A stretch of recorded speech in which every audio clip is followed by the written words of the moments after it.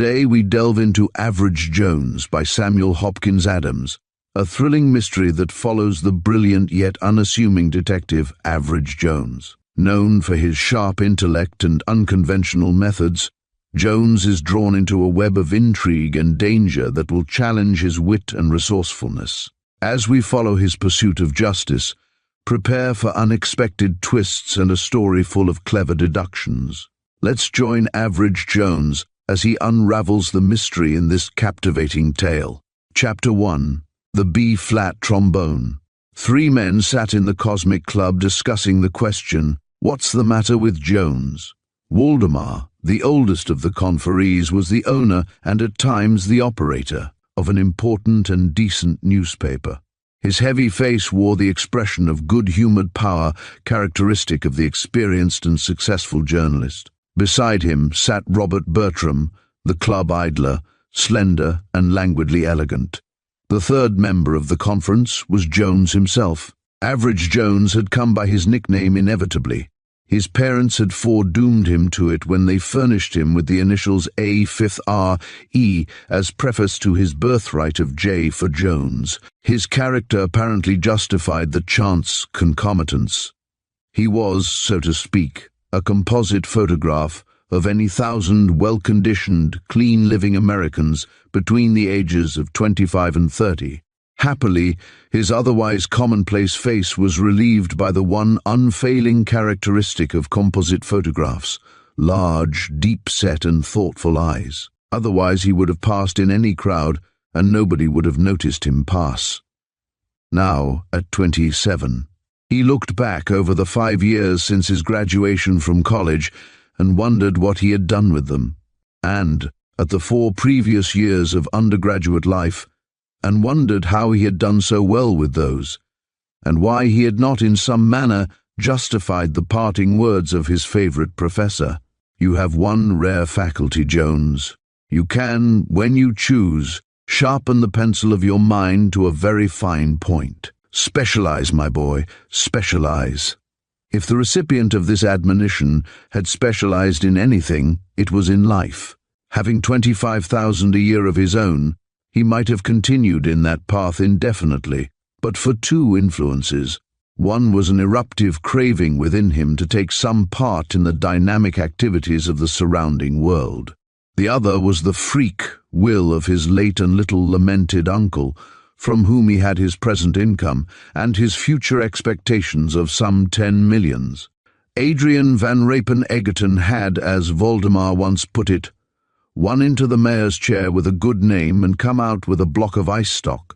In a will whose cynical humour was the topic of its day, Mr. Egerton jeered posthumously at the public which he had despoiled, and promised restitution of a sort through his heir. "Therefore," he had written, "I give and bequeath to the said Adrian Van Rapen Egerton Jones the residue of my property, the principal to be taken over by him at such time as he shall have completed 5 years of continuous residence in New York City. After such time the virus of the metropolis will have worked through his entire being.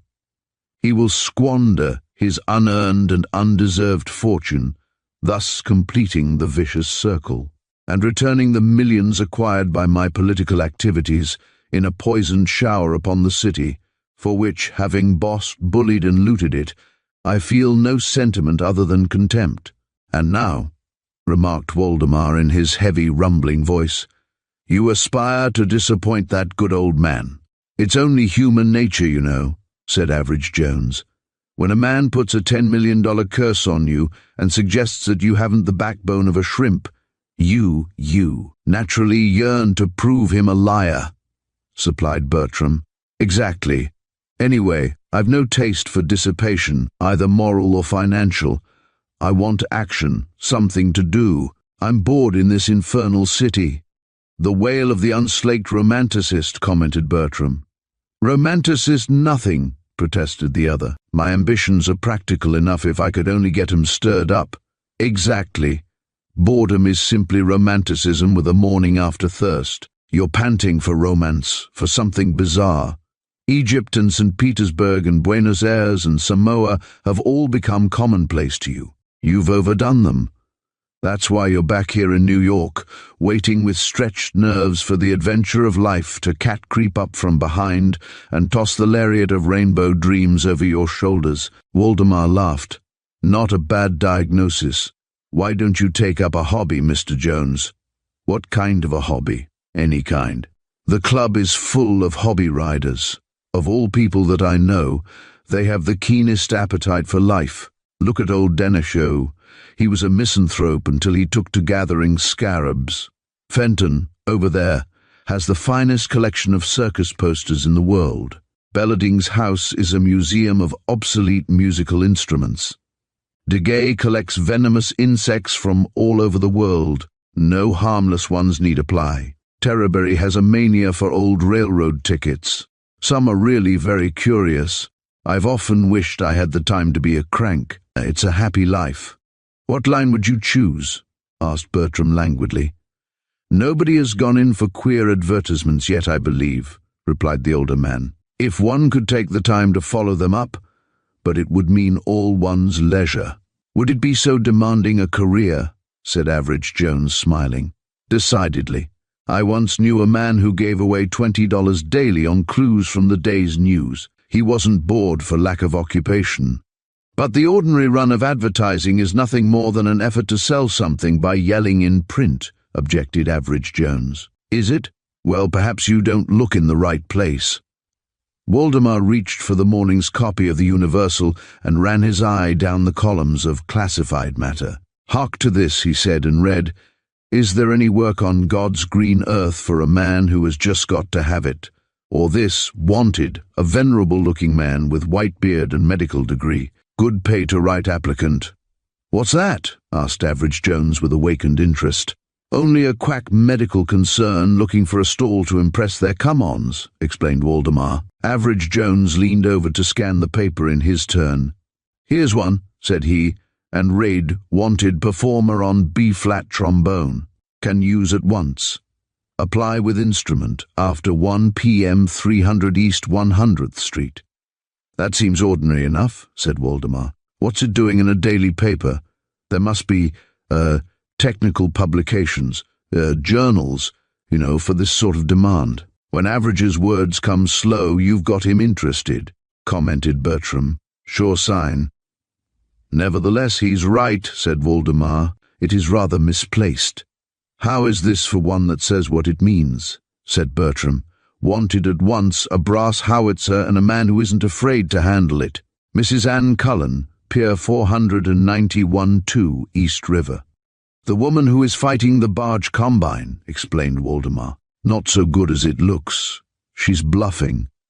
Anyway, I'd like a shy at this business, declared Average Jones with sudden conviction. It looks to me like something to do. Make it a business, then, advised Waldemar.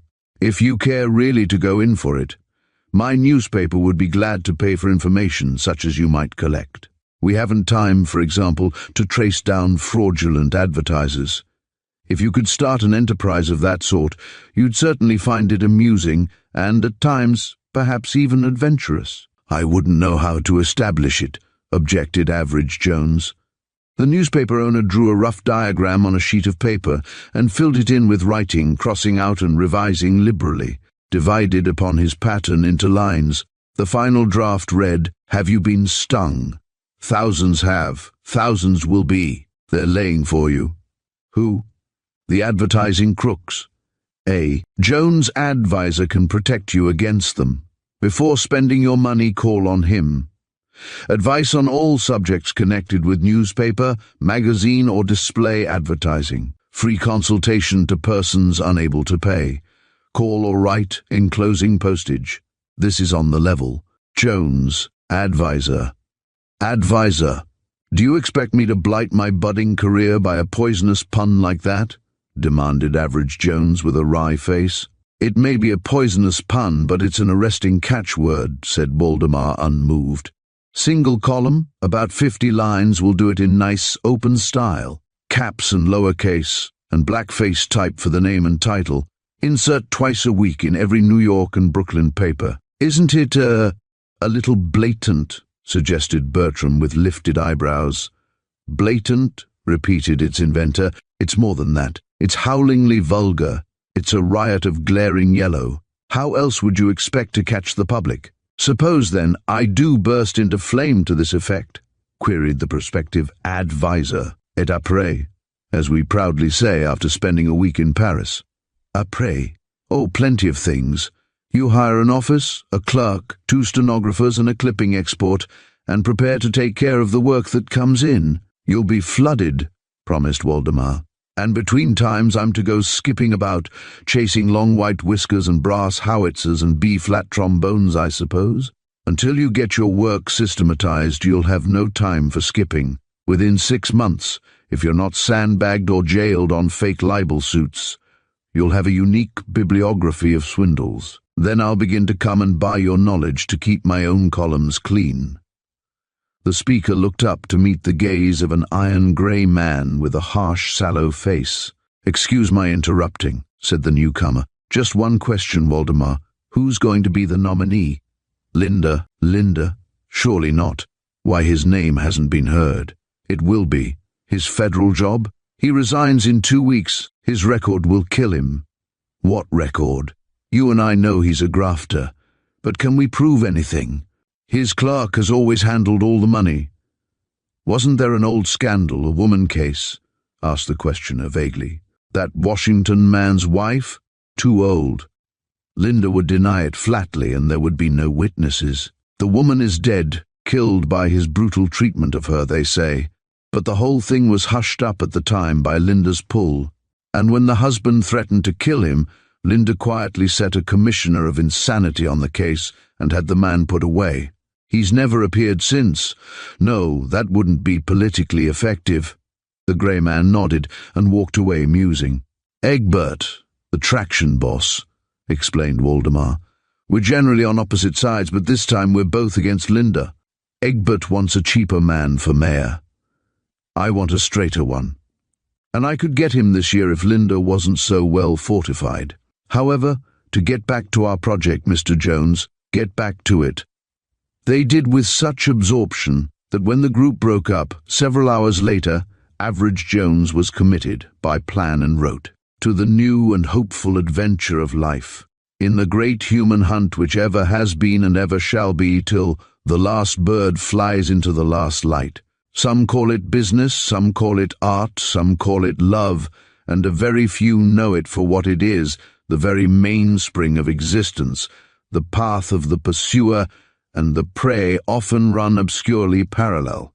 What time the Honourable William Linder matured his designs on the mayoralty, Average Jones sat in a suite of offices in Astor Court, a location which Waldemar had advised as being central, expensive, and inspirational of confidence, and considered, with a whirling brain, the minor woes of humanity. Other people's troubles had swarmed down upon him in answer to his advertised offer of help, as sparrows flock to scattered breadcrumbs. Mostly these were of the lesser order of difficulties, but for what he gave in advice and help the advisor took payment in experience and knowledge of human nature. Still, it was the hard, honest study and the helpful toil which held him to his task, rather than the romance and adventure which he had hoped for and Waldemar had foretold, until, in a quiet street in Brooklyn, of which he had never so much as heard, there befell that which, first of many events, justified the prophetic Waldemar and gave Average Jones a part in the greater drama of the metropolis. The party of the second part was the Honourable William Linder. Mr. Linder sat at 5 p.m. of an early summer day behind lock and bolt. The third-floor front room of his ornate mansion on Brooklyn's Park Slope was dedicated to peaceful thought. Sprawled in a huge and softly upholstered chair at the window, he took his ease in his house. The chair had been a recent gift from an anonymous admirer, whose political necessities the Honourable Mr. Linder idly surmised had not yet driven him to reveal his identity. Its occupant stretched his shoeless feet, as was his custom, upon the broad window-sill, flooded by the seasonable warmth of sunshine, the while he considered the ripening mayoralty situation. He found it highly satisfactory. In the language of his inner man, it was a cinch. Below, in Kennard Street, a solitary musician plodded. His pretzel-shaped brass rested against his shoulder. He appeared to be the scout of one of those prevalent and melancholious German bands which, under Brooklyn's easy ordinances, are privileged to draw echoes of the past writhing from their forgotten recesses. The man looked slowly about him as if apprising potential returns. His gravid glance encountered the prominent feet in the third-story window of the Linder mansion and rested. He moved forward. Opposite the window, he paused. He raised the mouthpiece to his lips and embarked on a perilous sea of notes from which the tutored ear might have inferred that once popular ditty, Egypt. Love of music was not one of the Honourable William Linder's attributes. An irascible temper was. Of all instruments, the B-flat trombone possesses the most nerve-jarring tone. The master of the mansion leaped from his restful chair. Where his feet had ornamented the coping, his face now appeared. Far out he leaned and roared at the musician below. The brass throat blared back at him, while the soloist, his eyes closed in the ecstasy of art, brought the verse part of his selection to an excruciating conclusion, half a tone below pitch. Before the chorus, there was a brief pause for effect. In this pause, from Mr. Linder's open face, a voice fell like a falling star. Although it did not cry Excelsior, its output of vocables might have been mistaken by a casual ear for that clarion call. What the Honourable Mr. Linder actually shouted was, "Get the hell out of here!" The performer upturned a mild and vacant face. "What you say?" he inquired in a softly Teutonic accent. The Honourable William Linder made urgent gestures, like a brakeman. "Go away, move on." The musician smiled reassuringly.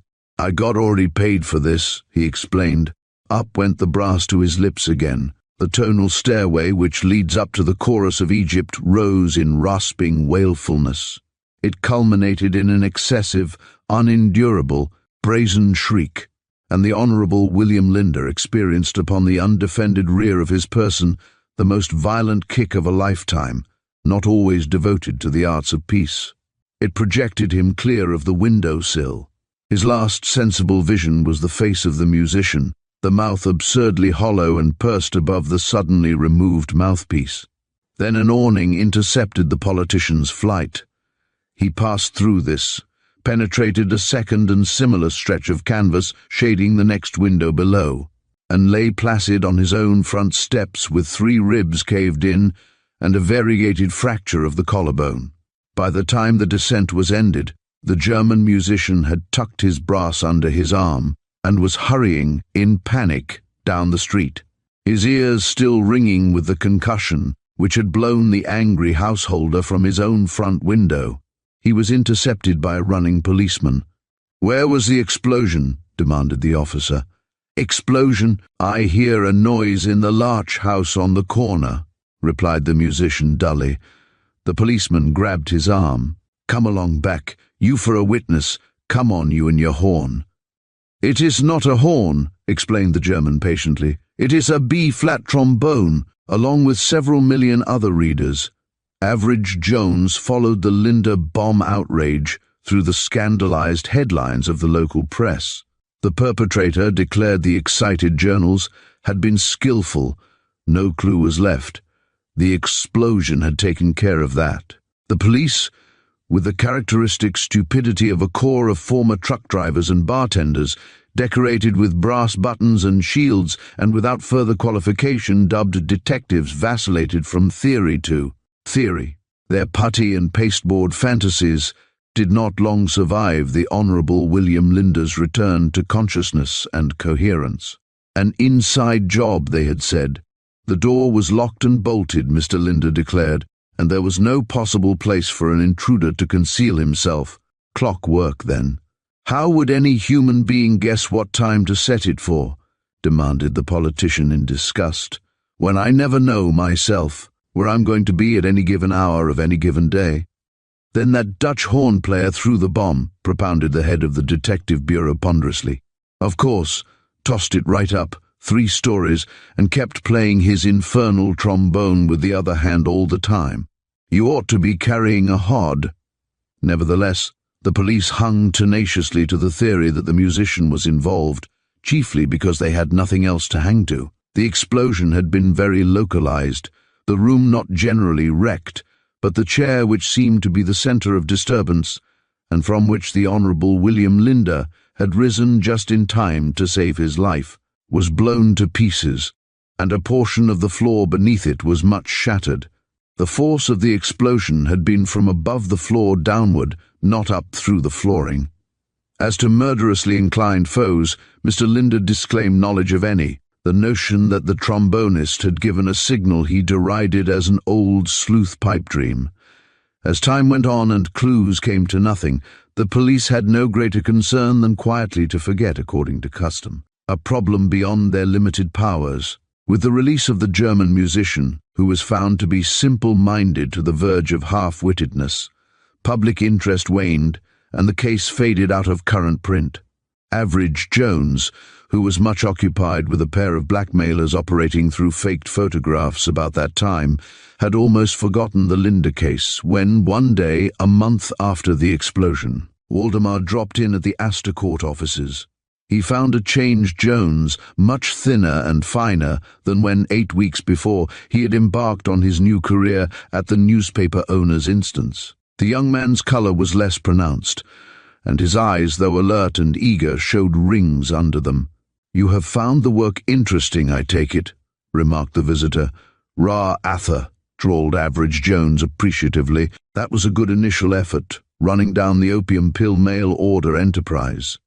It was simple enough as soon as I saw the catchword in the wanted line." "Anything is easy to a man who sees," returned the older man sententiously. "The open eye of the open mind, that has more to do with real detective work than all the deduction and induction and analysis ever devised. It is the detective part that interests me most in the game, but I haven't had much of it yet." "You haven't run across any promising ads lately, have you?" Waldemar's wide, florid brow wrinkled.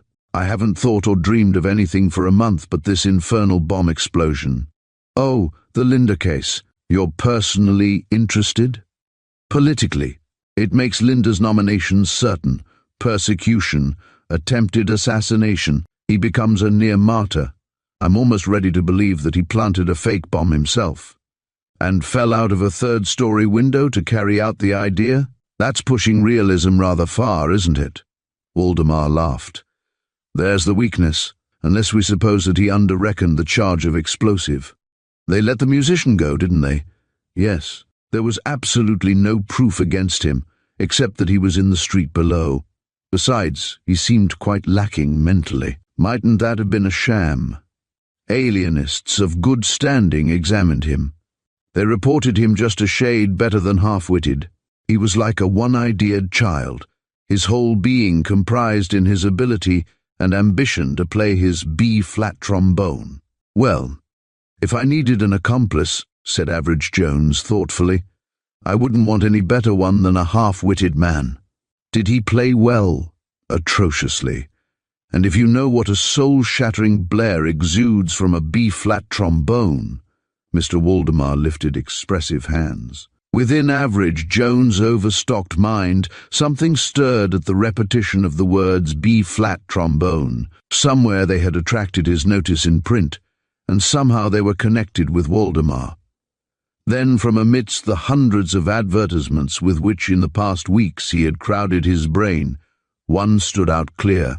It voiced the desire of an unknown gentleman on the near border of Harlem for the services of a performer upon that semi-exotic instrument. One among several, it had been cut from the columns of the Universal on the evening which had launched him upon his new enterprise. Average Jones made 2 steps to a bookcase, took down a huge scrap book from an alphabetized row, and turned the leaves rapidly. 300 East 100th Street, said he, slamming the book shut again. 300 East 100th. You won't mind, will you, he said to Waldemar, if I leave you unceremoniously? Recalled a forgotten engagement? Asked the other, rising. Yes. No. I mean, I'm going to Harlem to hear some music. 34th's the nearest station, isn't it? Thanks. So long. Waldemar rubbed his head thoughtfully as the door slammed behind the speeding advisor. "Now, what kind of a tune is he on the track of, I wonder?" he mused. "I wish it hadn't struck him until I'd had time to go over the Linda business with him." But while Waldemar rubbed his head in cogitation, and the Honorable William Linda, in his Brooklyn headquarters, breathed charily, out of respect to his creaking rib, Average Jones was following fate northward. 300 East 100th Street is a house decrepit with the disease of the aged. Its windowed eyes are rheumy.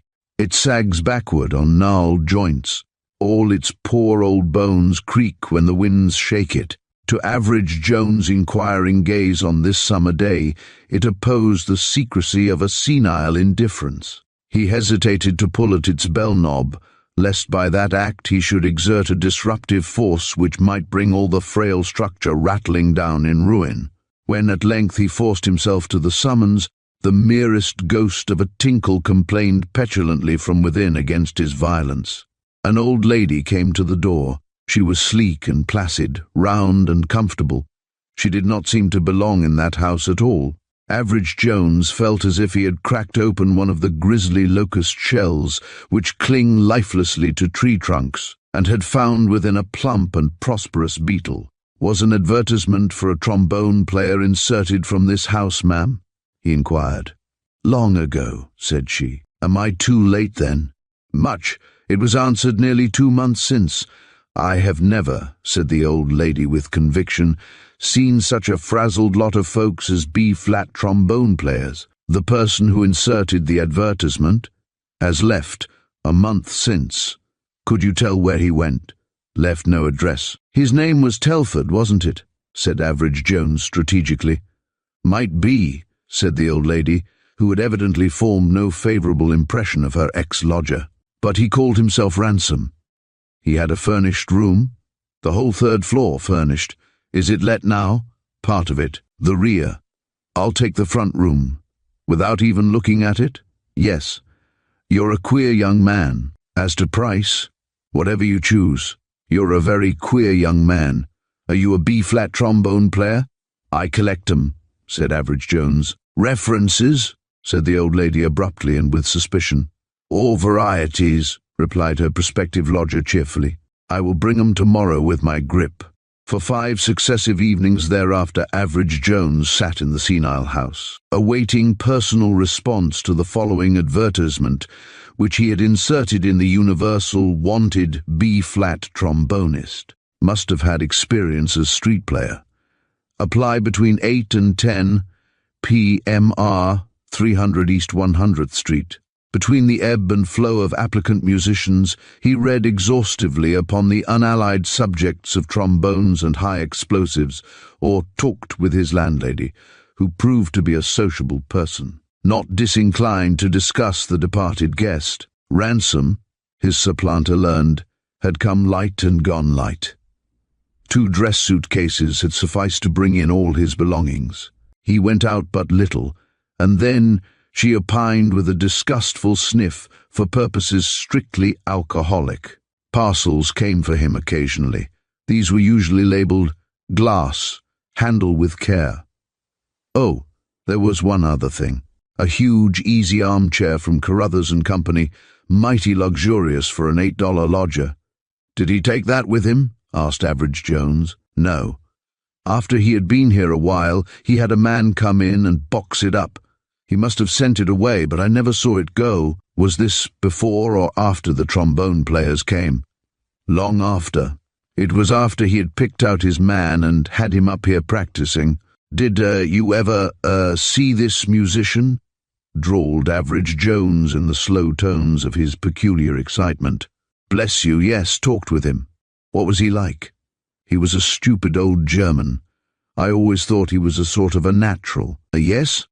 Average Jones peered out of the window. "Is this the man coming up the street?" "It surely is," said the old lady. "Now, Mr. Jones, if he commences his blaring and blatting and—" "There'll be no more music, ma'am," promised the young man, laughing as she went out to answer the doorbell. The musician, ushered in, looked about him, an expression of bewildered and childish surprise on his rabbit-like face. "I am schlichting," he murmured. I come to play the B-flat trombone." "Glad to see you, Mr. Schlichting," said Average Jones, leading the way upstairs. "Sit down." The visitor put his trombone down and shook his head with conviction. "It is the same room, yes," he observed, "but it is not the same gent, no." "You expected to find Mr. Ransom here?" "I don't know Mr. Ransom. I know only to play the B-flat trombone. Mr. Ransom, the gentleman who employed you to play in the street in Brooklyn." Mr. Schlichting made large and expansive gestures. "It is a pleasure to play for such a gent," he said warmly. $2 a day. "You have played often in Kennard Street?" "I don't know Kennard Street. I know only to play the B-flat trombone. Kennard Street, in Brooklyn, where the fat gentleman told you to stop and fell out of the window." A look of fear overspread the worn and innocent face. "I don't go there no more. The P.O. lice they take there. But you had gone there before?" "Not to play, no." "Not to play? Are you sure?" The German considered painfully. "There was no feet in the window," he explained, brightening. Upon that surprising phrase, Average Jones pondered. "You were not to play unless there were feet the window," he said at length. "Was that it?" The musician assented. "It does look like a signal to show that Linda was in," mused the interrogator. "Do you know Linda?" "I don't know nothing only to play the B-flat trombone," repeated the other patiently. "Now, Schlichting," said Average Jones, "here is $1. Every evening you must come here. Whether I am here or not, there will be $1 for you. Do you understand?" By way of answer, the German reached down and lifted his instrument to his lips. "No, not that," forbade Average Jones. "Put it down." "Not to play my B-flat trombone?" asked the other, innocently hurt. "The other gent he make play here always." "Did he?" drawled Average Jones. "And he, listened?" "He listened from out there." The musician pointed to the other room. "How long?" "Different times," was the placid reply. "But he was always in the other room, always. And I play Egypt, like this." "No," said Average Jones as the other stretched out a hopeful hand. "He liked it," said the German wistfully. "He said, 'Bravo, encore, bis.' Sometimes 9, sometimes 10 times over I play it, the chorus. And then he sent you home. Then sometimes something goes, 'sping-g-g-g,' like that in the back room. Then he comes out and I may go home." Muttered Average Jones discontentedly. "When did you begin to play in the street?" "After a long time. He take me away to Brooklyn and tell me, 'When you see the feet is in the window, you play hard.'" There was a long pause.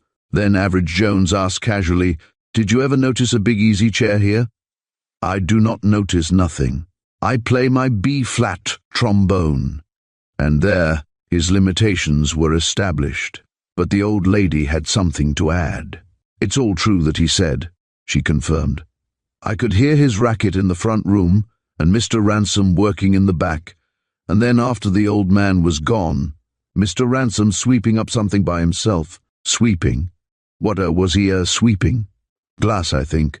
The girl used to find little slivers of it, first in one part of the room, then in another. I raised the rent for that, and for the racket.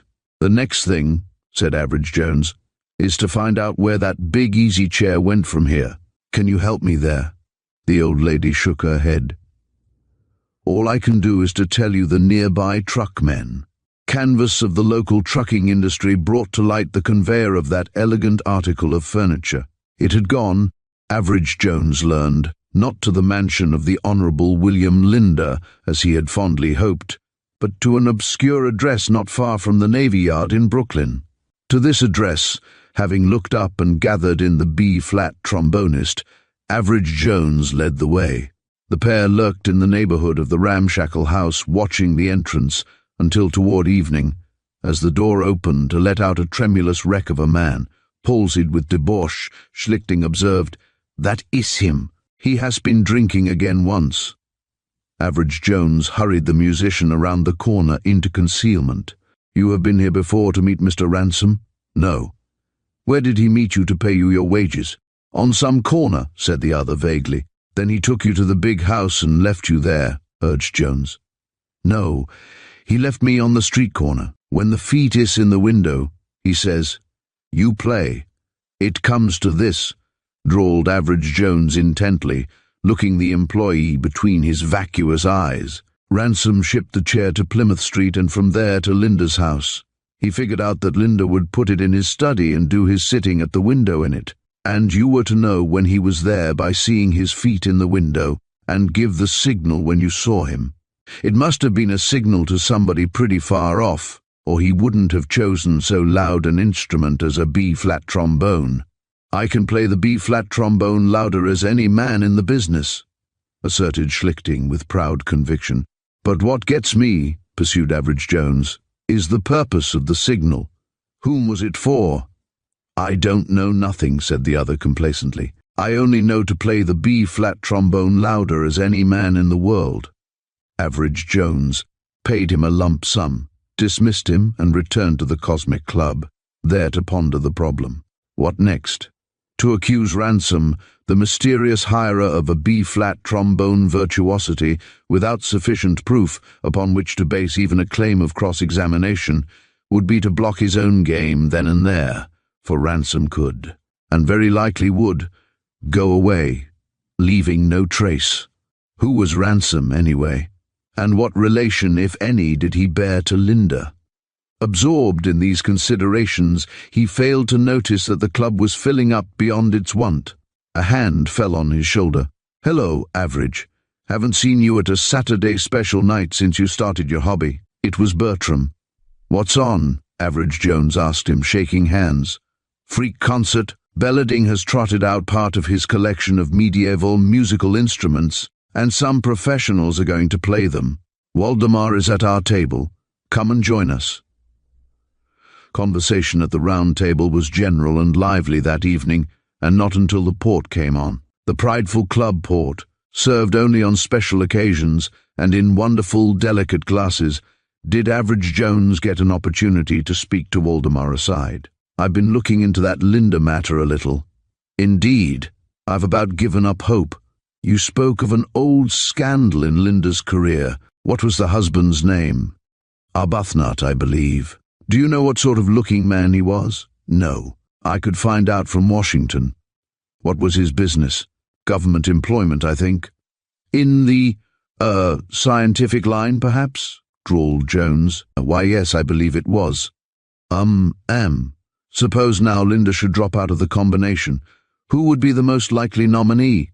"Marsden, the man I've been grooming for the place. A first-class, honourable, fearless man." "Well, it's only a chance, but if I can get one dark point cleared up—" He paused as a curious tingling note came from the platform where the musicians were tuning tip. "One of Bellading's sweet dulcets," observed Bertram. The performer nearest them was running a slow bass scale on a sort of two-stringed horse fiddle of a strange shape. Average Jones' still untouched glass, almost full of the precious port, trembled and sang a little tentative response. Up, up, up mounted the thrilling notes in crescendo force. "What a racking sort of tone for all its sweetness," said Average Jones. His delicate and fragile port glass evidently shared the opinion, for, without further warning, it split and shivered. "They used to show that experiment in the laboratory," said Bertram.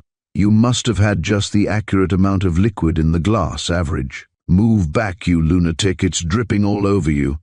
But Average Jones sat unheeding. The liquor dribbled down into his lap. He kept his fascinated gaze fixed on the shattered glass. Bertram dabbed him with a napkin. "Anks, Bertram," drawled the beneficiary of this attention. "Doesn't matter. Excuse me. Good night." Leaving his surprised companions, he took hat and cane and caught a Third Avenue car. By the time he had reached Brooklyn Bridge, he had his campaign mapped out. It all depended upon the opening question. Average Jones decided to hit out and hit quick. At the house near the Navy Yard, he learned that his man was out. So, he sat upon the front steps while one of the highest-priced wines in New York dried into his knees. Shortly before 11, a shuffling figure paused at the steps, feeling for a key. "Mr. Arbuthnot, otherwise Ransom?" said Average Jones blandly. The man's chin jerked back. His jaw dropped. "Would you like to hire another B-flat trombonist?" pursued the young man. "Who are you?" gasped the other. "What do you want?" "I want to know," drawled Average Jones, "how, you planted the glass bulb, the sulfuric acid bulb. You know, in the chair that you sent, to the Honourable William Linder, so that, it wouldn't be shattered by anything but the middle C note of a B-flat trombone." The man sat down weakly and bowed his face in his hands. Presently he looked up. "I don't care," he said. "Come inside." At the end of an hour's talk, Arbuthnot, alias Ransom, agreed to everything that Average Jones proposed. "Mind you," he said, "I don't promise I won't kill him later, but meantime it'll be some satisfaction to put him down and out politically. You can find me here any time you want me. You say you'll see Linda tomorrow?" "Tomorrow," said Average Jones. "Look in the next day's papers for the result." Setting his telephone receiver down, the Honourable William Linder lost himself in conjecture. He had just given an appointment to his tried-and-true but quite impersonal enemy, Mr. Horace Waldemar. "What can Waldemar want of me?" ran his thoughts. "And who is this friend Jones that he's bringing? Jones? Jones? Jones?" He tried it in 3 different accents, without extracting any particular meaning therefrom. Nothing much in the political game, he decided. It was with a mingling of gruffness and dignity that he greeted Mr. Waldemar an hour later. The introduction to Average Jones he acknowledged with a curt nod. "Want a job for this young man, Waldemar?" he grunted. "Not at present, thank you," returned the newspaper owner. "Mr. Jones has a few arguments to present to you." "Arguments?" repeated the Honourable William Linder contemptuously. "What kind of arguments?" "Political arguments, mayoralty, to be specific. To be more specific still, arguments showing why you should drop out of the race. A pin-feather reformer, eh?" The politician turned to meet Average Jones's steady gaze and mildly inquiring smile. "Do you, know anything of submarine mines, Mr. Linder?" drawled the visitor. "Huh?" returned the Honourable William Linder, startled. "Submarine mines," explained the other. "Mines in the sea, if you wish words of one syllable." The lids of the Honourable Linder contracted. "You're in the wrong joint," he said. "This ain't the Naval College. Thank you. A submarine mine is a very ingenious affair. I've recently been reading somewhat extensively on the subject. The main charge is some high explosive, usually of the dynamite type. Above it is a small jar of sulfuric acid. Teeth, working on levers, surround this jar. The levers project outside the mine. When a ship strikes the mine, one or more of the levers are pressed in. The teeth crush the jar. The sulfuric acid drops upon the main charge and explodes it. Do you follow me?" "I'll follow you as far as the front door," said the politician balefully. He rose. "If the charge were in a chair, in the cushion of an easy chair, we'll say, on the 3rd floor of a house in Brooklyn." The Honourable William Linder sat down again. He sat heavily. The problem would be somewhat different. Of course, it would be easy to arrange that the first person to sit down in the chair would, by his own weight, blow himself up. But the first person might not be the right person, you know. Do you still follow me?" The Honourable William Linder made a remark like a fish. "Now, we have, if you will forgive my professorial method," continued Average Jones, "a chair sent to a gentleman of prominence from an anonymous source. In this chair is a charge of high explosive, and above it a glass bulb containing sulfuric acid. The bulb, we will assume, is so safeguarded as to resist any ordinary shock of moving. But when this gentleman, sitting at ease in his chair, is noticed by a trombonist placed for that purpose in the street below—" "The Dutch horn player!" cried the politician. "Then it was him, and I'll—" "Only an innocent tool," interrupted Average Jones in his turn. He had no comprehension of what he was doing. He didn't understand that the vibration from his trombone on one particular note by the slide up the scale, as in the chorus of Egypt, would shiver that glass and set off the charge. All that he knew was to play the B-flat trombone and take his pay. His pay? The question leaped to the politician's lips. Who paid him? "A man named, Arbuthnot," drawled Average Jones. Linda's eyes did not drop, but a film seemed to be drawn over them. "You once knew, a Mrs. Arbuthnot." The thick shoulders quivered a little. "Her husband, her widower, is in Brooklyn. Shall I push the argument any further to convince you that you'd better drop out of the mayoralty race?" Linda recovered himself a little. "What kind of a game are you ringing in on me?" he demanded. "Don't you think," suggested Average Jones sweetly, "that considered as news this—" Linda caught the word out of his mouth. "News," he roared. "A fake story 10 years old news? That ain't news. It's spite work. Even your dirty paper Waldemar wouldn't rake that kind of muck up after 10 years. It'd be a boomerang. You'll have to put up a stronger line of blackmail and bluff than that." "Blackmail is perhaps the correct word technically," admitted the newspaper owner. "But bluff, there you go wrong. You've forgotten one thing, that Arbuthnot's arrest and confession would make the whole story news. We stand ready to arrest Arbuthnot, and he stands ready to confess." There was a long, tense minute of silence. Then, "What do you want?" The straight-to-the-point question was an admission of defeat. "Your announcement of withdrawal. I'd rather print that than the Arbuthnot story." There was a long silence. Finally, the Honourable Linda dropped his hand on the table. "You win," he declared curtly, "but you'll give me the benefit in the announcement of bad health caused by the shock of the explosion to explain my quitting, Waldemar." "It will certainly make it more plausible," assented the newspaper owner with a smile. Linda turned on Average Jones. "Did you dope this out, young fellow?" he demanded. "Yes." "Well, you've put me in the down-and-out club, all right, and I'm just curious enough to want to know how you did it." "By abstaining," returned Average Jones cryptically, "from the best wine that ever came out of the Cosmic Club cellar." Chapter 2. Red Dot. From his inner sanctum, Average Jones stared obliquely out upon the whirl of Fifth Avenue warming itself under a late March sun. In the outer offices, a line of anxious applicants was being disposed of by his trained assistants. To the advertising expert's offices had come that day, but 3 cases difficult enough to be referred to the advisor himself. 2 were rather intricate financial lures, which Average Jones was able to dispose of by a mere don't. The 3rd was a spiritualist announcement behind which lurked a shrewd plot to entrap a senile millionaire into a marriage with the medium. These having been settled, the expert was free to muse upon a paragraph which had appeared in all the important New York morning papers of the day before. Reward for information as to slayer of brindle bulldog Rags, killed in office of Malcolm Dorr, Stengel Building, Union Square, March. "That's too much money for a dog," decided Average Jones. "Particularly one that hasn't any bench record. I'll just have a glance into the thing." Slipping on his coat, he walked briskly down the avenue and, crossing over to Union Square, entered the gloomy old building which is the sole survival of the days when the Stengel estate foresaw the upward trend of business toward 14th Street. Stepping from the elevator at the 7th floor, he paused underneath this sign: "Malcolm Dorr, analytical and consulting chemist. Hours 10 to 4 entering."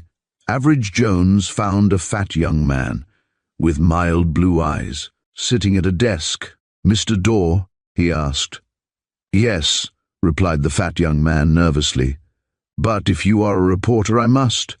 "I am not," interrupted the other. "I am an expert on advertising, and I want that $1,000 reward." The chemist pushed his chair back and rubbed his forehead. "You mean you have found out something?"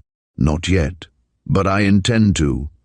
Dorr stared at him in silence. "You are very fond of dogs, Mr. Dorr." "Eh? Oh, yes. Yes, certainly," said the other mechanically. Average Jones shot a sudden glance of surprise at him, then looked dreamily at his own fingernails. "I can sympathize with you. I have exhibited for some years. Your dog was perhaps a green ribboner." Oh yes, I believe so." "Ah, several of mine have been. One in particular took medal after medal, a beautiful glossy brown bulldog with long silky ears and the slender splayed-out legs that are so highly prized but so seldom seen nowadays. His tail, too, had the truly Willoughby curve from his dam, who was a famous courser. Mr. Dorr looked puzzled. "I didn't know they used that kind of dog for coursing," he said vaguely. Average Jones smiled with almost affectionate admiration at the crease along the knee of his carefully pressed trousers. His tone, when next he spoke, was that of a youth bored with life. Any of his intimates would have recognized in it, however, the characteristic evidence that his mind was ranging swift and far to a conclusion. "Mr. Dorr," he drawled, "who owned your dog?" "Why, I did," said the startled chemist. "Who gave him to you?" "A friend." "Quite so. Was it that friend who offered the reward?" "What makes you think that?" "This, to be frank. A man who doesn't know a bulldog from a bed spring isn't likely to be offering $1,000 to avenge the death of one. And the minute you answered my question as to whether you cared for dogs, I knew you didn't. When you fell for a green ribbon and a splay-legged, curly-tailed medal winner in the brindle bull class — there's no such class, by the way — I knew you were bluffing. Mr. Dorr, who has been threatening your life." The chemist swung around in his chair. "What do you know?" he demanded. "Nothing. I'm guessing." "It's a fair guess that a reasonably valuable brindle bull isn't presented to a man who cares nothing for dogs without some reason. The most likely reason is protection. Is it in your case?" "Yes, it is," replied the other, after some hesitation, "and now the protection is gone. Don't you think you'd better let me in on this?" "Let me speak to my legal advisor first." He called up a downtown number on the telephone and asked to be connected with Judge Elverson. "I may have to ask you to leave the office for a moment," he said to his caller. "Very well. But if that is United States District Attorney Roger Elverson, tell him that it is a V.R. Jones who wants to know, and remind him of the missing letter opium advertisement." Almost immediately, Average Jones was called back from the hallway whither he had gone. "Elverson says to tell you the whole thing," said the chemist. "In confidence, of course." "Understood. Now, who is it that wants to get rid of you?" "The Paragon Pressed Meat Company." Average Jones became vitally concerned in removing an infinitesimal speck from his left cuff. "Ah," he commented, "the Canned Meat Trust. What have you been doing to them?" "Sold them a preparation of my invention for deodorizing certain byproducts used for manufacturing purposes. Several months ago I found they were using it on canned meats that had gone bad, and then selling the stuff. Would the meat so treated be poisonous?" "Well, dangerous to anyone eating it habitually." I wrote, warning them that they must stop. "Did they reply?" "A man came to see me and told me I was mistaken. He hinted that if I thought my invention was worth more than I'd received, his principals would be glad to take the matter up with me. Shortly after I heard that the federal authorities were going after the trust, so I called on Mr. Elverson. Mistake number one. Elverson is straight, but his office is fuller of leaks than a sieve. That's probably why I found my private laboratory reeking of cyanide fumes a fortnight later," remarked Dorr dryly. "I got to the outer air alive, but not much more. A week later, there was an explosion in the laboratory. I didn't happen to be there at the time. The odd feature of the explosion was that I hadn't any explosive drugs in the place." "Where is this laboratory?" "Over in Flatbush, where I live or did live. Within a month after that, a friendly neighbor took a pot shot at a man who was sneaking up behind me as I was going home late one night. The man shot too, but missed me. I reported it to the police, and they told me to be sure and not let the newspapers know. Then they forgot it." Average Jones laughed. "Of course they did. Someday New York will find out that the finest police force in the world is the biggest sham outside the dime museum, except in the case of crimes by the regular advertised criminals. They're as helpless as babies. Didn't you take any other precautions?" "Oh, yes. I reported the attempt to Judge Elverson. He sent a Secret Service man over to live with me. Then I got a commission out in Denver. When I came back about a month ago, Judge Elverson gave me the 2 dogs. 2? Yes, Rags and Tatters. Where's Tatters? Dead. By the same road as Rags. Killed at your place in Flatbush? No, right here in this room. Average Jones became suddenly very much worried about the second button of his coat. Having satisfied himself of its stability, he drawled, "Both of, them?" "Yes, 10 days apart." "Where were you?" "On the spot. That is, I was here when Tatters got his death. I had gone to the washroom at the farther end of the hall when Rags was poisoned." "Why do you say poisoned?" "What else could it have been? There was no wound on either of the dogs. Was there evidence of poison?" "Pathological only. In Tatters' case it was very marked. He was dozing in a corner near the radiator when I heard him yelp and saw him snapping at his belly. He ran across the room, lay down and began licking himself. Within 15 minutes he began to whine. Then he stiffened out in a sort of a spasm. It was like strychnine poisoning. Before could get a veterinary here, he was dead." "Did you make any examination?" "I analyzed the contents of his stomach, but did not obtain positive results." "What about the other dog?" "Rags? That was the day before yesterday. We had just come over from Flatbush and Raz was nosing around in the corner." "Was it the same corner where Tatters was attacked?" "Yes, near the radiator. He seemed to be interested in something there when I left the room. I was gone not more than 2 minutes." "Lock the door after you?" "It has a special spring lock which I had put on it." Average Jones crossed over and looked at the contrivance. Then his glance fell to a huge old-fashioned keyhole below the new fastening. "You didn't use that larger lock?" "No, I haven't for months. The key is lost, I think." Retracing his steps, the investigator sighted the hole from the radiator and shook his head. "It's not in range," he said. "Go on." As I reached the door on my return, I heard Rags yelp. You may believe I got to him quickly. He was pawing wildly at his nose. I called up the nearest veterinary.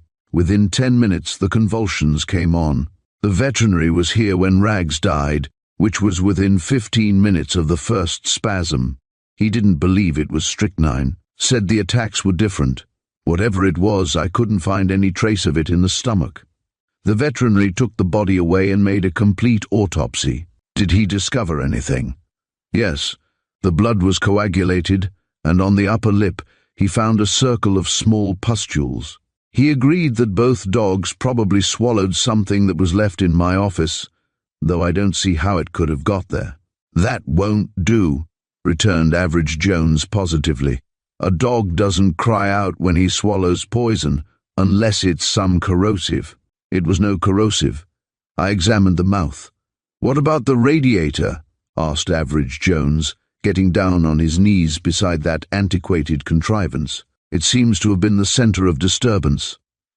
"If you're thinking of fumes," replied the chemist. "I tested for that. It isn't possible." "No, I suppose not. And yet, there's the curious feature that the fatal influence seems to have emanated from the corner which is the most remote from both windows and door. Are your windows left open at night?" "The windows sometimes. The transom is kept double-bolted." "Do they face any other windows nearby? You can see for yourself that they don't." "There's no fire escape, and it's too far up for anything to come in from the street." Average examined the walls with attention and returned to the big keyhole through which he peeped. "Do you ever chew gum?" he asked suddenly. The chemist stared at him. "It isn't a habit of mine to," he said, "but you wouldn't have any objection to my sending for some, in satisfaction of a sudden irresistible craving? Any particular brand?" "I'll phone the corner drugstore." "Any sort will suit, thank you." When the gum arrived, Average Jones, after politely offering some to his host, chewed up a single stick thoroughly. This he rolled out to an extremely tenuous consistency and spread it deftly across the unused keyhole, which it completely, though thinly, veiled. "Now, what's that for?" inquired the chemist, eyeing the improvised closure with some contempt. "Don't know exactly yet," replied the deviser cheerfully. "But when queer and fatal things happen in a room and there's only one opening, it's just as well to keep your eye on that, no matter how small it is. Better still, perhaps, if you'd shift your office." The fat young chemist pushed his hair back, looked out of the window, and then turned to Average Jones. The rather flabby lines of his face had abruptly hardened over the firm contour below. "No, I'm hanged if I will," he said simply. An amiable grin overspread Average Jones's face. "You've got more nerve than prudence," he observed. "But I don't say you aren't right. Since you're going to stick to the ship, keep your eye on that gum. If it lets go its hold, wire me." "All right," agreed young Mr. Dorr. "Whatever your little game is, I'll play it. Give me your address in case you leave town.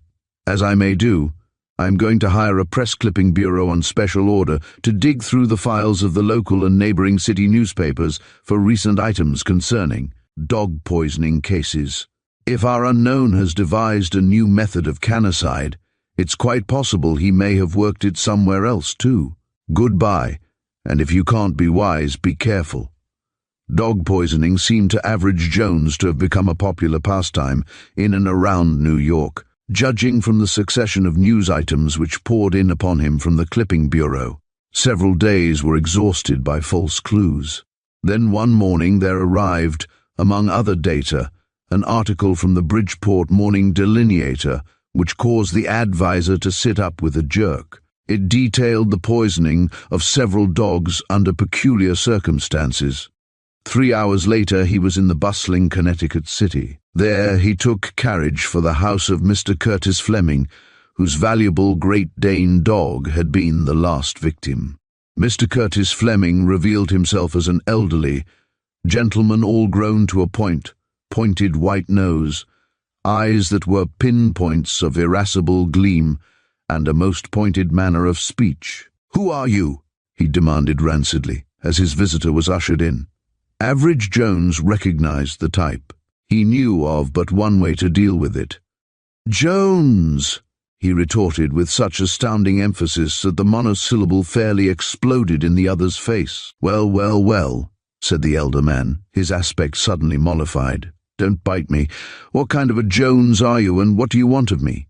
"Ordinary variety of Jones. I want to know about your dog." "Reporter?" "No. Glad of it. They're no good. Had my reporters on this case. Found nothing." "Your reporters?" "I own the Bridgeport Delineator." "What about the dog?" "Good boy," approved the old martinet. "Sticks to his point. Dog was out walking with me day before yesterday. Crossing a vacant lot on next square. Chased a rat. Rat ran into a heap of old timber. Dog nosed around, gave a yelp, and came back to me. Had spasm. Died in 15 minutes. And hang me, sir," cried the old man, bringing his fist down on Average Jones' knee, "if I see how the poison got him, for he was muzzled to the snout, sir." "Muzzled? Then, why do you, suggest poison?" drawled the young man. "Fourth dog to go the same way in the last week, all in this locality." "Yes, all on Golden Hill." "Any suspicions?" "Suspicions? Certainly, young man, certainly. Look at this." Average Jones took the smutted newspaper proof which his host extended and read, "Warning. Residents of the Golden Hill neighborhood are earnestly cautioned against unguarded handling of timber about woodpiles or outbuildings until further notice. Danger. When was this published? Wasn't published. Delineator refused it, thought it was a case of insanity. Who offered it? Professor Mosley, tenant of mine, frame house on the next corner with old-fashioned conservatory. How long ago? About a week. All the dogs you speak of died since then? Yes. Did he give any explanation of the advertisement? No. Acted half crazy when he brought it to the office, the business manager said. Wouldn't sign his name to the thing. Wouldn't say anything about it. Begged the manager to let him have the weather reports in advance, every day. The manager put the advertisement in type, decided not to it, and returned the money. Weather reports, eh? Average Jones mused a moment. How long was the ad to run? Until the first hard frost. Has there, been a, frost since? Drawled Average Jones. No. Who is this Mosley? Don't know much about him. Scientific experimenter of some kind, I believe. Very exclusive, added Mr. Curtis Fleming, with a grin. Never associated with any of us neighbors. Rent on the nail, though. Insane, too, I think. Writes letters to himself with nothing in them. How's that? Inquired Average Jones, The other took an envelope from his pocket and handed it over. It got enclosed by mistake with the copy for the advertisement. The handwriting on the envelope is his own. Look inside. A glance had shown Average Jones that the letter had been mailed in New York on March 25th. He took out the enclosure. It was a small slip of paper. The date was stamped on with a rubber stamp. There was no writing of any kind. Near the center of the sheet were 3 dots. They seemed to have been made with red ink. You're sure the address is in Professor Mosley's writing? I'd swear to it. It doesn't follow that he mailed it to himself. In fact, I should judge that it was sent by someone who was particularly anxious not to have any specimen of his handwriting lying about for identification. Perhaps. What's your interest in all this anyway, my mysterious young friend? 2 dogs in New York poisoned in something the same way as yours. Well, I've got my man. He confessed. Confessed? Echoed Average Jones. Practically. I've kept the point of the story to the last. Professor Mosley committed suicide this morning. If Mr. Curtis Fleming had designed to make an impression on his visitor, his ambition was fulfilled. Average Jones got to his feet slowly, walked over to the window, returned, picked up the strange proof with its message of suggested peril, studied it, returned to the window, and stared out into the day. Cut his throat about 9 o'clock this morning, pursued the other, dead when they found him. Do you mind not talking to me for a minute? Said Average Jones curtly. Told to hold my tongue in my own house by uninvited stripling, cackled the other. You a singular young man. Have it your own way.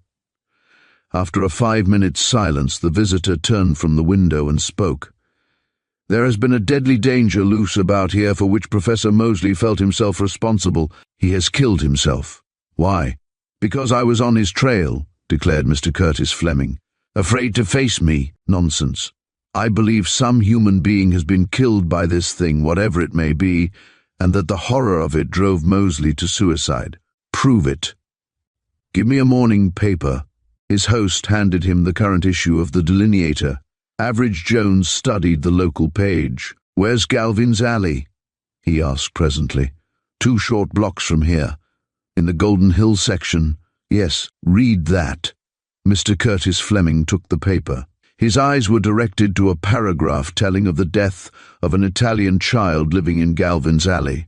Cause convulsions. By Jove, said he, somewhat awed. You can reason, young man. I've got to reason a lot further if I'm to get anywhere in this affair, said Average Jones with conviction. Do you care to come to Galvin's Alley with me? Together they went down the hill to a poor little house marked by white crape. The occupants were Italians who spoke some English. They said that 4-year-old Pietro had been playing around a woodpile the afternoon before, when he was taken sick and came home staggering. The doctor could do nothing. The little one passed from spasm into spasm and died in an hour. Was there a mark like a ring anywhere on the hand or face? Asked Average Jones. The dead child's father looked surprised. That, he said, was what the strange gentleman who had come that very morning asked.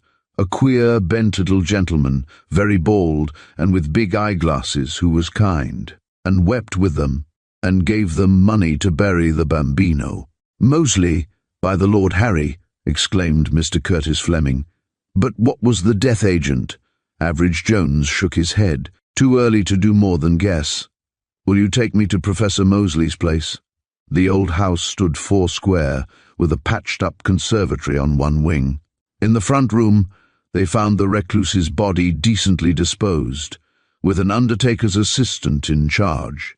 From the greenhouse came a subdued hissing. What's that? Asked Jones. Fumigating the conservatory. There was a note found near the body insisting on its being done. For safety, it said, so I ordered it looked to. You're in charge, then. It's my house, and there are no relatives so far as I know. Come and look at his papers. You won't find much.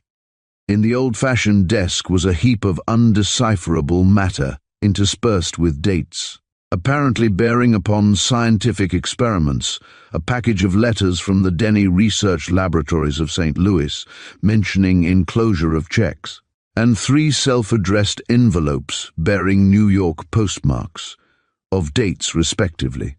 March 12th, March 14th, and March 20th. Each contained a date-stamped sheet of paper, similar to that which Mr. Curtis Fleming had shown to Average Jones. The one of earliest date bore 2 red dots, the second 3 red dots, and the third 2. All the envelopes were endorsed in Professor Mosley's handwriting, the first with the one word "filled." The second writing was "held for warmer weather." The last was inscribed "one in poor condition." Of these Average Jones made careful note, as well as of the laboratory address. By this time the hissing of the fumigating apparatus had ceased. The 2 men went to the conservatory and gazed in upon a ruin of limp leaves and flaccid petals killed by the powerful gases. Suddenly, with an exclamation of astonishment, the investigator stooped and lifted from the floor a marvel of ermine body and pale green wings. The moth, spreading nearly a foot, was quite dead. "Here's the mate, sir," said the fumigating expert, handing him another specimen, a trifle smaller. The place was crowded with all kinds of pretty ones, all gone where the good bugs go now. Average Jones took the pair of moths to the desk, measured them, and laid them carefully away in a drawer. "The rest must wait," he said. "I have to send a telegram." With the interested Mr. Curtis Fleming in attendance, he went to the telegraph office, where he wrote out a dispatch. "Mr. V.R. Jones," said the operator, "there's a message here for you." Average Jones took the leaflet and read, "Found gum on floor this morning when I arrived. Malcolm Dorr." Then he recalled his own blank, tore it up, and substituted the following, which he ordered rushed: "Malcolm Dorr, Stengel Building, New York City. Leave office immediately. Do not return until it has been fumigated thoroughly. Imperative. Of V.R. Jones." "And now," said Average Jones to Mr. Fleming, "I'm going back to New York. If any collectors come chasing to you for lunar moths, don't deal with them. Refer them to me, please. Here is my card." "Your orders shall be obeyed," said the older man, his beady eyes twinkling. "But why, in the name of all that's unheard of, should collectors come bothering me about lunar moths?" "Because of an announcement to this effect which will appear in the next number of the National Science Weekly and in coming issues of the New York Evening Register." He handed out a rough draft of this advertisement. "For sale, 2 largest known specimens of Tropea luna, unmounted, respectively 10 and 111 2-inches spread. Also various other specimens from collection of late Gerald Mosley of Con. Write for particulars. Jones, room 222, Astor Court, Temple, New York." "What about further danger here?" inquired Mr. Fleming, as Average Jones bade him goodbye. "Would we better run that warning of poor Mosley's after all?" For reply, Jones pointed out the window. A late-season whirl of snow enveloped the streets.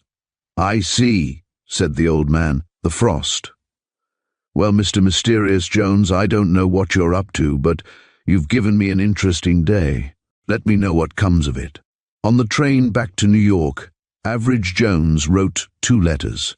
One was to the Denny Research Laboratories in St. Louis, the other to the Department of Agriculture at Washington. On the following morning he went to Dorr's office. That young chemist was in a recalcitrant frame of mind. "I've done about $10 worth of fumigating and $100 worth of damage," he said, "and now I'd like to have a Missouri sign. In other words, I want to be shown. What did some skunk want to kill my dogs for? He didn't, but they're dead, aren't they? Accident. What kind of an accident? The kind in which the innocent bystander gets the worst of it. You're the one it was meant for. Me? Certainly. You'd probably have got it if the dog hadn't." The speaker examined the keyhole, then walked over to the radiator and looked over, under and through it minutely. "Nothing there," he observed, and after extending his examination to the windows, bookshelf and desk, added, "I guess we might have spared the fumigation. However, the safer side is the best." "What is it? Some new game in projective germs?" demanded the chemist. "Oh, disinfectants will kill other things besides germs," returned Average Jones.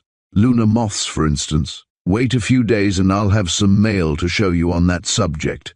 In the meantime, Have a plumber solder up that keyhole so tight that nothing short of dynamite can get through it. Collectors of Lepidoptera rose in shoals to the printed offer of lunar moths measuring 10 and 11 inches across the wings. Letters came in by every mail, responding variously with fervor, suspicion, yearning eagerness, and bitter skepticism to Average Jones's advertisement. All of these he put aside, except such as bore a New York postmark. And each day he compared the new name signed to the New York letters with the directory of occupants of the Stengel building. Less than a week after the lunar moth advertisement appeared, Average Jones walked into Malcolm Dorr's office with a twinkle in his eye. "Do you know a man named Marcus L. Ross?" he asked the chemist. "Never heard of him." "Marcus L. Ross is interested not only in lunar moths but in the rest of the Moseley collection. He writes from the Delamata apartments where he lives to tell me so. Also, he has an office in this building. Likewise, he works frequently at night. Finally, he is one of the confidential lobbyists of the Paragon Pressed Meat Company. Do you see?" "I begin," replied young Mr. Dorr. "It would be very easy for Mr. Ross, whose office is on the floor above, to stop at this door on his way. Downstairs after quitting work late at night when the elevator had stopped running and, let us say, peep through the keyhole." Malcolm Dorr got up and stretched himself slowly. The sharp, clean lines of his face suddenly stood out again under the creasy flesh. "I don't know what you're going to do to Mr. Ross," he said, "but I want to see him first." "I'm not going to do anything to him," returned Average Jones, "because in the first place I suspect that he is far, far away, having noted, doubtless, the plugged keyhole and suffered a crisis of the nerves. It's strange how nervous your scientific murderer is. Anyway, Ross is only an agent. I'm going to aim higher. As how? Well, I expect to do 3 things. First, I expect to scare a peaceful but murderous trust multimillionaire almost out of his senses. Second, I expect to dispatch a costly yacht to unknown seas. And third, I expect to raise the street-selling price of the evening yellow journals temporarily about 1,000%. What's the answer? The answer is buy tonight's papers. New York that afternoon saw something new in advertising. That it really was advertising was shown by the ADV sign, large and plain, in both the papers which carried it. The favored journals were the only 2 which indulged in fudge editions, that is, editions with glaring red-typed inserts of special news. On the front page of each, stretching narrowly across 3 columns, was a device showing a tiny mapped outline in black-marked Bridgeport, Con, and a large skeleton draft of Manhattan Island showing the principal streets. From the Connecticut City downward ran a line of dots in red. The dots entered New York from the north, passed down 4th Avenue to the south side of Union Square, turned west and terminated. Beneath this map was the legend, also in red, "Watch the line advance." In later editions, it was the first time in the records of journalism that the fudge device had been used in advertising. Great was the rejoicing of the newsies when public curiosity made a run upon these papers. Greater it grew when the afternoon edition appeared, and with their keen business instinct, the urchins saw that they could run the price upward, which they promptly did, in some cases even to a nickel. This edition carried the same fudge advertisement, but now the red dots crossed over to 5th Avenue and turned northward as far as 23rd Street. The inscription was, "Upward and onward, see next extra for the night extra people, paid 5, 10, even 15 cents. Rumor ran wild. Other papers even looked the matter up as news and commented upon the meaning of the extraordinary advertisement. This time the red dotted line went as far up 5th Ave title as 50th Street, and the legend was ominous. "When I turn, I strike." That was all that evening. The dotted line did not turn. Keen as newspaper conjecture is, it failed to connect the red line maps, with the fame of which the city was raging. With an item of shipping news printed in the evening papers of the following day, "Cleared for South American ports, steam yacht Electra, New York. Owner John M. Colwell." And not until the following morning did the papers announce that President Colwell, of the Canned Meat Trust, having been ordered by his physician on a long sea voyage to refurbish his depleted nerves. After closing his house on West 51st Street, had sailed in his own yacht. The same issue carried a few lines about the freak ads, which had so sensationally blazed and so suddenly waned from the yellows. The opinion was offered that they represented the exploitation of some new brand of whiskey, which would announce itself later. But that announcement never came, and President Colwell sailed to far seas, and Mr. Curtis Fleming came to New York, keen for explanations, for he too had seen the fudge and marveled. Hence, Average Jones had him, together with young Mr. Dorr, at a private room luncheon at the Cosmic Club, where he offered an explanation and elucidation. The whole affair, he said, was a problem in the connecting up of loose ends. At the New York terminus we had 2 deaths in the office of a man with powerful and subtle enemies, that office being practically sealed against intrusion, except for a very large keyhole. Some deadly thing is introduced through that keyhole. So much is practically proven by the breaking out of the chewing gum with which I coated it. Probably the scheme was carried out in the evening when the building was nearly deserted. The killing influence reaches a corner far out of the direct line of the keyhole. Being near the radiator, that corner represents the attraction of warmth.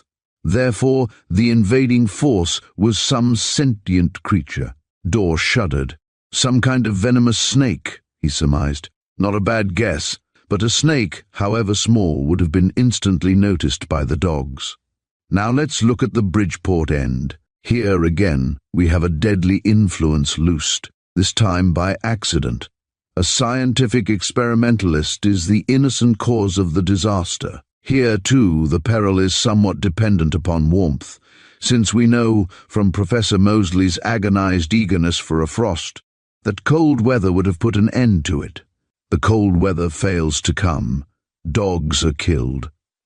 Finally, a child falls victim, and on that child is found a circular mark, similar to the mark on Mr. Dorr's dog's lip. You see the striking points of analogy. Do you mean us to believe poor old Moseley a cold-blooded murderer? Demanded Mr. Curtis Fleming. Far from it. At worst, an unhappy victim of his own carelessness in loosing a peril upon his neighborhood.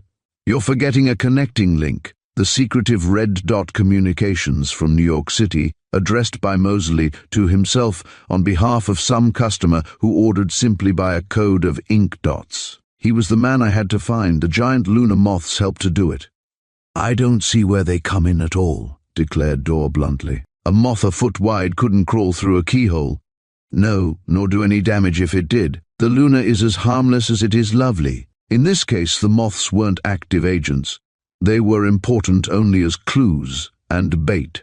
Their enormous size showed Professor Moseley's line of work. The selective breeding of certain forms of life to 2 or 3 times the normal proportions. Very well, I had to ascertain some creature which, if magnified several times, would be deadly, and which would still be capable of entering a large keyhole. Having determined that— You found what it was, cried Dorr. One moment. Having determined that, I had still to get in touch with Professor Moseley's mysterious New York correspondent. I figured that he must be interested in Professor Moseley's particular branch of research, or he never could have devised his murderous scheme. So I constructed the lunar moth advertisement to draw him, and when I got a reply from Mr. Ross, who is a fellow tenant of Mr. Dorr's, the chain was complete. Now, you see where the lunar moths were useful. If I had advertised, instead of them, the Lathrodectus, he might have suspected and refrained from answering. What's the demanded both the hearers at once? For answer, Average Jones took a letter from his pocket and read, Bureau of Entomology, U.S. Department of Agriculture, Washington, D.C., April 7. Mr. A.V.R. Jones, Astor Court Temple, New York City. Dear Sir, replying to your letter of inquiry, the only insect answering your specifications is a small spider Lathrodectus mactans, sometimes popularly called the red dot, from a bright red mark upon the back. Rare cases are known where death has been caused by the bite of this insect. Fortunately, its fangs are so weak that they can penetrate only very tender skin. Otherwise, death from its bite would be more common, as the venom, drop for drop, is perhaps the most virulent known to science. This bureau knows nothing of any experiments in breeding the Lathrodectus for size.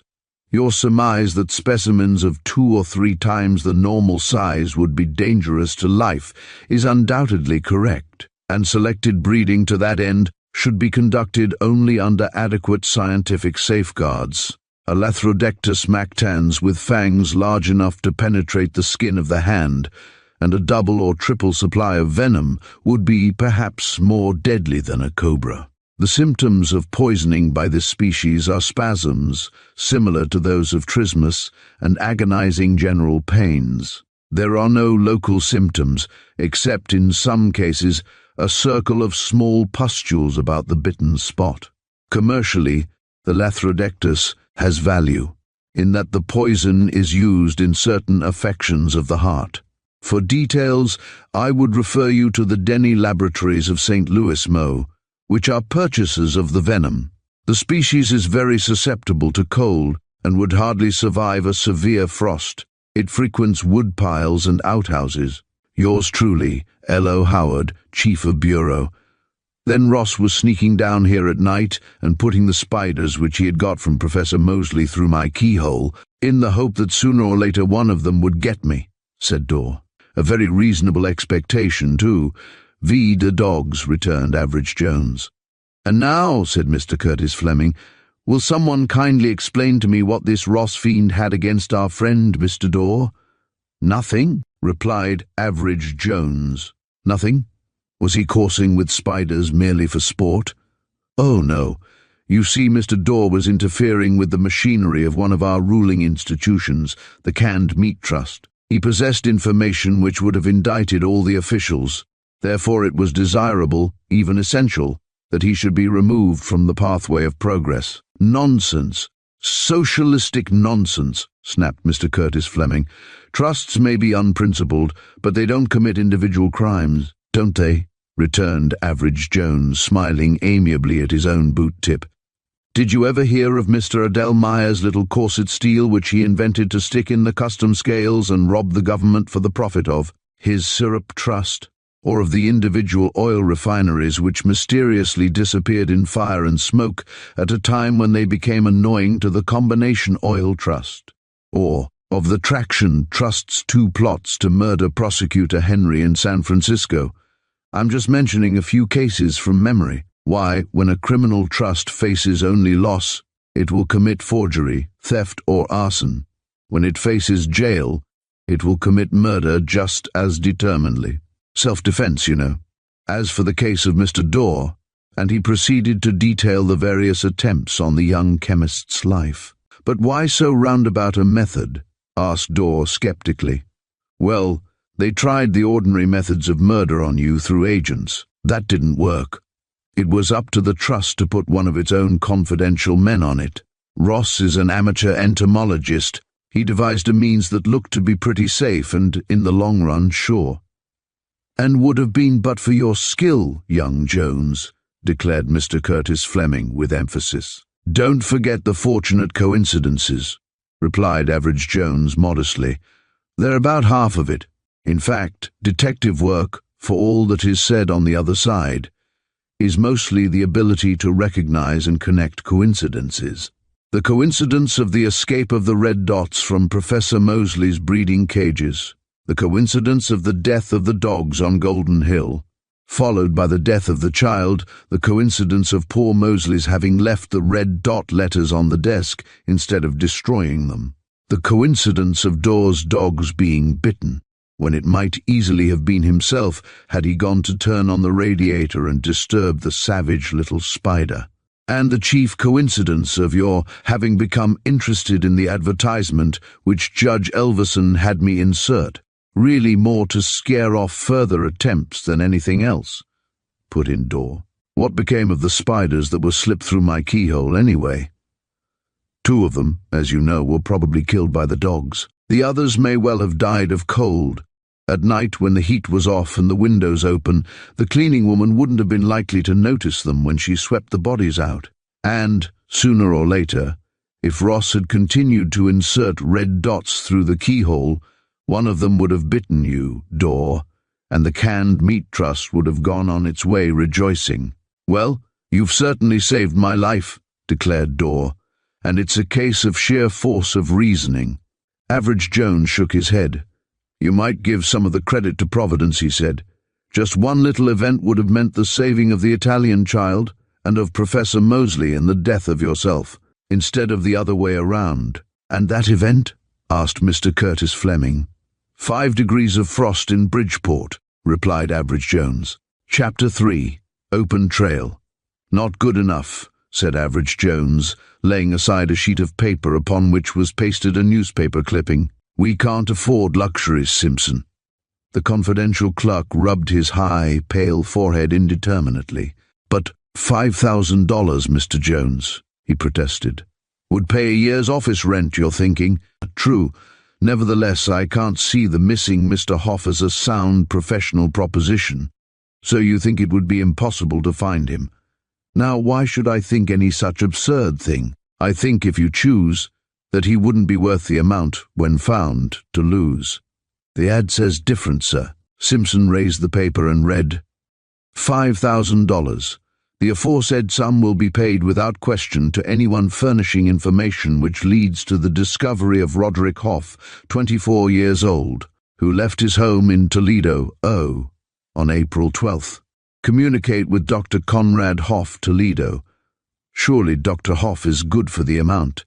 Oh, he's good for millions, thanks to his much-advertised quack, Catar Killer. The point is, from what I can discover, Mr. Roderick Hoff isn't worth retrieving at any price above 1 dime. "Was the information about him that you wished in the telegram?" asked the confidential clerk. "Yes, all I wanted. Thanks for looking after it.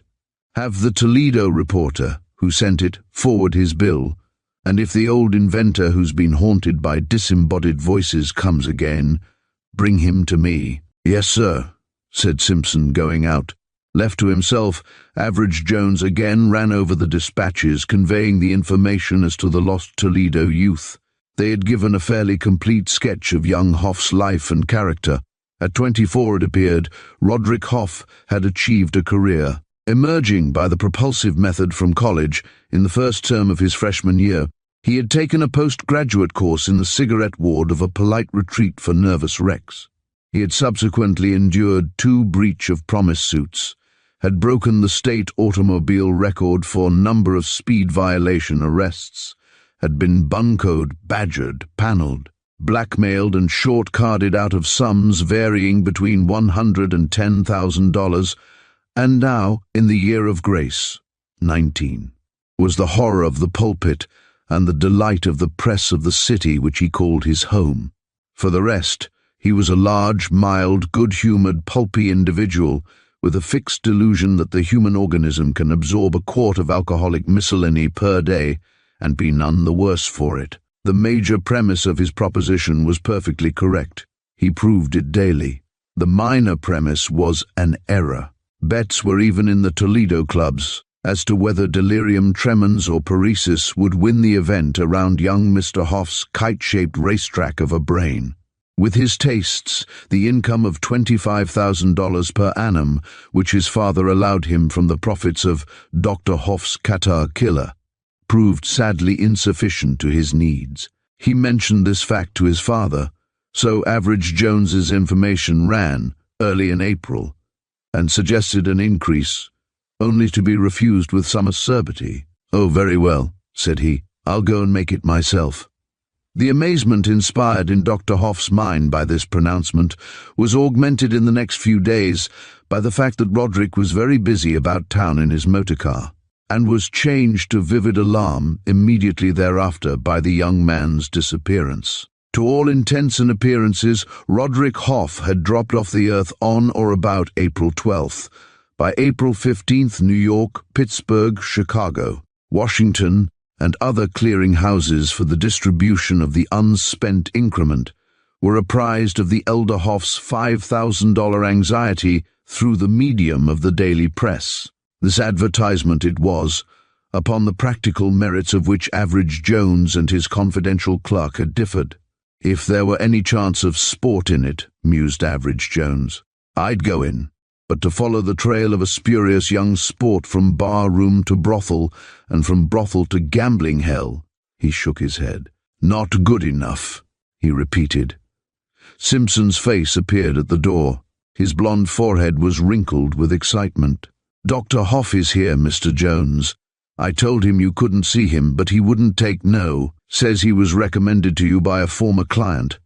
Following the word, there burst into Average Jones' private sanctum a gross old man, silk-hatted and bediamonded, whose side whiskers bristled whitely with perturbed self-importance. In his hand was a patchy bundle. They tried to stop me, he sputtered.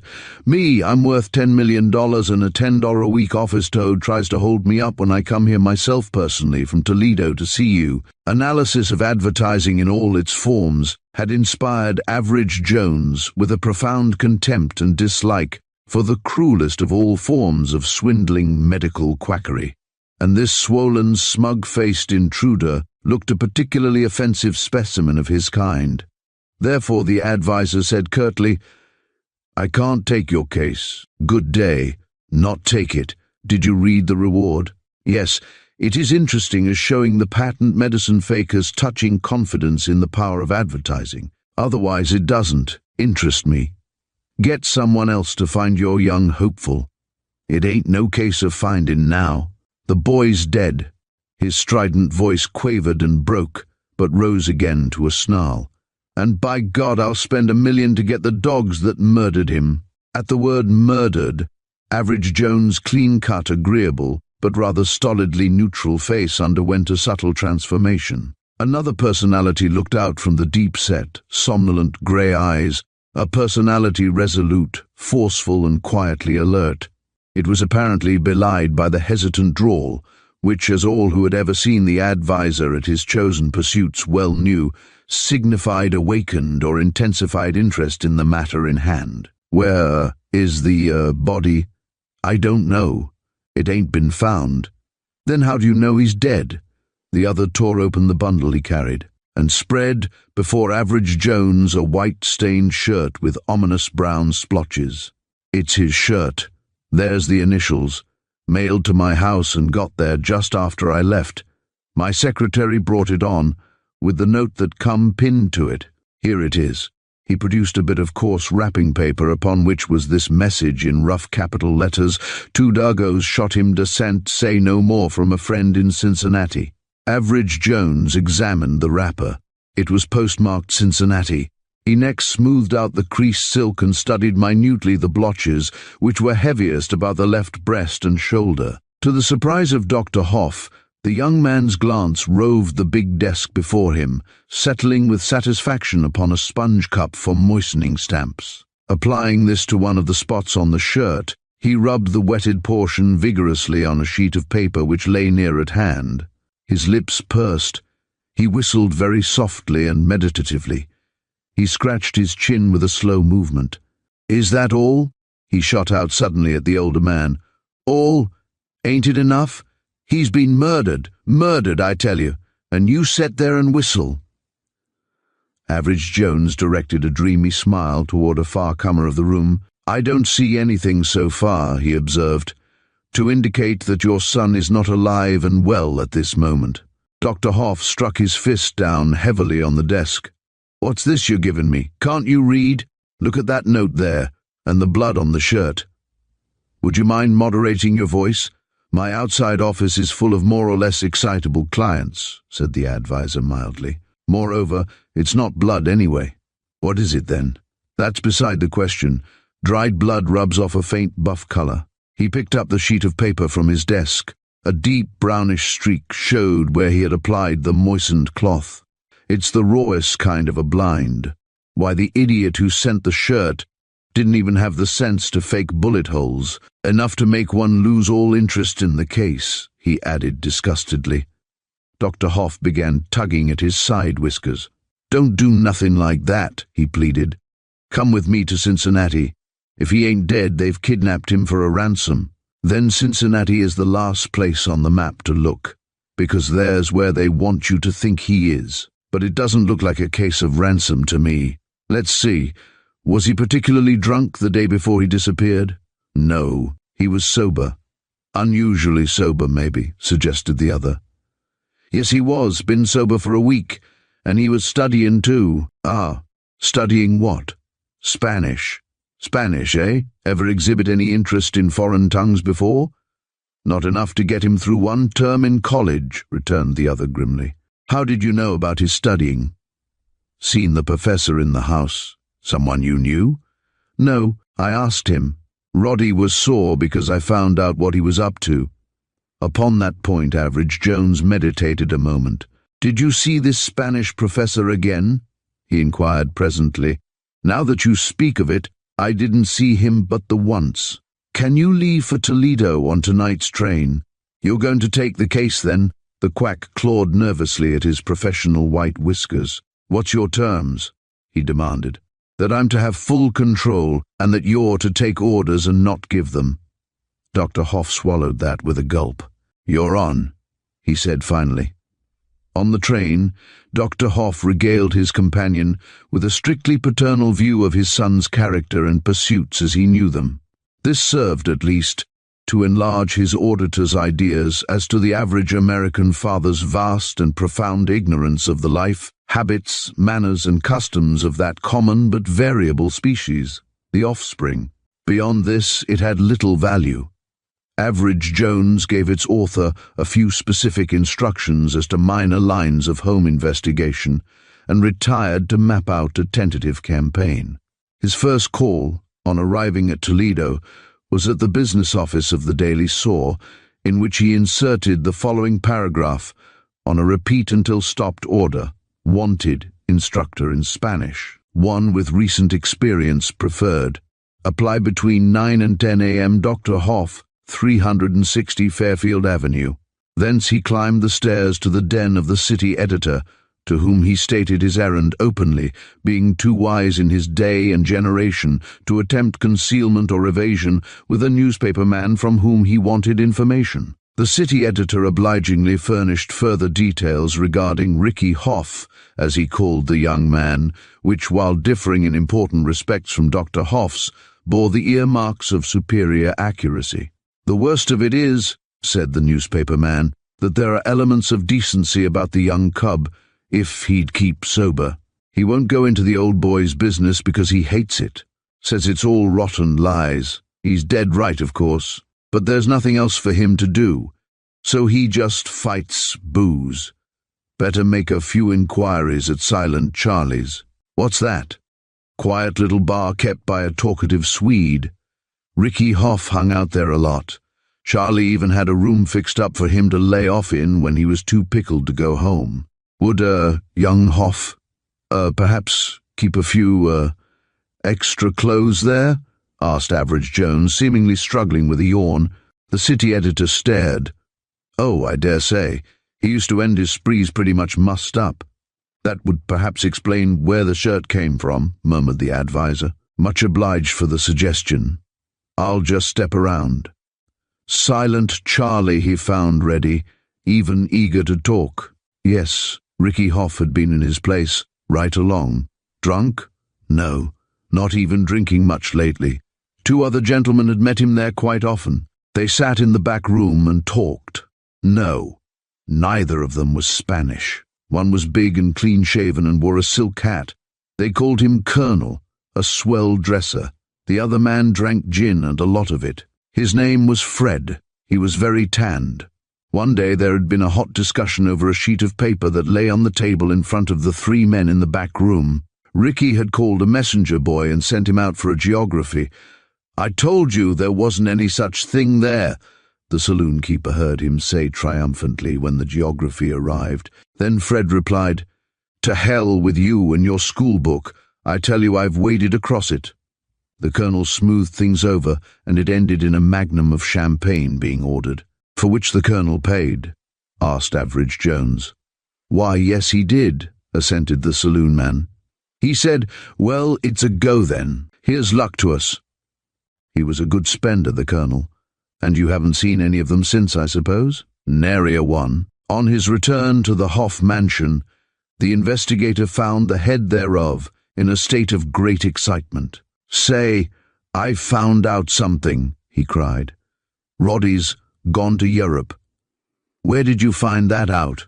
asked Average Jones with a smile. "I've been going through his papers like you told me. He's been outfitting for a trip. Bought lots of truck the last few days, and I found the duplicate sale checks that come in the packages. There's stubs for a steamer rug, and for a dope for seasickness, and for a compass," he concluded triumphantly. "Compass, eh?" observed Average Jones thoughtfully. "Ship's compass is good enough for most of us going to Europe. Anything else?" "Lot of clothes." "What kind of clothes?" "Cheap stuff mostly. Khaki riding pants, negligee shirts and such like. Not much suggestion of Europe there." "What more?" Dr. Hoff consulted a list. "Colored glasses. That looks like desert travel. Aneroid barometer, mountain climbing, permanganate of potash outfit. Snake country," commented the other. "Patent water still." Average Jones leaned forward. "How big?" "Don't know. Cost $20. "Little one, then. That means about 3 people. Taken with the compass, it means a small boat trip on salt water." "Small boat nothing," retorted the other. "His doctor met me this morning and told me Roddy had sent for him and asked him a lot of questions about eating aboard ship and which way to have his berth made up and all that." "A small boat trip following a sea trip, then. What else have you found?" "Nothing much. Mosquito net and pills, surgeon's plaster and odds and ends of drugs." "Let me see the drug list." He ran his eye down the paper. Then he looked at Dr. Hoff with a half smile. "You didn't notice anything peculiar about this list?" "Don't know as I did." "Not the, nitric acid, for instance?" "Nope." "What of it?" "Mr. Hoff, your son has been caught by one of the oldest tricks in the whole bunco list, the lost Spanish mine swindle. That acid, together with the rest of the outfit, means a gold hunt as plain as if it was spelled out. And the Spanish professor was sent for, not to give lessons but to translate the fake letter." "Where does your son bank?" "Fifth National. Telephone there and find out how much he drew." Dr. Hoff sat down at the phone. $500, he said presently. "Is that all?" asked the other, disappointed. "Yes. Wait, he had 6 checks certified aggregating $10,000. Then it isn't South America or the West Indies. He'd want a letter of credit there. Must be some part of the United States or just across the border. Well, we've done a good day's work, and I've got a hard evening's thinking before me. We might be able to head off the Colonel's personally conducted expedition yet, if we could locate it." The evening's thinking formulated itself into a telegram to Average Jones's club, the Cosmic. It was one among the many distinctions of the modest little club in Gramercy Park, that its membership pretty well comprised the range of available information on any topic. Under the Favored Applications Clause, a person whose knowledge of any particular subject was unique and authoritative, whether the topic were Esperanto or Fistiana, went to the head of the waiting list automatically and had his initiation fee remitted. Hence, Average Jones was confident of a helpful reply to his message of inquiry, which summed up his conclusions and surmises thus far. Cosmic Club, New York City, refer following to geographical expert. Where is large, shallow, unmapped body of salt water in United States or near border, surrounded by hot, snake-infested desert and mountainous country, reputed to contain gold? Spanish associations indicated wire details and name of best guide, if obtainable, a Jones. The reply was disappointing. Cyrus C. Allen absent from town. Will forward your wire. Cosmic Club. Well poised as Average Jones normally was, he chafed over the ensuing delay of 4 days, each of which gave the Colonel's expedition just so much start upon its unknown course. The only relief was a call from the Spanish instructor who answered Jones's advertisement. He was the same who had served young Hoff. As the advisor surmised, his former employment had been merely the translation of a letter. The letter was in base Spanish, he said. He didn't remember much of it, But there was something about a lost gold mine. Yes, there was reference to a map. No geographical names were mentioned, but in several places the capital letters B, C seemed to indicate a locality. He hadn't noted the date or the signature. That was all he could tell. Dr. Hoff, who had been ramping with impatience over the man's lack of definite memory, now rushed to the atlas and began to study the maps. "You needn't trouble," said Average Jones coolly. "You won't find it there. I'll find that BC if I have to go over every map in the geography. Then you'll have to get a Spanish edition. For a guess, BC is Baja California, the Mexican peninsula of California." Jones sent a supplementary wire to this effect to Cyrus C. Allen of the Cosmic Club, and within a few hours received a reply from that eminent cartographer, who had been located in a remote part of Connecticut, probably Laguna Salada, not on map. 70 miles long, 4 to 8 wide, between Cocopa and Sierra Gigantica ranges, country very wild and arid, can be reached by water from Yuma or pack train from Calexico. White, who has hunted there, says Captain Funker, Calexico, best guide. Allen. Average Jones tossed this over to the father. "As I figure it," he said, "your son's 2 friends had this all mapped out beforehand for him. One went west direct. He was the imbecile who stopped in Cincinnati and mailed you the bloody shirt to throw you off the scent. Meantime, the colonel took Roderick around by a sea route, probably New York and New Orleans. That'd explain the steamer rug and the seasickness," admitted Dr. Hoff. "But I don't know what he'd want to go that long way for. Simple enough, when you reckon with this colonel person as having brains in his head. He would foresee a hue and cry as soon as the young man disappeared. So he cooks up this trip to keep his prey out of touch with the newspapers for the few days when the news of the disappearance would be fresh enough to be spread abroad in the Associated Press dispatches. From New Orleans they'd go on west by train. What I don't see is how they caught Roddy on such an old game. He's easy, but I didn't suppose he was that easy. To do him justice, he isn't quite. They put it up on him rather cleverly. In the period of waiting to hear from the geographical expert, I've put in some fairly hard work going over your son's effects. And in the room of a Silent Charlie's bar, I found a newspaper with this in it." He handed to Dr. Hoff a thin clipping marked Daily Soar, March 29, lost Spanish letter and map. "Of no value except to owner. Return to know this office and receive heartfelt thanks."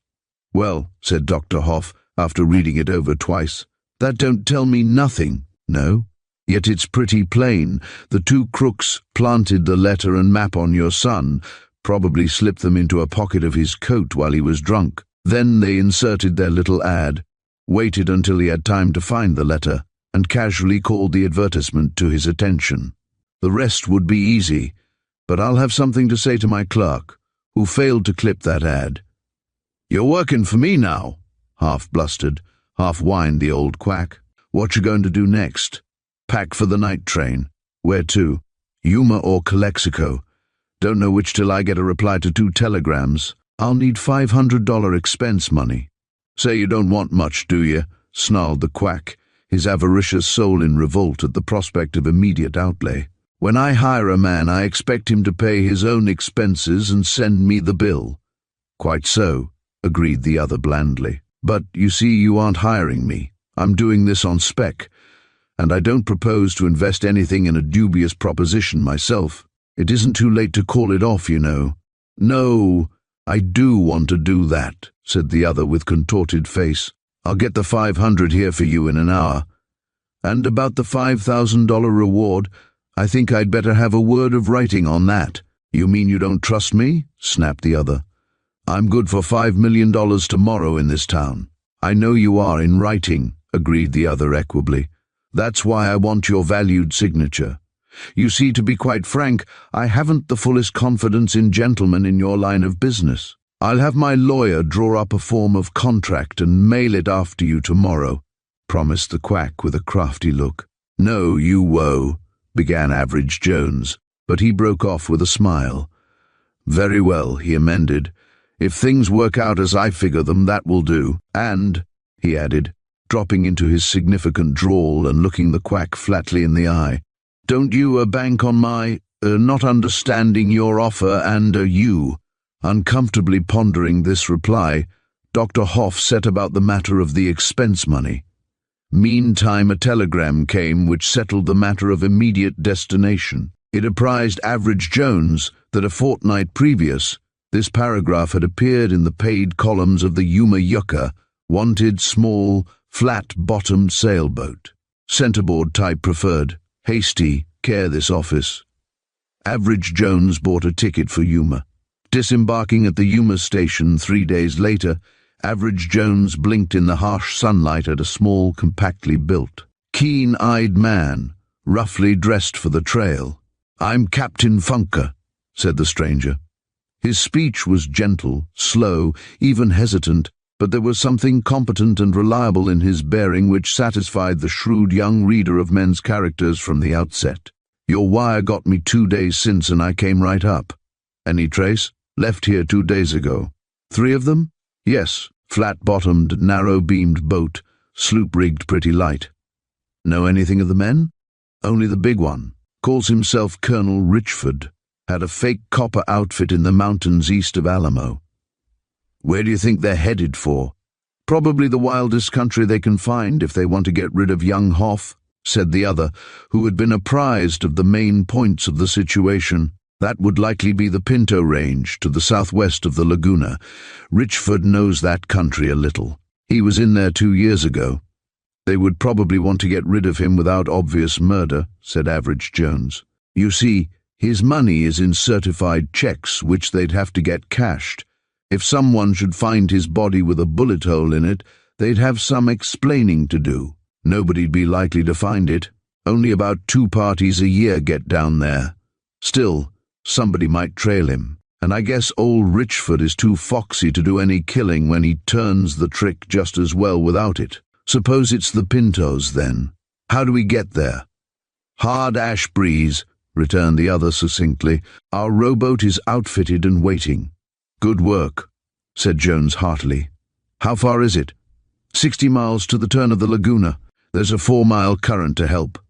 They've a scant 2 days' start, and we'll catch up some, for their boat is heavier, and their sail is no good with the wind in this direction. If we don't catch up some," he added grimly, "I wouldn't want to insure our young friend's life. So it's all aboard if you're ready." For the first time since embarking upon the strange seas of advertising in his quest of the adventure of life, Average Jones now met the experience of grilling physical toil. All that day and all the night the 2 men swung at the oars, swung until every muscle in the young Easterner's back had turned to live nerve fiber, and the flesh had begun to strip from the palms of his hands. Even so, the hardy captain had done most of the work.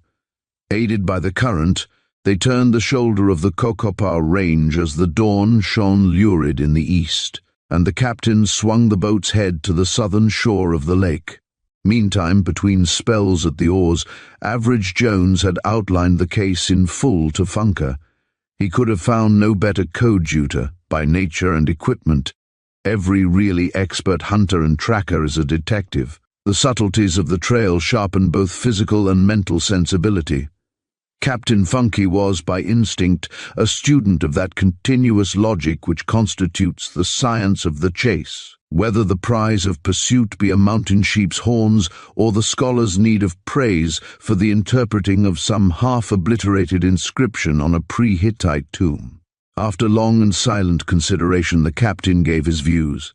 "It isn't bunco, it's a hold-up. If Richford had wanted to stick young Hoff, he'd never have brought him here. There isn't color enough within 80 miles to gild a cigar band.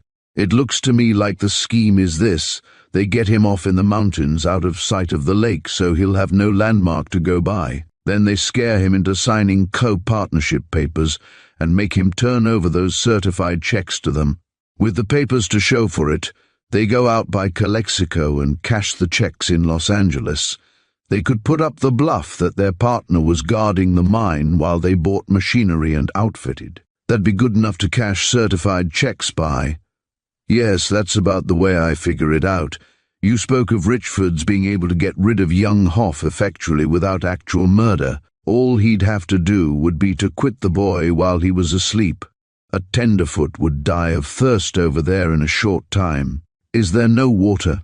There's a tanaja they're depending on, but I doubt if they find any water there now. It's been an extra dry season. Queried the advisor. Rock basin holding rainwater, explained the hunter. There's been no rainfall since August. If they find the tanaja empty, they'll have barely enough in the canteens they pack to get them to the next water, the tanaja poquita, around behind the mountains and across the desert into the next range. What's the next water to that? The stream of palms. That's a day and a half on foot. For the space of 100 oar strokes, average, Jones ruminated.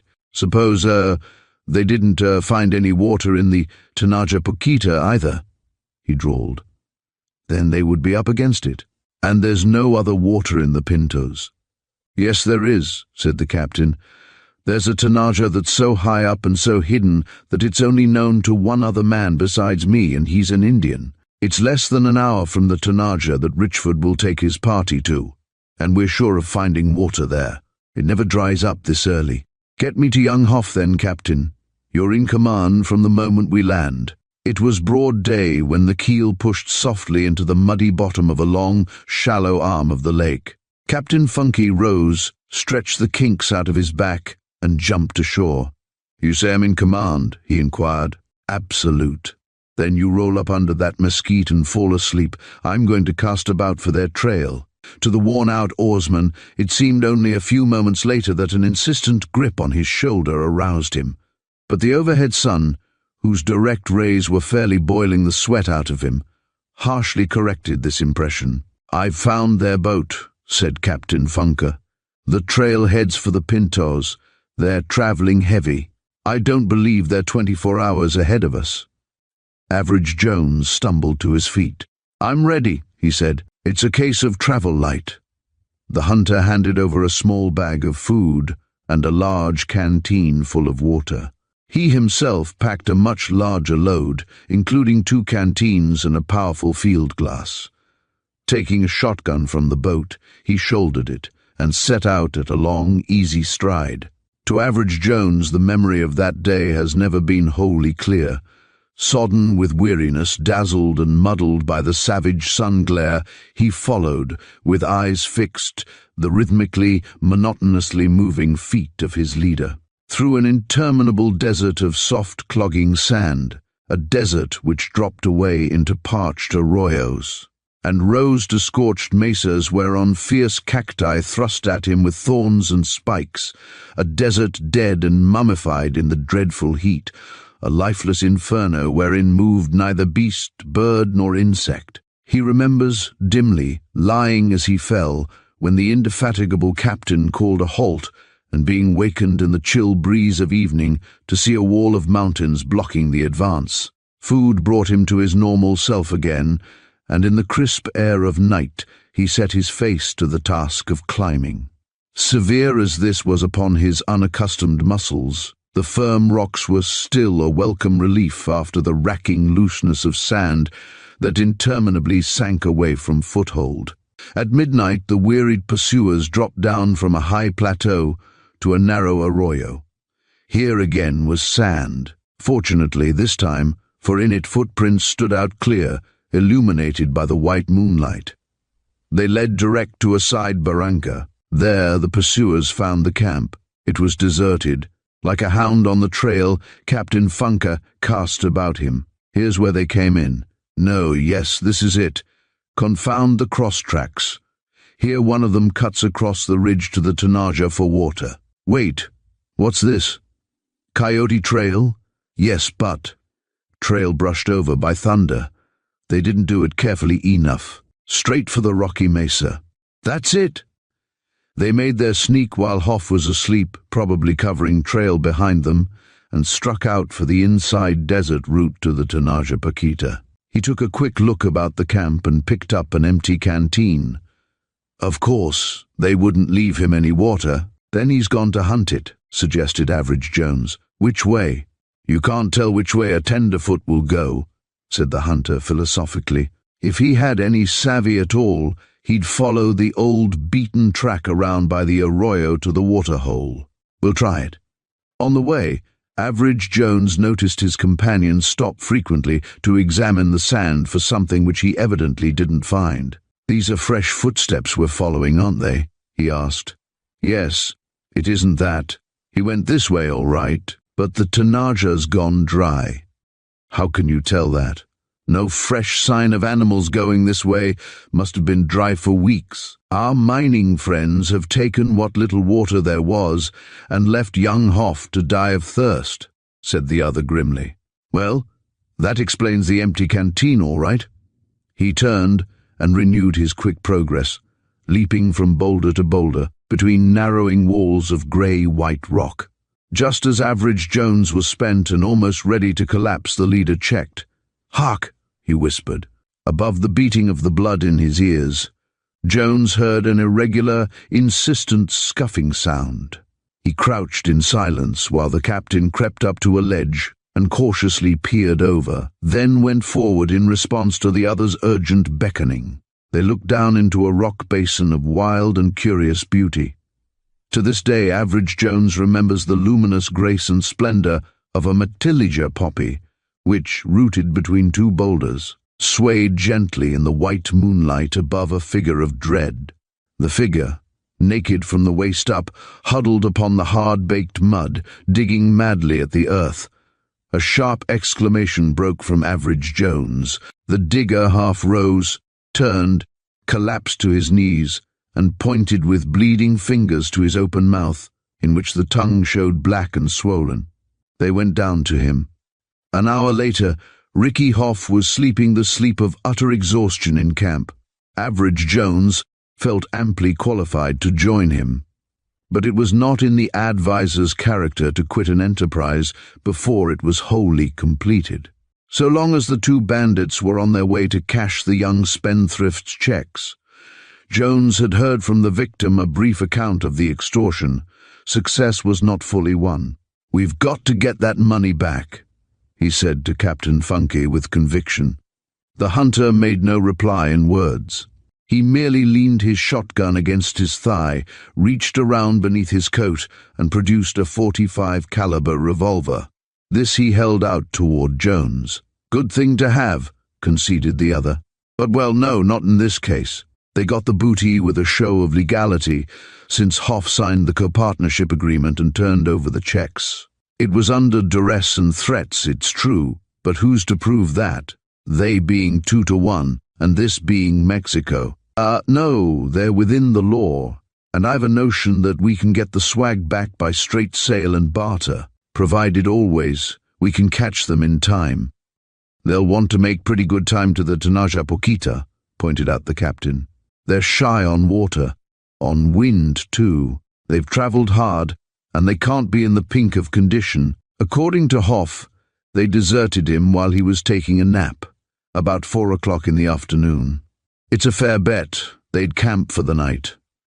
As you say, it's an 8-hour hike to the 8, the way they'd go. Then, there's a shorter way," drawled Average Jones, removing some sand from a wrinkle in his scarified and soiled trousers as carefully as if that were the one immediate and important consideration in life. "Yes, across the Padre Cliffs. It cuts off about 4 hours, and it takes us almost to the secret Tanaja I spoke of. We can fill up there, but it's not what you'd call safe, even in daylight. But to a hunter, wouldn't it be well worth the risk for a record pair of horns, even if they were only tin horns?" queried Average Jones suggestively. Captain Funker relaxed into a grin. He nodded. "What'll we do with?" he asked, jerking his head toward the sleeper. "Leave him water, food, and a note. Now, about this Tanaja Poquita we're headed for. How much water do you think there is in it?" "If there's 100 gallons, it's doing well this dry season." Average Jones got painfully to his feet. Looking carefully over the scattered camp outfit, he selected from it a collapsible pail. Captain Funker glanced at it with curiosity, but characteristically forbore to ask any questions. He himself shouldered the largest canteen. "This'll be enough for both until we reach the supply," he said. "Don't need so much water at night." But the tenderfoot hung upon his own shoulder, not only the smallest of their 3 canteens, but also the empty one which they had found in the camp. Their own 3rd tin, almost full, they left beside Hoff with a note. "I've a notion," said Jones, "that I'll need all these receptacles for water in my own peculiar business." "All right," assented the other patiently. He took one of them and the pail from Jones and skillfully disposed them on his own back. "Ready? Hike then." 2 hours of the roughest kind of climbing brought them to a landslide. These sudden shiftings of the slopes are a frequent feature of travel in the lower California mountains, often obliterating trails and costing the wayfarer painful and perilous search for a new path. On the Padre Cliffs, however, had occurred that rare phenomenon, a benevolent avalanche, piling up a safe and feasible embankment around the angle of an impracticable precipice, and thus saving an hour of the most ticklish going of the journey. Thanks to this dispensation, the 2 men reached the Tanaja Poquita before dawn. Scouting ahead, the captain reported no fresh trail except coyotes and mule deer, and not more than 75 gallons of water in the basin. Of this they both drank deeply. Then, after they had filled all the canteens, Average Jones unfolded his scheme to the captain. "If anyone caught us at it," commented that experienced hunter, "we'd be shot without warning. However, the water would be evaporated in a few days anyhow, and I'll post notices at the next water camps." "I'm with you." Taking turn and turn about with the pail, they bailed out the rock basin, scattering the water upon the greedy sand. What little moisture remained in the sticky mud at the bottom, they blotted up with more sand. They then rolled in boulders. Average Jones looked down into the hollow with satisfaction and moved his full canteens into a grotto. "This company," he said, "is now open for business." At 8 o'clock there was a clatter of boots upon the rocks and 2 men came staggering up the defile. Colonel Richford and his partner did not look to be in good repair. The colonel's face was drawn and sun-blotched. His companion, the Fred of Silent Charlie's bar, was bloated and shaken with liquor.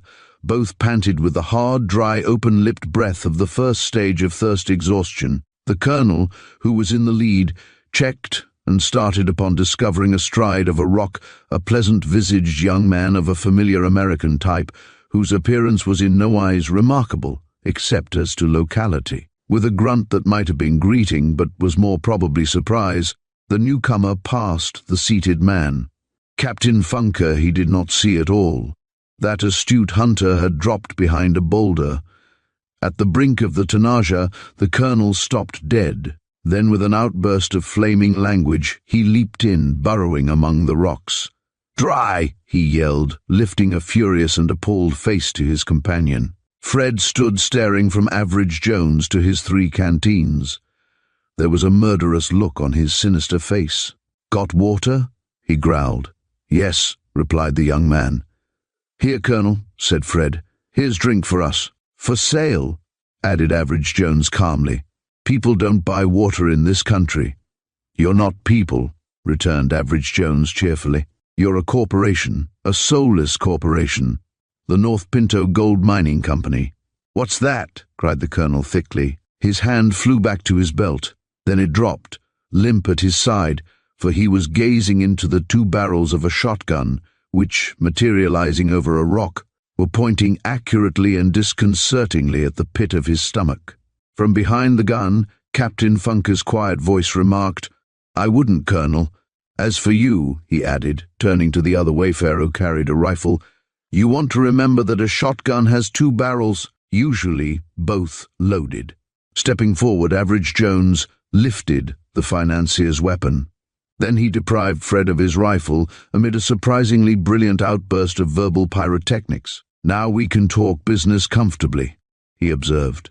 "I can't talk at all pretty quick if I don't get a moistener," said Fred piteously. Pouring out a scant cupful of water into his hat, Average Jones handed it over. "Drink slowly," he advised. "You've got about $100 worth there at present quotations." Colonel Richford's head went up with a jerk. $100 worth, he croaked, his eyes fiery with suspicion. Are you going to hold up 2 men dying of thirst? There's been only 1 man in danger of that death around here. His name is Hoff. The redoubtable colonel gasped and leaned back against a rock. You'll be relieved to learn that he's safe. Now, to answer your question, no, I don't propose to hold up 2 men for anything. I propose to deal with the president and treasurer of the North Pinto Gold Mining Company. As a practical mining man, you will appreciate the absolute necessity of water in your operations. The nearest available supply is some 10 hours distant. Before you could reach it, I fear that, your company would, have gone out of existence. Therefore, I am fortunate in being able to offer you a small supply, which I will put on the market at the low rate of $10,000. I may add that, certified checks will, be accepted. For 2 hours, the colonel, with the occasional objurgatory assistance of his partner, talked, begged, argued, threatened, and even wept. By the end of that time, his tongue was making sounds like a muffled castanet, and his resolution was scorched out of him. You've got us, he croaked. Here's your checks. Give me the water. In proper and legal form, please, said Average Jones. He produced a contract and a fountain pen. The contract was duly signed and witnessed.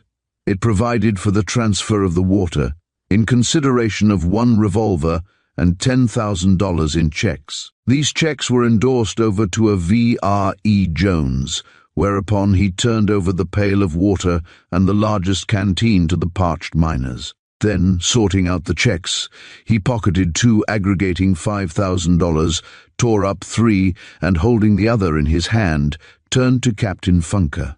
Will $500 pay you for keeping young Hoff down here a couple of months and making the beginning of a man of him? He asked.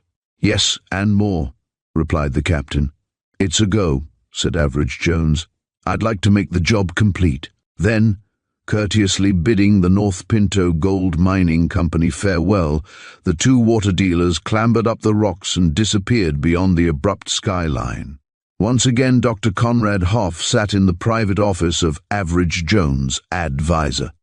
The young man was thinner, browner, and harder of fiber than the Jones of 2 weeks previous. Dr. Hoff looked him over with shrewd eyes.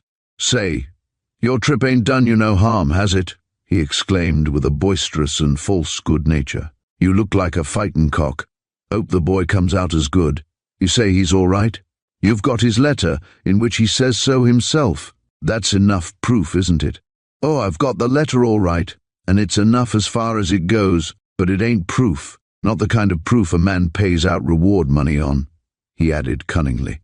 You say you left Roddy down there with that funky fella, hey? Yes, it'll make a man of him if anything will. I threw that in as an extra. Yes, but what about them 2 crooks that gold-bricked him? What's become of them? On their way to Alaska or Bolivia or Korea or anywhere else for all I know or care, said Average Jones indifferently. Is that so? The quack's voice had taken on a sneering intonation. You come back here with your job not half done, with the guilty fellas loose and running, and you expect me to pay over the $5,000 to you. Huh. No, I, don't expect, anything of the sort, said Average Jones slowly. Dr. Hoff's little restless eyes puckered at the corners. He was puzzled. What did the young fellow mean? Don't, eh? He said, groping in his mind for a solution. No. You forgot to send me that promised form of agreement, didn't you? Thought you'd fooled me, perhaps. Well, I wouldn't be so foolish as to expect anything in the way of fair and honorable dealing when I contract to do up a mining swindler for the benefit of the only meaner creature on God's earth, a patent medicine poisoner. So I took precautions. Say, be careful of what you say, young man, blustered the quack. I am quite particular, and before you leave, wouldn't you like to hear about the $5,000 I got for my little job? Dr. Hoff blinked rapidly. What did you say? He finally inquired. $5,000. You got it? In the bank. Where'd DJ get it? From you through your son's check duly certified. Dr. Hoff blinked more rapidly and moistened his lips with an effortful tongue. How'd DJE work it? he asked in a die-away voice. By a forced sale of water rights to the North Pinto Gold Mining Company, dissolved, in which Mr. Roderick Hoff was vice president and silent partner, replied Average Jones with an amiable smile as he opened the door significantly. Chapter 4. The Mercy Sign. 1. Want a job, Average? Bertram, his elegance undimmed by the first really trying weather of the early summer, drifted to the coolest spot in the advisor's sanctum and spread his languid length along a wicker settee. Give a man breathing space, can't you? Returned Average Jones. This is hotter than Baja California. Why, I assumed that your quest of the quack scion would have trained you down fit for anything. Haven't even caught up with the clippings that Simpson floods me with since I came back, confessed the other. What have you got up your faultlessly creased sleeve? It's got to be something different to rouse me from a well-earned lethargy. Because a man bunkos a loving father out of $5,000, Average Jones snorted gently, is no reason why he should unanimously elect himself a life member of the Sons of Idleness, murmured Bertram. He cast an eye around the uniquely decorated walls, upon which hung, here, the shrieking prospectus of a mythical gold mine. There a small but venomous political placard, and on all sides examples of the uncouth or unusual in paid print, exploitations of grotesque quackeries. Appeals, businesslike, absurd, or even passionate, in the form of wants, threats thinly disguised as personals, dim suggestions of crime, of fraud, of hope, of tragedy, of mania, all decorated with the stars of paid matter or designated by the ADV sign, and each representing some case brought to a Jones advisor, to quote his hybrid and expressive doorplate, by some one of his numerous and incongruous clients. Something different? Repeated the visitor, reverting to Average Jones' last observation. Well, yes, I think so. Where is Bel-Air Street? Ask a directory. How should I know? Retorted the other lazily. Sounds like old Greenwich Village. Bertram reached over with a cane of some pale, translucent green wood, selected to match his pale green tie and the marvellous green opal which held it in place, and prodded his friend severely in the ribs. Double up, Lucy, the sun is in the sky, he proclaimed with unwonted energy. Listen, I cut this out of yesterday's Evening Register. With my own fair hands I did it, to rouse you from your shameless sloth. With your kind attention, ladies and gentlemen, he read, wanted a young man, unattached, competent, to act as assistant in outdoor scientific work, manual skill as desirable as experience, emolument for 1 month's work generous, man without family insisted upon. Apply after 8:30 p.m. in proper person. Smith, 74 Bel-Air Street. Slowly whirling in his chair, Average Jones held out a hand, received the clipping, read it through with attention, laid it on the desk and yawned. Is that all? Said the indignant Bertram. Do you notice that unattached in the opening sentence, and the specification that the applicant must be without family? Doesn't that inspire any notion above a yawn in your palsied processes of mind? It does, several notions. I yawned, explained Average Jones with dignity, because I perceive with pain that I shall have to go to work. What do you make of the thing yourself? Well, this man Smith. What man Smith? Smith of 74 Bel-Air Street, who signs the ad. Average Jones laughed. There isn't any Smith, he said. What do you know about it? Demanded Bertram, sitting up. Only what the advertisement tells me. It was written by a foreigner, that's too obvious for argument. Emolument generous. Apply in proper person. Did a Smith ever write that? No. A Borgrevsky might have, or a Griefenhauser, or even a Mavronovopoulos, but never Smith. Well, it's nothing to me what his name is, only I thought you might be the aspiring young scientist he was yearning for. Wouldn't wonder if I were, thank you. Let's see. Bel-Air Street? Where's the directory? Thanks. Yes, it is Greenwich Village. Well, I think I'll just stroll down that way and have a look after dinner.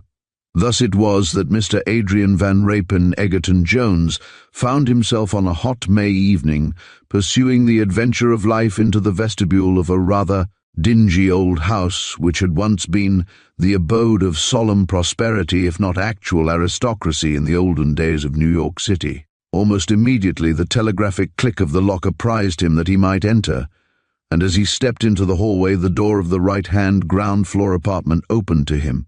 "You will please come in," said a voice. The tone was gentle and measured.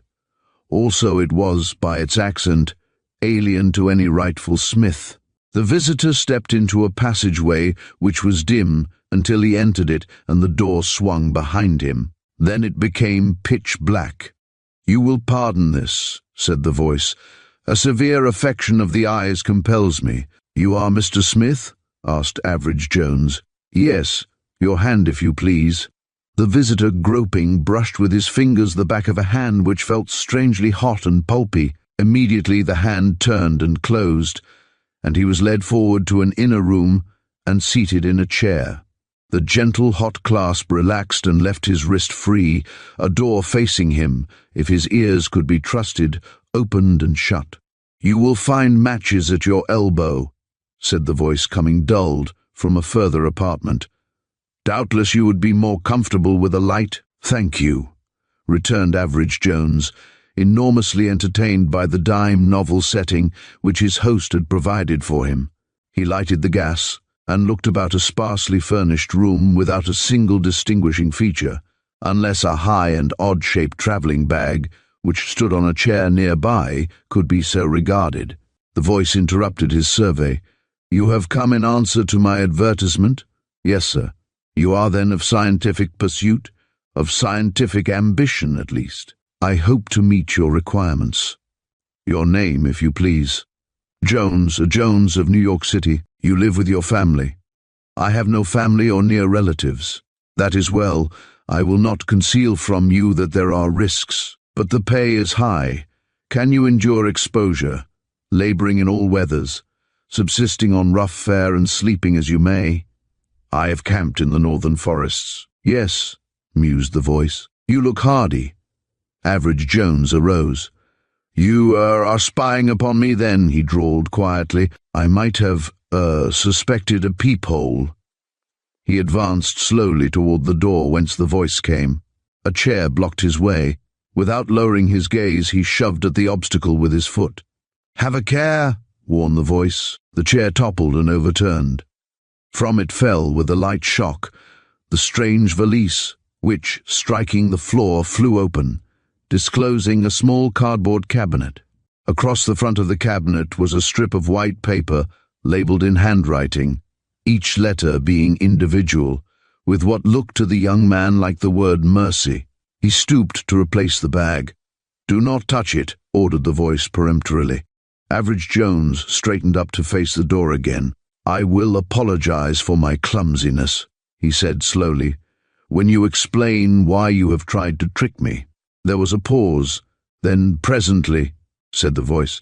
"Meantime, after what you have accidentally seen, you will perhaps appreciate that the employment is not without its peril." Average Jones stared from the door to the floored cabinet and back again in stupefaction. "Perhaps I'm stupid," he said, "but a misshapen valise containing a cabinet with a girl's name on it doesn't seem calculated to scare an able-bodied man to death. It isn't full of dynamite, is it?" "What is your branch of scientific work?" counter-questioned the other. "Botany," replied the young man at random. "No other? Physics, entomology, astronomy, chemistry, biology?" The applicant shook his head in repeated negation. "None that I've specialized on." "Ah, I fear you will not suit my purpose." "All right. But you haven't explained yet why you've been studying me through a peephole when I am not allowed to see you." After a pause of consideration, the voice spoke again. "You are right. Since I cannot employ you, I owe you every courtesy for having put you to this trouble. You will observe that I am not very presentable." The side door swung open. In the dimness of the half-disclosed apartment, Average Jones saw a man huddled in a chair. He wore a black skull cap. So far as identification went, he was safe. His whole face was grotesquely blotched and swollen. So, also, were the hands which rested on his knees.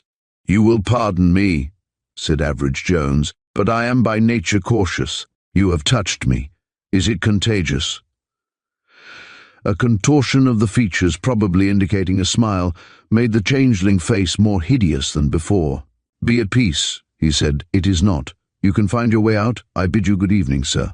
"Now I wonder," mused Average Jones as he jolted on the rear platform of an 8th Avenue car, "by what lead I could have landed that job. I rather think I've missed something."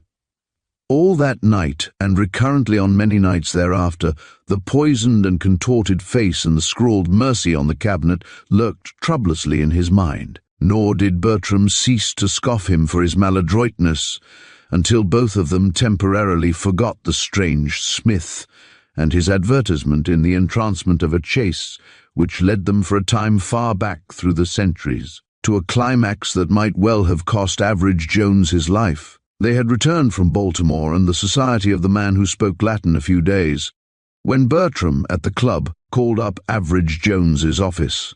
"I'm sending Professor Paul Guerin to you," was his message. "He'll call today or tomorrow." Average Jones knew Professor Guerin by sight, knew of him further by repute as an impulsive, violent, warm-hearted, and learned pundit who, for a typically meagre recompense, furnished sundry classes of young gentlemen with amusement, alarm, and instruction in about equal parts through the medium of lectures at the Metropolitan University. During vacations, the professor pursued, with some degree of passion, experiments which added luster and selected portions of the alphabet to his name. Twice a week he walked downtown to the Cosmic Club, where he was wont to dine and express destructive and anarchistic views upon the nature, conduct, motives, and personality of the organization's governing committees. On the day following Bertram's telephone, Professor Guerin entered Astor Court Temple, took the elevator to the 9th floor, and, following directions, found himself scanning a ground-glass window flaunting the capitalized and gilded legend, "A Jones, advisor, commented the professor rancorously. "A vicious verbal monstrosity," he read on. "Advice upon advertising in all forms, consultation free." "Step in, consultation free," repeated the educator with virulence. "A trap, a manifest pitfall. I don't know why Mr. Bertram should have sent me hither. The enterprise is patently quack," he asseverated in a rising voice. Upon the word, a young man opened the door and, emerging, received the accusation full in the face. The young man smiled. "Quack, I said," repeated the exasperated mentor, "and I repeat it, quack." "If you're suffering from the delusion that you're a duck," observed the young man mildly, "you'll find a taxidermist on the top floor." The caller turned purple. "If you are Mr. Jones of the Cosmic Club, I am. There are certain things which Mr. Bertram must explain. Yes, Bertram said that you were coming, but I'd almost given you up. Come in." "Into a den where free advice is offered. Of all the patent and infernal rascalities, sir, the offer of free advice—" There, soothed the younger man.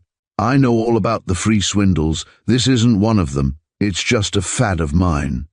He led the perturbed scholar inside and got him settled in a chair. "Now go ahead. Show me the advertisement and tell me how much you lost." "I've lost my assistant. There is no advertisement about it. What I came for is advice. But upon seeing your tricky door plate, oh, that's merely to encourage the timorous. Who is this assistant?" "Harvey Craig, a youth, hardly more than a boy, for whom I feel a certain responsibility, as his deceased parents left him in my care." "Yes," said Jones as the professor paused. "He has disappeared." "When?" "Permanently, since 10 days ago. Permanently. Up to that time he had absented himself without reporting to me for only 3 or 4 days at a time." "He lived with you?" "No. He had been aiding me in certain investigations at my laboratory." "In what line?" "Metallurgy." "When did he stop?" "About 4 weeks ago." "Did he give any reason?" "He requested indefinite leave. Work had been offered him, he hinted, at a very high rate of remuneration." "You don't know by whom?" No, I know nothing whatever about it. Have you any definite suspicions as to his absence? I gravely fear that the boy has made away with himself. Why so? After his first absence, I called to see him at his room. He had obviously undergone a violent paroxysm of grief or shame. He told you this? No. But his eyes and indeed his whole face were abnormally swollen, as with weeping. Ah, yes. Average Jones' voice had suddenly taken on a bored indifference. Were, his hands also? His hands? Why should they? Of course, why indeed, you noted them. I did not, sir. Did he seem depressed or morose? I cannot say that he did. Professor Guerin, what newspaper do you take? The scholar stared. The Citizen in the morning, the Register in the evening. Are either of them delivered to your laboratory? Yes, Do you keep it on file? No. Ah, that's a pity. Then you wouldn't know if one were missing. The professor reflected. Yes, there was a copy containing a letter upon von Studeborg's recent experiments. Can you recall the date? After the middle of June, I think. Average Jones sent for a file and handed it to Professor Guerin. Is this it?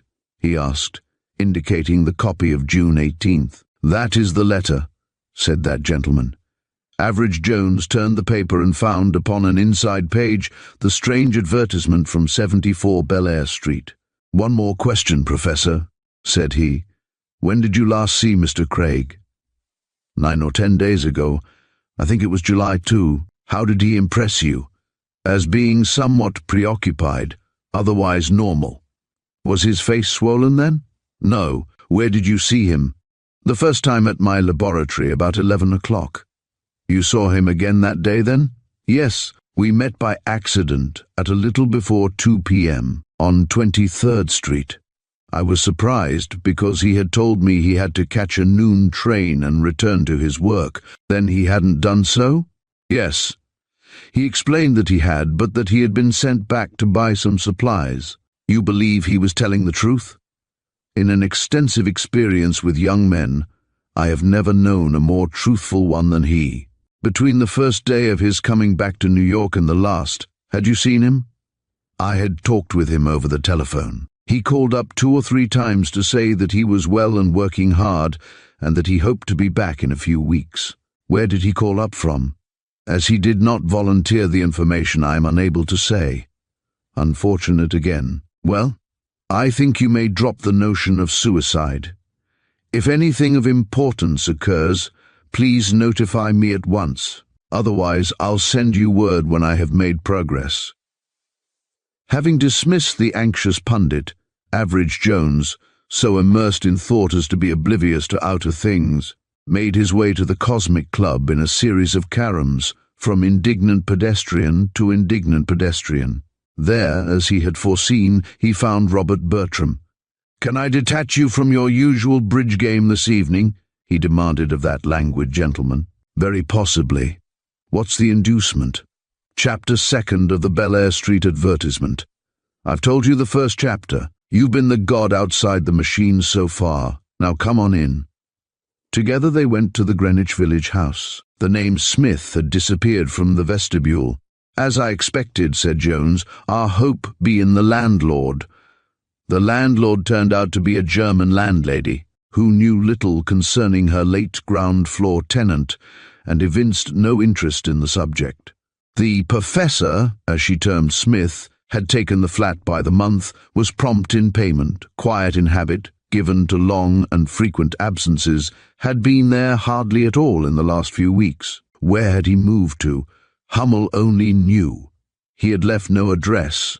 Where did his furniture go? Nowhere. He'd left it behind. Was anyone in the house acquainted with him? Mrs. Maron in the other ground-floor flat had tried to be. Not much luck, she thought. Mrs. Maron was voluble, ignorant, and a willing source of information. The professor? Sure, I knew him. 'Twas me given the name. He was a medium. No, not for money. Too swell for that. But a real thing medium. A big one of the kind it comes to, natural. Spirit rappins, something fierce. My kitchen window is on the air shaft, so's his. Many's the time in the still evenings I've heard the rapping on his window and on the wall, but mostly on the window. Blip, out of the dark. It'd make you just hop. And him sitting quiet and peaceful in the front room all the time. Yep, my little girl seen him there while I was hearing the raps. Did you ask him about them? Inquired Jones. Sure. He wouldn't have it at first. Then he kinda smiled and half owned up. And once I seen him with his materializing wand sittin' in the room almost dark. His what? Materializing wand. Spirit rod, you know. As tall as himself and all shiny and slick. It was slim and sorta knobby like this wood. What's the name of it now? They make fish poles out of. Only the real big bugs in spiritualism use 'em. They're dangerous. You wouldn't catch me touchin' it, or going in there even now. I says to Mrs. Krause, I says, and so the stream of high-pitched, eager talk flowed until the two men escaped from it into the vacant apartment. This was much as Average Jones had seen on his former visit. Only the strange valise was missing. Going to the kitchen, which he opened through intermediate doors on a straight line with the front room, Average Jones inspected the window. The glass was thickly marked with faint bluish blurs, being indeed almost opaque from them in the middle of the upper pane. There was nothing indicative below the window, unless it were a considerable amount of crumbled putty, which he fingered with puzzled curiosity. In the front room, a mass of papers had been half burned. Some of them were local journals, mostly the Evening Register. A few were publications in the Arabic text. Oriental newspapers, remarked Bertram. Average Jones picked them up and began to fold them. From between two sheets fluttered a very small bit of paper, narrow and half-curled, as if from the drying of mucilage. He lifted and read it. "Here we are again, Bert," he remarked in his most casual tone. "The quality of this mercy is strained, all right." The two men bent over the slip, studying it. The word was, as Average Jones had said, in a strained, effortful handwriting, and each letter stood distinct. These were the characters. Mercy. "Is it mathematical, do you think, possibly?" asked Average Jones. "All alone by itself like that? Rather not. More like a label, if you ask me." "The little sister of the label on the cabinet, then. Cherchez la femme," observed Bertram. "It sounds like perfect foolishness to me. A swollen-faced outlander who rules familiar spirits with a wand, and, between investigations in the realms of science, writes a girl's name all over the place like a lovesick schoolboy. Is Mercy his spirit control, do you suppose?" "Oh, let's get out of here," said Average Jones. "I'm getting dizzy with it all. The next step," he observed as they walked slowly up the street, "is by train. Want to take a short trip tomorrow, Bert? Or perhaps several short trips." "Whither away, fair youth?" "To the place where the fake Smith and the lost Craig have been doing their little stunts. I thought you said Professor Guerin couldn't tell you where Craig had gone." "No more he could. So I've got to find out for myself. Here's the way I figure it out. The two men have been engaged in some out-of-door work that is extra hazardous, so much we know. Harvey Craig has, I'm afraid, succumbed to it.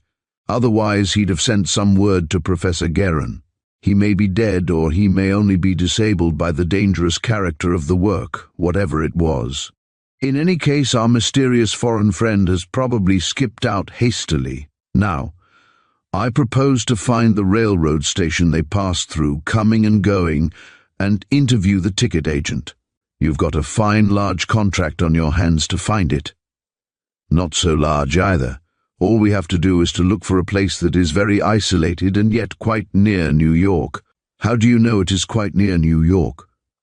"Because Harvey Craig went there and back between noon and 2 o'clock, Professor Guerin says.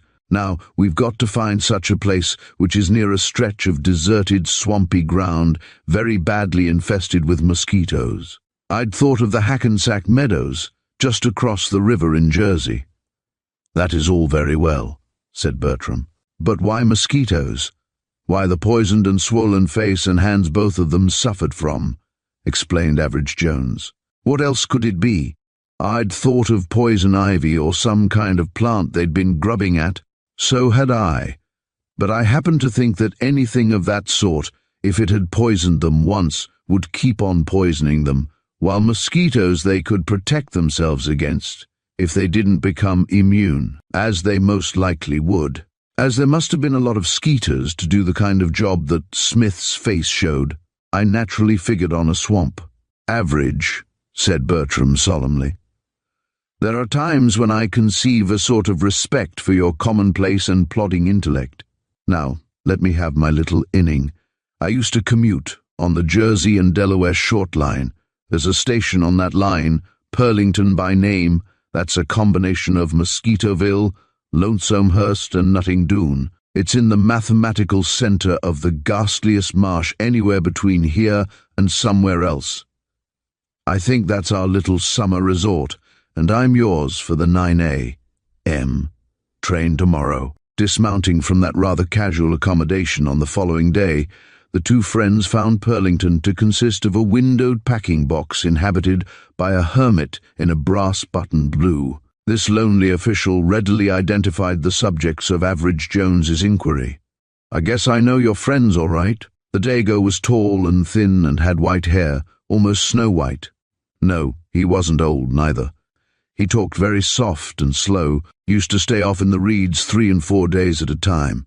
No, ain't seen him for near a week. Him nor his boat nor the young fellow that was with him. Sort of bogologists or something, wasn't they? "Have you any idea where we could find their camp?"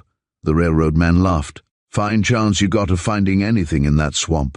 There's 10 square miles of it, every square just like every other square, and 100 little islands and 1,000 creeks and rivers winding through." "You're right," agreed Average Jones. "It would take a month to search it. You spoke of a boat." "It's my notion they must have had a houseboat. They could have rowed it up on the tide from the Kills, a little one. I never saw no tent with them. And they had to have something over their heads. The boat I seen 'em have was a rowboat. I suppose they used it to go back and forth in." "Thanks," said Average Jones. "That's a good idea about the houseboat." On the following day this advertisement appeared in the newspapers of several shore towns along the New Jersey and Staten Island coast. Adrift, a small houseboat, lost several days ago from the Hackensack Meadows. $50 reward paid for information, leading to recovery. Jones, advisor, Astor Court Temple, New York. 2 days later came a reply, locating the lost craft at Bayonne. Average Jones went thither and identified it. Within its single room was uttermost confusion, testifying to the simplest kind of housekeeping sharply terminated. Attempt had been made to burn the boat before it was given to wind and current, but certain evidences of charred wood and the fact of a succession of furious thunder showers in the week past suggested the reason for failure. In a heap of rubbish where the fire had apparently started, Average Jones found, first, a Washington newspaper, which he pocketed. Next, with a swelling heart, the wreck of the pasteboard cabinet, but no sign of the strange valise which had held it. The mercy sign was gone from the cabinet, its place being supplied by a placard, larger, in a different handwriting, and startlingly more specific: "Danger. If found, destroy at once. Do not touch with bare hands." There was nothing else. Gingerly, Average Jones detached the sign. The cabinet proved to be empty. He pushed a rock into it, lifted it on the end of a stick and dropped it overboard. One after another, 8 little fishes glinted up through the water, turned their white bellies to the sunlight and bobbed, motionless. The investigator hastily threw away the label and cast his gloves after it. But on his return to the city he was able to give a reproduction of the writing to Professor Guerin, which convinced that anxious scholar that Harvey Craig had been alive and able to write not long before the time when the houseboat was set adrift. Chapter: The Mercy Sign. 2.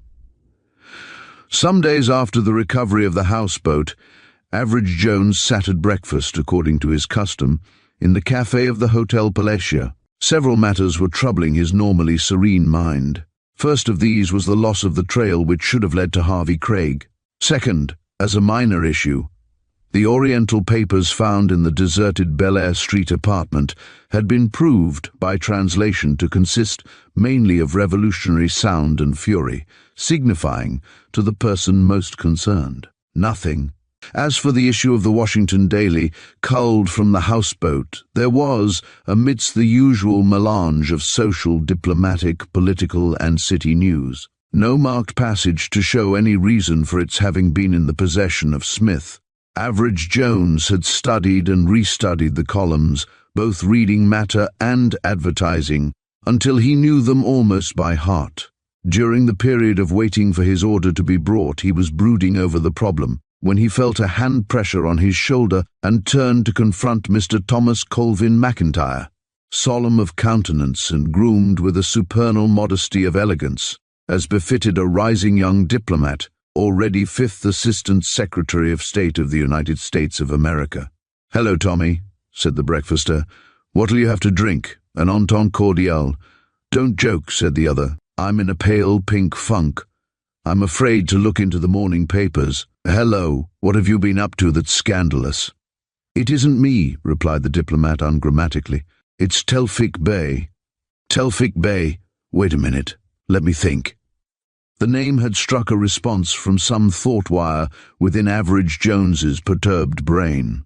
Presently it came to him as visualized print in small headlines, reproduced to the mind's eye from the Washington newspaper which he had so exhaustively studied. This Turk, a quick jumper Tewfik Bey, guest of Turkish embassy, barely escapes a speeding motor car. No arrest, it appeared, had been made. The story, indeed, was brief, and of no intrinsic importance other than as a social note. But to Average Jones it began to glow luminously. "Who is Tewfik Bey?" he inquired. "He isn't. Up to yesterday he was a guest of this hotel." "Indeed. Skipped without paying his bill?" "Yes, sir. Skipped, that is, left suddenly without paying his bill, if you choose to put it that way." The tone was significant. Average Jones' good-natured face became grave. "Oh, I beg your pardon, Tommy. Was he a friend of yours?" "No. He was, in a sense, a ward of the department, over here on invitation. This is what has almost driven me crazy." Fumbling nervously in the pocket of his creaseless white waistcoat, he brought forth a death notice. From the he said, handing it to Average Jones. The clipping looked conventional enough. "Died July 21st, suddenly at the Hotel Palacia, Tewfik Bey of Stamboul, Turkey. Funeral services from the Turkish Embassy, Washington, on Tues. Anna Al-Hari."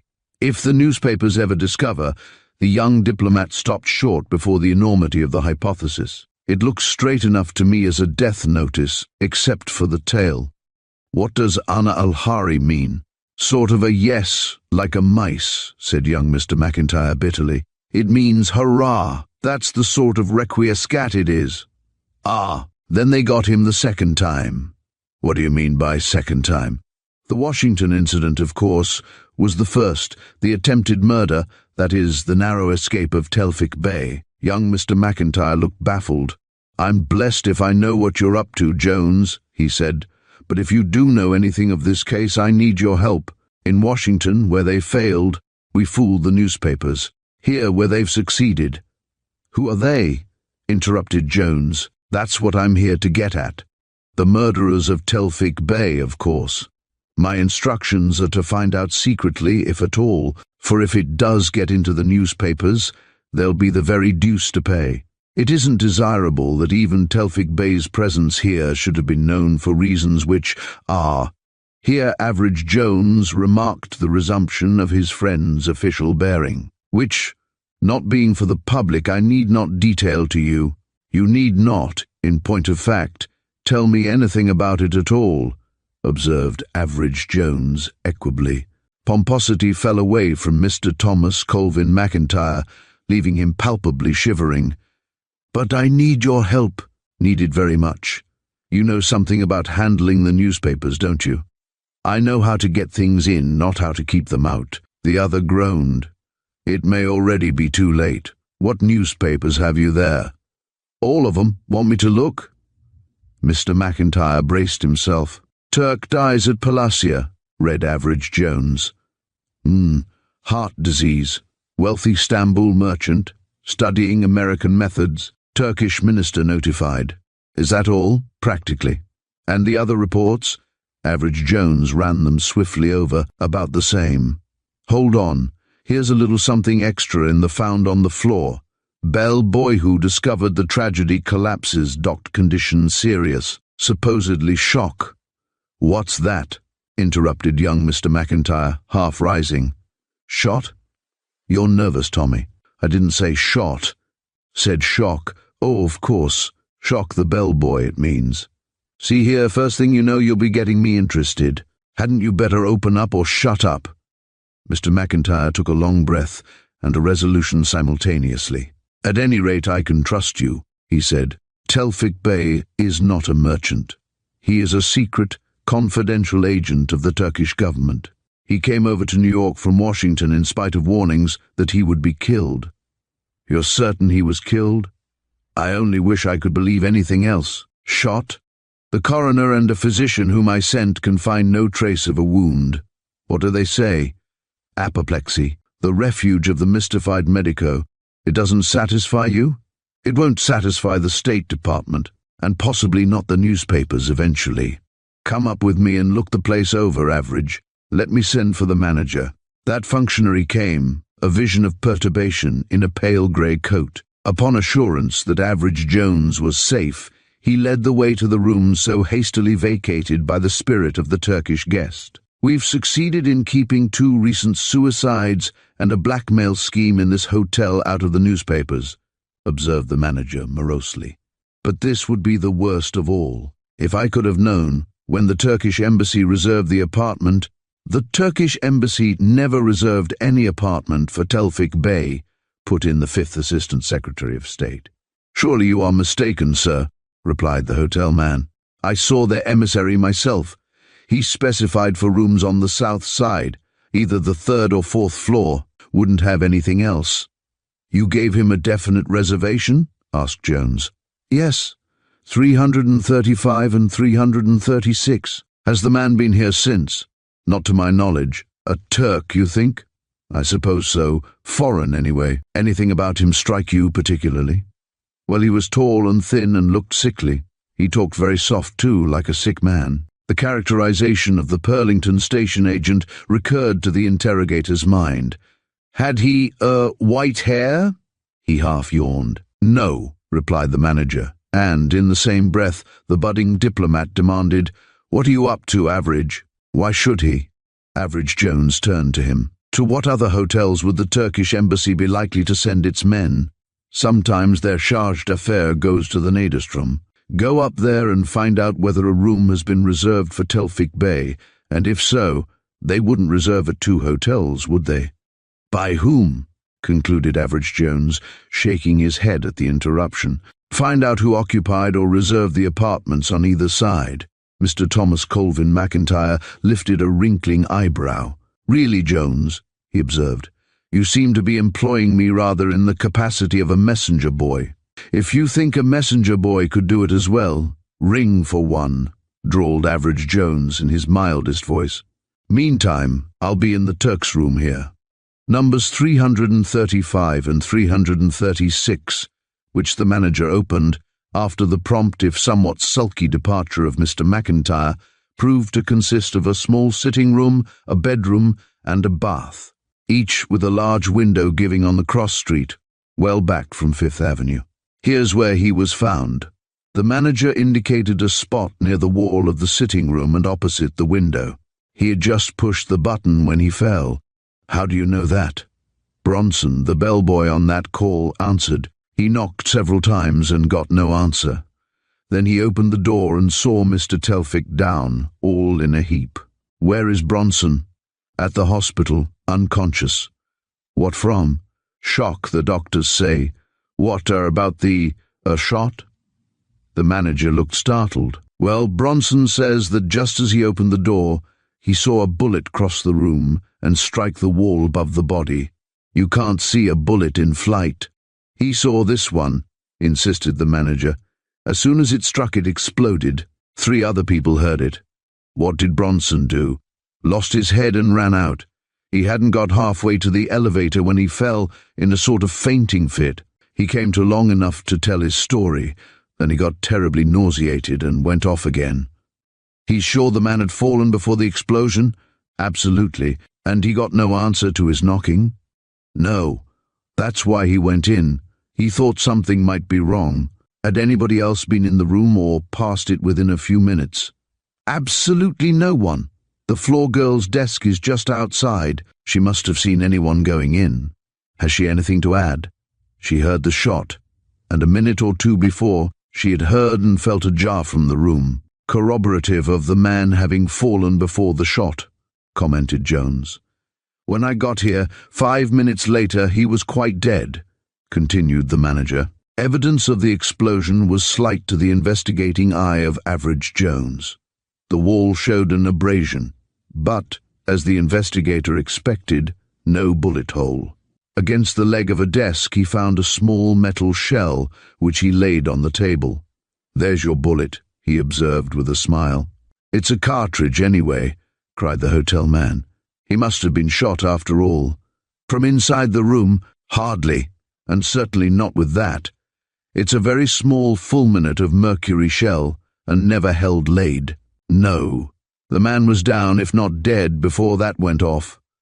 Average Jones was now at the window. Taking a piece of paper from his pocket, he brushed the contents of the window sill upon it. A dozen dead flies rolled upon the paper. He examined them thoughtfully, cast them aside, and turned back to the manager. Who occupy the adjoining rooms? 2 maiden ladies did on the east. They've left, said the manager bitterly. Been coming here for 10 years, and now they've quit. If the facts ever get in the newspapers, what's on the west adjoining? Nothing. The corridor runs down there. Then it isn't probable that anyone got into the room from either side. Impossible, said the manager. Here Mr. Thomas Colvin McIntyre arrived with a flushed face. You are right, Average, he said. The same man had reserved rooms at the Nedestrom for Telfik Bay. What's the location? 10th floor, north side. He had insisted on both details. Knows, 1015, 1017. What neighbours?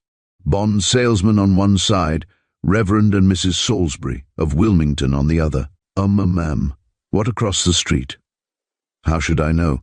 You didn't tell me to ask. It's the Glenargan office building, just opened, Mr. Jones, volunteered the manager. Average Jones turned again to the window, closed it, and fastened his handkerchief in the catch. Leave that there, he directed the manager. Don't let anyone into this room. I'm off.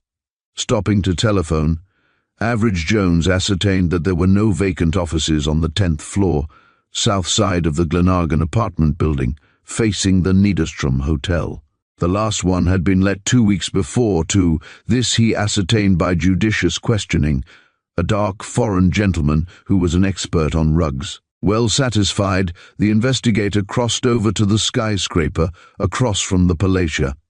There he demanded of the superintendent a single office on the 3rd floor, facing north. He was taken to a clean and vacant room. One glance out of the window showed him his handkerchief, not opposite, but well to the west. Too near 5th Avenue, he said. I don't like the roar of the traffic. There's one other room on this floor farther along, said the superintendent, but it isn't in order. Mr. Perkins' time isn't up till day after tomorrow, and his things are there yet. He told the janitor, though, that he was leaving town and wouldn't bother to take away the things. They aren't worth much. Here's the place. They entered the office. In it were only a desk, 2 chairs, and a scrap basket. The basket was crammed with newspapers. One of them was the hotel register. Average Jones found Telfik Bay's name, as he had expected, in its roster. I'll give $50 for the furniture as it stands. Glad to get it, was the prompt response. Will you want anything else now? Yes, send the janitor here. That worthy, upon receipt of a considerable benefaction, expressed himself ready to serve the new tenant to the best of his ability. Do you know when Mr. Perkins left the building? Yes, sir. This morning early. This morning. Sure it wasn't yesterday. Am I sure? Didn't I help him to the streetcar and hand him his little package? That sick he was, he couldn't hardly walk alone. Average Jones pondered a moment. Do you think he could have passed the night here? I know he did, was the prompt response. The scrub woman heard him when she came this morning. Heard him? Yes, sir, sobbing like. The nerves of Average Jones gave a sharp kickback, like a miscranked motor car. His trend of thought had suddenly been reversed. The devious and scientific slayer of Telfik Bay in tears? It seemed completely out of the picture. You may go, said he, and seating himself at the desk, proceeded to an examination of his newly acquired property. The newspapers in the scrap basket, mainly copies of the Evening Register, seemed to contain, upon cursory examination, nothing germane to the issue. But, scattered among them, the searcher found a number of fibrous chips. They were short and thick, such chips as might be made by cutting a bamboo pole into cross lengths convenient for carrying. The spirit wand, observed Average Jones with gusto. That was the little package, of course. Next, he turned his attention to the desk. It was bare, except for a few scraps of paper and some writing implements. But in a crevice there shone a glimmer of glass. With a careful fingernail, Average Jones pushed out a small file. It had evidently been sealed with lead. Nothing was in it.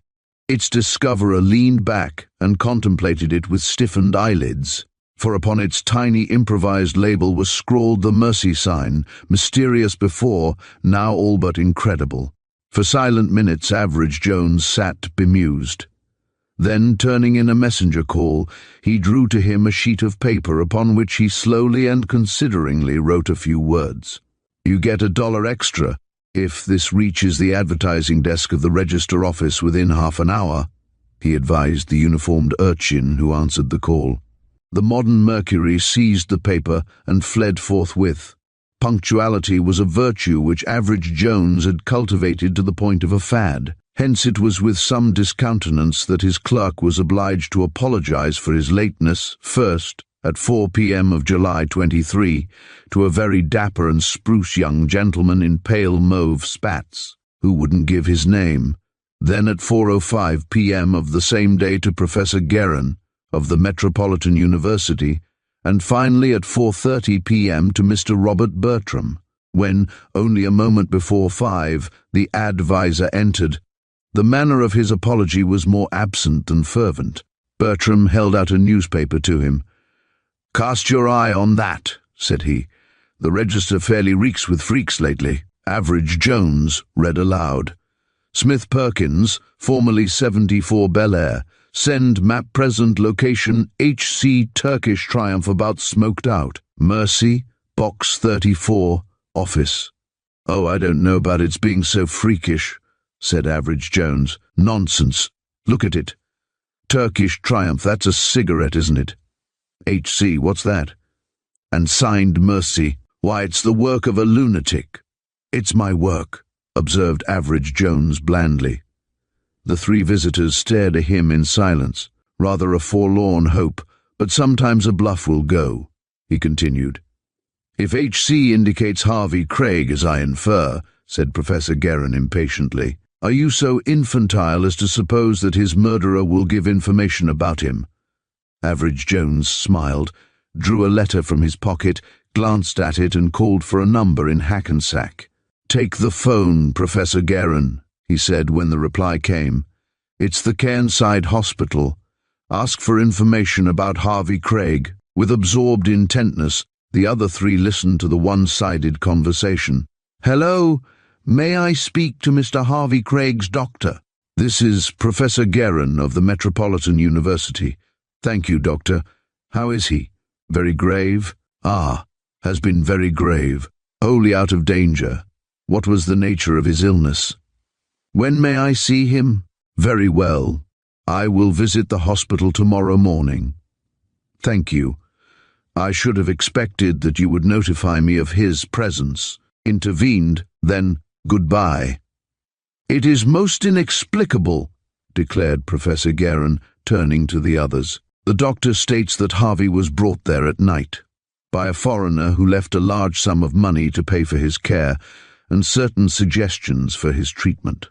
One detail, carefully set down in writing, was that if reddish or purple dots appeared under Harvey's nails, he was to be told that Mr. Smith released him and advised his sending for his friends at once. "Reddish or purple dots, eh?"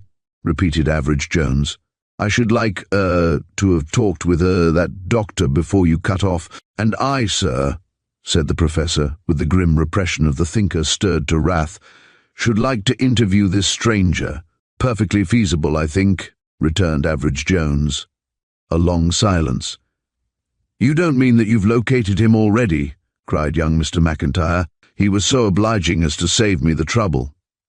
Average Jones held up the letter from which he had taken the Cairnside Hospital's telephone number. The advertisement worked to a charm. "Mr. Smith gives his address in this, and intimates that I may call upon him." Young Mr. McIntyre rose.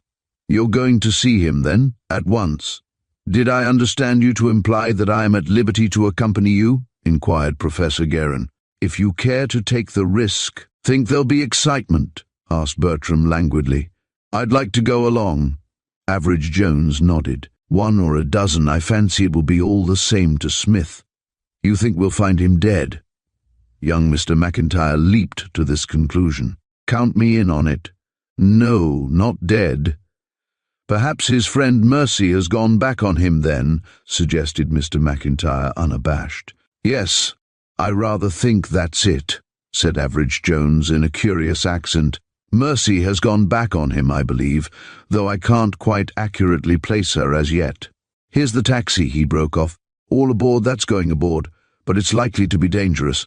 Across town and far up the east side whizzed the car, over the bridge that leads away from Manhattan Island to the north, and through quiet streets, as little known to the average New Yorker as are Hong Kong and Caracas. In front of a frame house it stopped. On a side porch, over which bright roses swarmed like children clambering into a hospitable lap, sat a man with a grey face. He was tall and slender, and his hair, a dingy black, was already showing worn streaks where the colour had faded. At Average Jones he gazed with unconcealed surprise. "Ah, it is he," exclaimed. He smiled. "Are the Mercy of the advertisement?" "Yes, and these gentlemen are my friends. You will come in?" Average Jones examined a nodding Rose with an indulgent, almost a paternal expression. "If you, think it, safe," he murmured. "Assuredly." As if exacting a pledge, the young man held out his hand. The older one unhesitatingly grasped it. Average Jones turned the long fingers which enclosed his back upward, and glanced at them. "Ah," he said, and nodded soberly. "So it is that." "Yes, it is that," assented the other. "I perceive that you have communicated with Mr. Craig. How is he?" "Out of danger." "That is well. A fine and manly youth. I should have sorely regretted it if—" Professor Guerin broke in upon him. "For the peril in which you've involved him, sir, you have to answer to me, his guardian." The foreigner raised a hand. "He was without family or ties. I told him the danger. He accepted it. Once he was careless, and one is not careless twice in that work. But he was fortunate too. I also was fortunate in that the task was then so far advanced that I could complete it alone. I got him to the hospital at night, no matter how. For his danger and illness, I have indemnified him in the sum of $10,000. Is it enough?" Professor Guerin bowed. "And you, Mr. Jones, are you a detective?" "No, merely a follower of strange trails by taste." "Ah, you have set yourself to a dark one. You wish to know how Telfik Bey," his eyes narrowed and glinted, "came to his reward. Will you enter, gentlemen?" "I know this much," replied Average Jones, as followed by his friends, he passed through the door which their host held open. "With young Craig as an assistant, you prepared in the loneliest part of the Hackensack meadows some kind of poison which I believe can be made with safety only in the open air." The foreigner smiled and shook his head. "Not with safety even then," he said, "but go on." "You found that your man was coming to New York. Knowing that he would probably put up at the Palacia or the Nedestrom, you reserved rooms for him at both, and took an office across from each. As it was hot weather, you calculated upon his windows being open. You watched for him. When he came, you struck him down in his own room with the poison. But how? It was the diplomat who interrupted. I think with a long blowgun. By George, said Bertram softly. So the spirit wand of bamboo was a blowgun. What led you to that, Average? The spirit rappings which the talky woman in the Bel Air Street apartment used to hear. That and the remnants of putty I found near the window. You see, the doors opening through the whole length of the apartment gave a long range where Mr.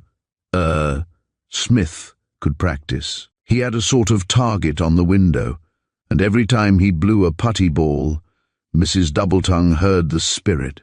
Am I right, sir? The host bowed. The fumes, whatever they were, killed swiftly. They did, instantly, mercifully, too mercifully. How could you know it was fumes? Demanded Mr. Thomas Colvin McIntyre. By the dead flies, the effect upon the bellboy, and the fact that no wound was found on the body. Then, too, there was the fulminate of mercury shell. Of what possible use was that?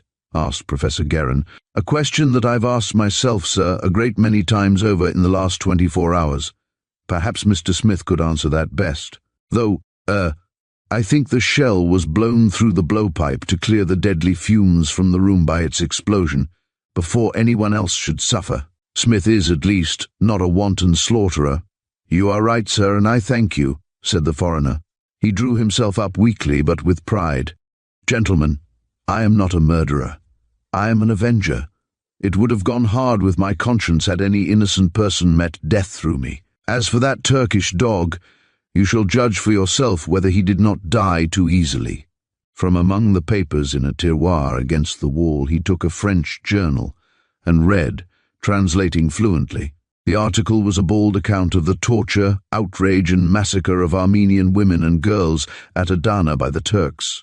The most hideous portion of it was briefly descriptive of the atrocities perpetrated by order of a high Turkish official upon a mother and 2 young daughters. An Armenian prisoner, being dragged by in chains, went mad at the sight, the correspondent stated. I was that prisoner, said the reader. The official was Tevfik Bey. I saw my naked daughter break from the soldiers and run to him, pleading for pity as he sat his horse, and I saw him strike his spur into her bare breast. My wife, the mother of my children, don't. The protest came from the 5th Assistant Secretary of State. He had risen. His smooth-skinned face was contracted, and the sweat stood beaded on his forehead. I can't stand it. I've got my duty to do. This man has made a confession. Your pardon, said the foreigner. I have lived and fed on and slept with that memory ever since. On my release I left my country. The enterprise of which I had been the head dye-stuff manufacturing had interested me in chemistry. I went to England to study further. Thence I came to America to wait. You have heard his confession, all of you, said young Mr. McIntyre, rising. I shall have him put under arrest pending advice from Washington. You may save yourself the trouble, I think, Tommy, drawled Average Jones. Mr. Smith will never be called to account in this world for the murder, execution of Tevfik Bey. You saw the marks on my fingernails, said the foreigner. That is the sure sign. I may live 24 hours, I may live 2 or 3 times that period. The poison does its work once it gets into the blood, and there is no help. It matters nothing. My ambition is satisfied. And it is because of this that you let us find you? Asked Bertram. I had a curiosity to know who had so strangely traced my actions. But what was the poison? Asked Professor Guerin. I think Mr. Jones has more than a suspicion, replied the doomed man with a smile. You will find useful references on yonder shelf, Mr. Jones. Moving across to the shelf, Average Jones took down a heavy volume and ran quickly over the leaves. Ah, he said presently, and not noticing, in his absorption, that the host had crossed again to the tiroir and was quietly searching in a compartment, he read aloud.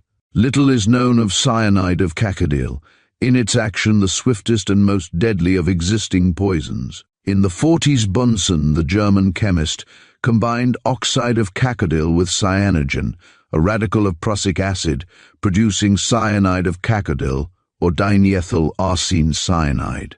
As both of its components are of the deadliest description, it is extremely dangerous to make. It can be made only in the open air, and not without the most extreme precaution known to science. Mr. Lascelles Scott, of England, nearly lost his life experimenting with it in 1904. A small fraction of a grain gives off vapor sufficient to kill a human being instantly. "Had you known about this stuff, Average?" asked Bertram. "No, I'd never beard of it, but from its action and from the lettered cabinet I judge that." "This is all very well," broke in Mr. Assistant Secretary Thomas Colvin McIntyre, "but I want this man arrested. How can we know that he isn't shamming and may not escape us after all?" "By this," retorted their host. He held aloft a small glass vial, lead-seated, and staggered weakly to the door. "Stop him!" said Average Jones sharply. The door closed on the words. There was a heavy fall without, followed by the light tinkle of glass. Average Jones, who had half-crossed the room in a leap, turned to his friends, warning them back. "Too late. We can't go out yet. Wait for the fumes to dissipate." They stood, the four men, rigid. Presently Average Jones, opening a rear window, leaped to the ground, followed by the others, and came around the corner of the porch. The dead man lay with peaceful face, Professor Guerin uncovered. "God forgive him," he said. "Who shall say that he was not right?" "Not I," said the young Assistant Secretary in awed tones. "I'm glad he escaped. But what am I to do? Here we are with a dead body on our hands, and a state secret to be kept from the prying police." Average Jones stood thinking for a moment. Then he entered the room and called up the coroner's office on the telephone. "Listen, you men," he said to his companions. Then to the official who answered, "There's a suicide at 428 Oliver Avenue, the Bronx. 4 of us witnessed it. We had come to keep an appointment with the man in connection with a discovery he claimed in metallurgy, and found him dying. Yes, we will wait here. Goodbye." Returning to the porch again, he cleared away the fragments of glass, aided by Bertram. To one of these clung a shred of paper. For all his languid self-control, the club dilettante shivered a little as he thrust at it with a stick. "Look, Average, it's the mercy sign again.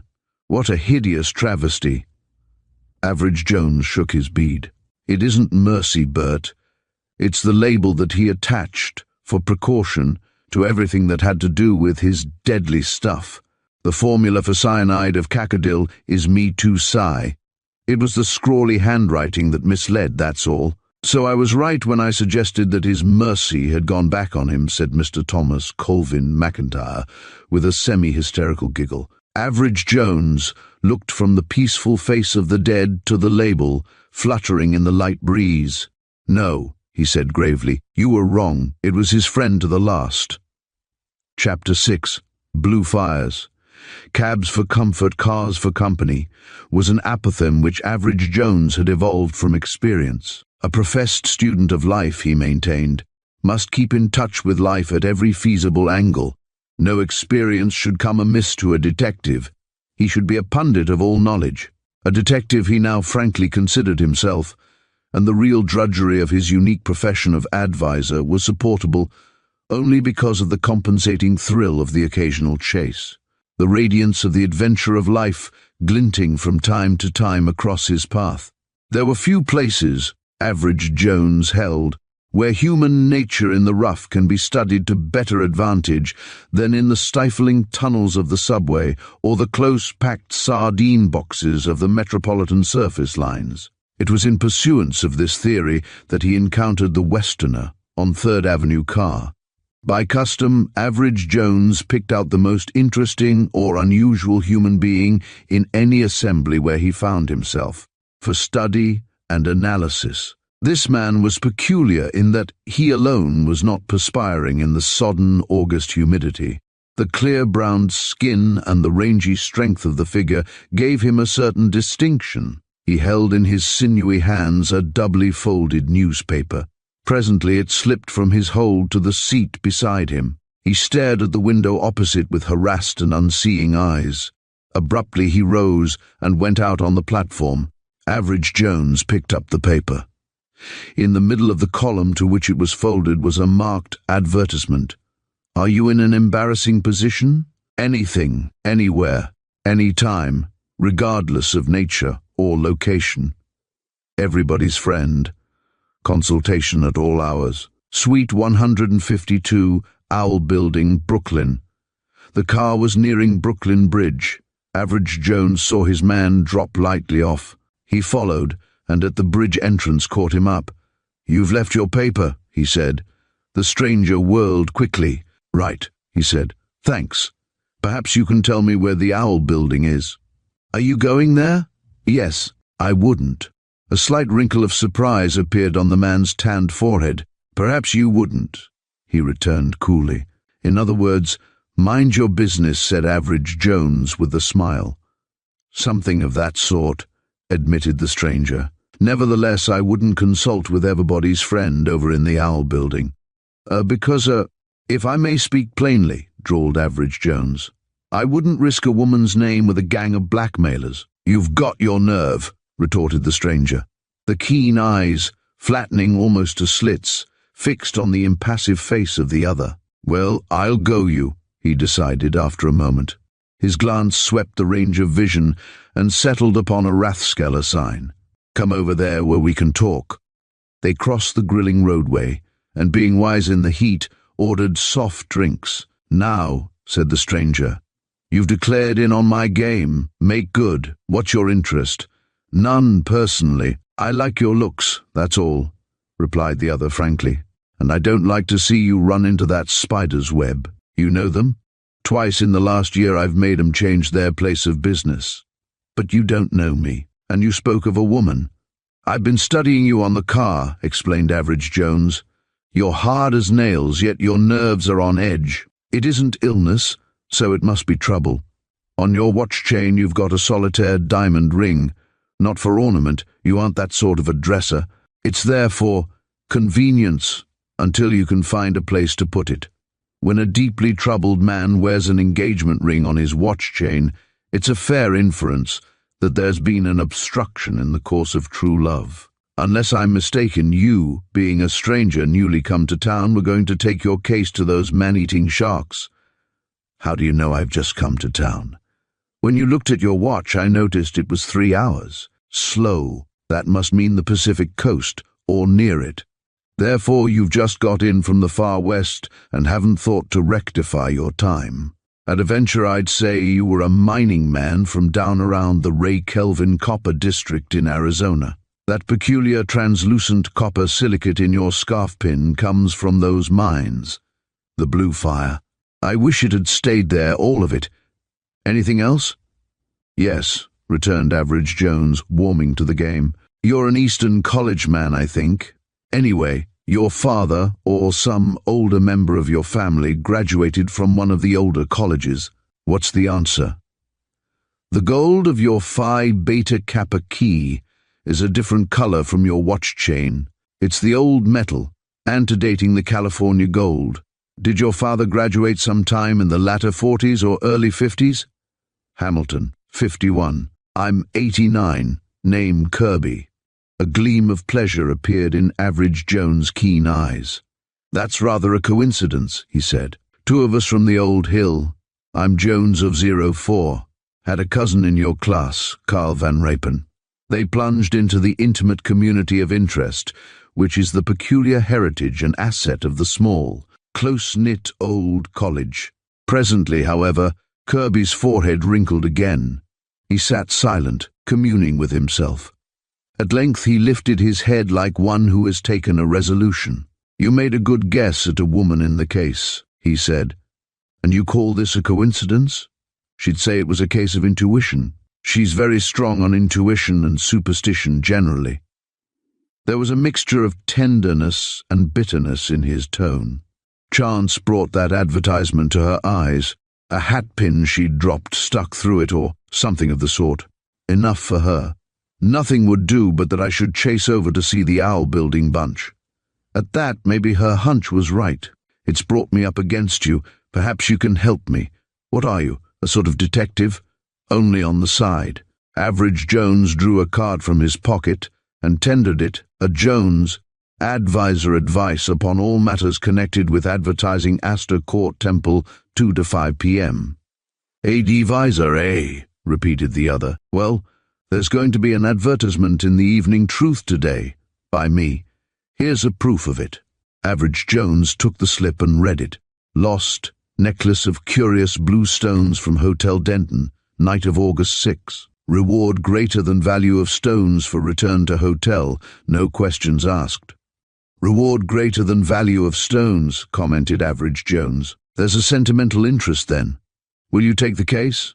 Returned Kirby abruptly.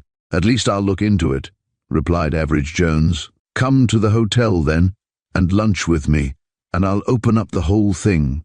Across a luncheon table at the quiet old-fashioned Hotel Denton, Kirby unburdened himself.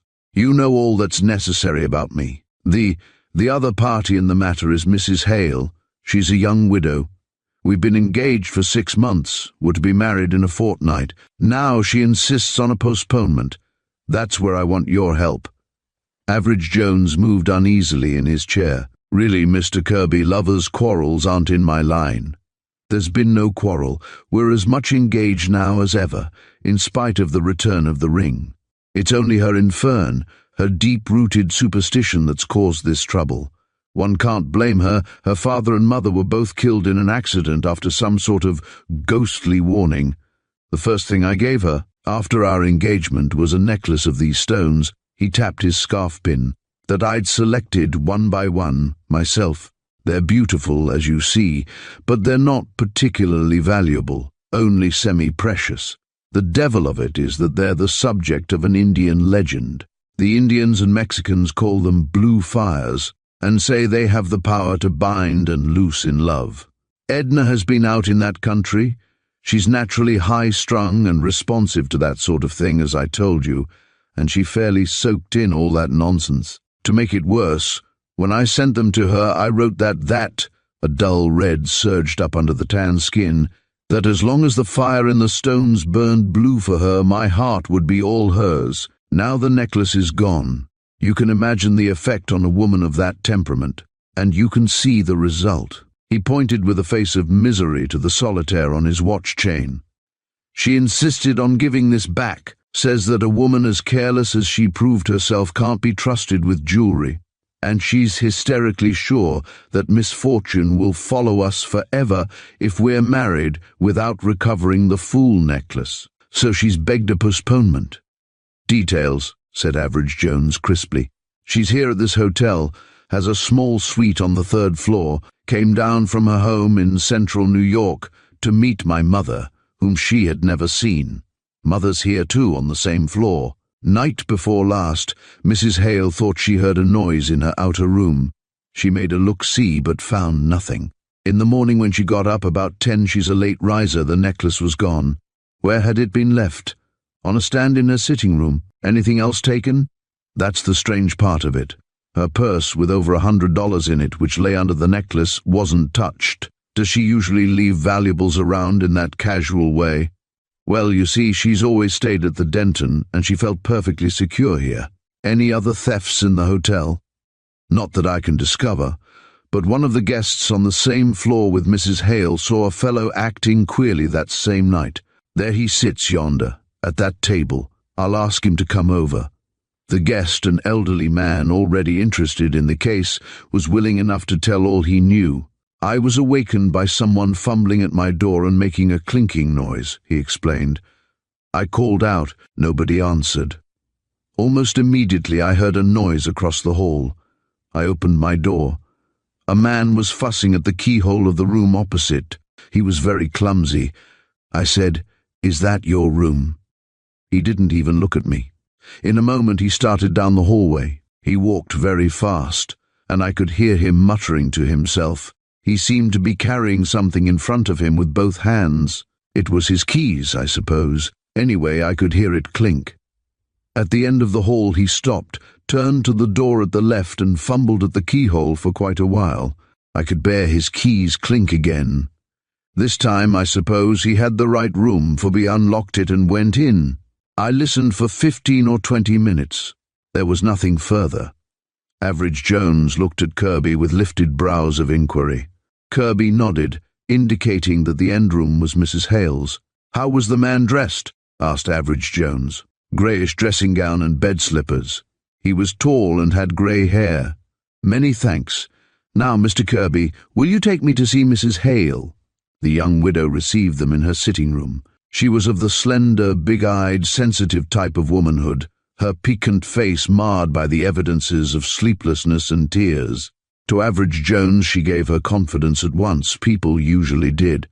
"I felt sure the advertisement would bring us help," she said wistfully. "Now I feel surer than ever." "Faith helps the worst case," said the young man, smiling. "Mr. Kirby tells me that the intruder awakened you." "Yes, and I'm a very heavy sleeper. Still, I can't say positively that anything definite roused me. It was rather an impression of someone's being about. I came out of my bedroom and looked around the outer room, but there was nobody there." "You didn't think to look for the necklace?" "No," she said with a little gasp. "If I only had. And, you didn't happen to hear a clinking noise, did you?" "No. After he'd got into the room, he'd put the key up, wouldn't he?" suggested Kirby. "You're assuming that he had a key." "Of course he had a key. The guest across the ball saw him trying it on the other doors and heard it clink against the lock. If he had a key to this room, why did he try it on several other doors first?" propounded Average Jones. "As for the clinking noise, in which I'm a good deal interested, may I look at your key, Mrs. Hale?" She handed it to him. He tried it on the lock, outside, jabbing at the metal setting. The resultant sound was dull and wooden. "Not much of the clink which our friend describes as having heard, is it?" he remarked. "Then how could he get into my room?" cried Mrs. Hale. "Are you sure your door was locked?" "Certain. As soon as I missed the necklace, I looked at the catch. That was in the morning. But the night before, I always slipped the spring, and I know I did this time because it had been left unsprung so that Mr. Kirby's mother could come in and out of my sitting room, and I remember springing it when she left for bed. Sometimes these locks don't work." Slipping the catch back, Average Jones pressed the lever down. There was a click, but the ward failed to slip. At the second attempt, the lock worked, but repeated trials proved that more than half the time the door did not lock. "So," observed Average Jones, "I think we may dismiss the key theory." "But the locked door this morning," cried Mrs. Hale. "The intruder may have done that as he left." "I don't see why," protested Kirby, in a tone which indicated a waning faith in Jones, by way of confusing the trail. Possibly he hoped to suggest that he'd escaped by the fire escape. Presumably he was on the balcony when Mrs. Hale came out into this room. As he spoke, Average Jones laid a hand on the heavy net curtains which hung before the balcony window. Instead of parting them, however, he stood with upturned eyes.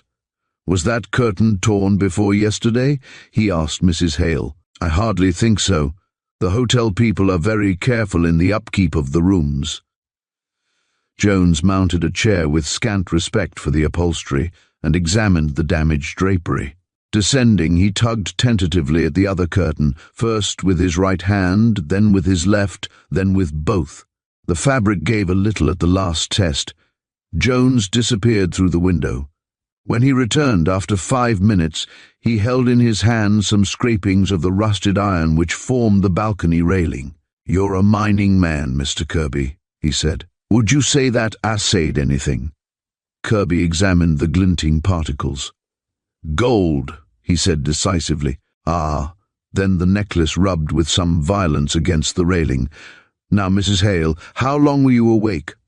10 or 15 minutes. I remember that a continuous rattling of wagons below kept up for a little while, and I heard one of the drivers call out something about taking the air. Really?" Average Jones became suddenly absorbed in his seal ring. He turned it around 5 accurate times and turned it back an equal number of revolutions. "Did he, get any answer?" "Not that I heard." The young man pondered, then drew a chair up to Mrs. Hale's escritoire, and with an abrupt "excuse me," helped himself to pen, ink, and paper. "There," he said, after 5 minutes' work, "that'll do for a starter. You see," he added, handing the product of his toil to Mrs. Hale, This street happens to be the regular crosstown route for the milk that comes over by one of the minor ferries. If you heard a number of wagons passing in the early morning, they were the milk vans. Hence this, Mrs. Hale read, "Milk drivers attention, Delaware Central Midtown route. Who talked to man outside hotel early morning of August 7. $20 to right man. Apply personally to Jones, advisor, Astor Court Temple, New York, for the coming issue of the Milk Dealer's Journal," explained its author. "Now, Mr. Kirby, I want you to find out for me. Mrs. Hale can help you, since she has known the hotel people for years. The names of all those who gave up rooms on this floor, or the floors above or below, yesterday morning, and ask whether they are known to the hotel people." "You think the thief is still in the hotel?" cried Mrs. Hale. "Hardly, but I think I see smoke from your blue fires. To make out the figure through the smoke is not—" Average Jones broke off, shaking his head. He was still shaking his head when he left the hotel. It took 3 days for the Milk Journal advertisement to work. On the afternoon of August 10th, a lank, husky-voiced teamster called at the office of the advisor and was passed in ahead of the waiting line. "I'm after that 20, he declared. "Earn it," said Average Jones, with equal brevity. "Hotel Denton, guy on the 3rd floor balcony, right so far. Leaning on the rail as if he was sick. I give him a hello. 'Taking a nip of night air, Bill?' I says. He didn't say nothing. Did he do anything? Kinda fanned himself and jerked his head back over his shoulder, meaning it was too hot to sleep inside, I reckon. It sure was hot. Fanned himself? How? Like this." The visitor raised his hands awkwardly, cupped them, and drew them toward his face. With both hands?" "Did you see him go in?" "Nope." "Here's your 20, said Average Jones. "You're long on sense and short on words. I wish there were more like you." "Thanks. Thanks again," said the teamster, and went out. Meantime, Kirby had sent his list of the guests who had given up their rooms on August 7th. George M. Weaver, Jr., Utica, NY, well known to hotel people and vouched for by them. Walker Parker, New Orleans, ditto. Mr. and Mrs. Charles Hull, quiet elderly people, first visit to hotel. Henry M. Gillespie, Locke, NY, middle-aged man, new guest. C. F. Willard, Chicago, been going to hotel for 10 years, vouched for by hotel people. Armed with the list, Average Jones went to the Hotel Denton and spent a busy morning. "I've had a little talk with the hotel servants," said he to Kirby, when the latter called to make inquiries. "Mr. Henry M. Gillespie, of Locke, New York, had room 168. It's on the same floor with Mrs. Hale's suite, at the farther end of the hall. He had only one piece of luggage, a suitcase marked HMG.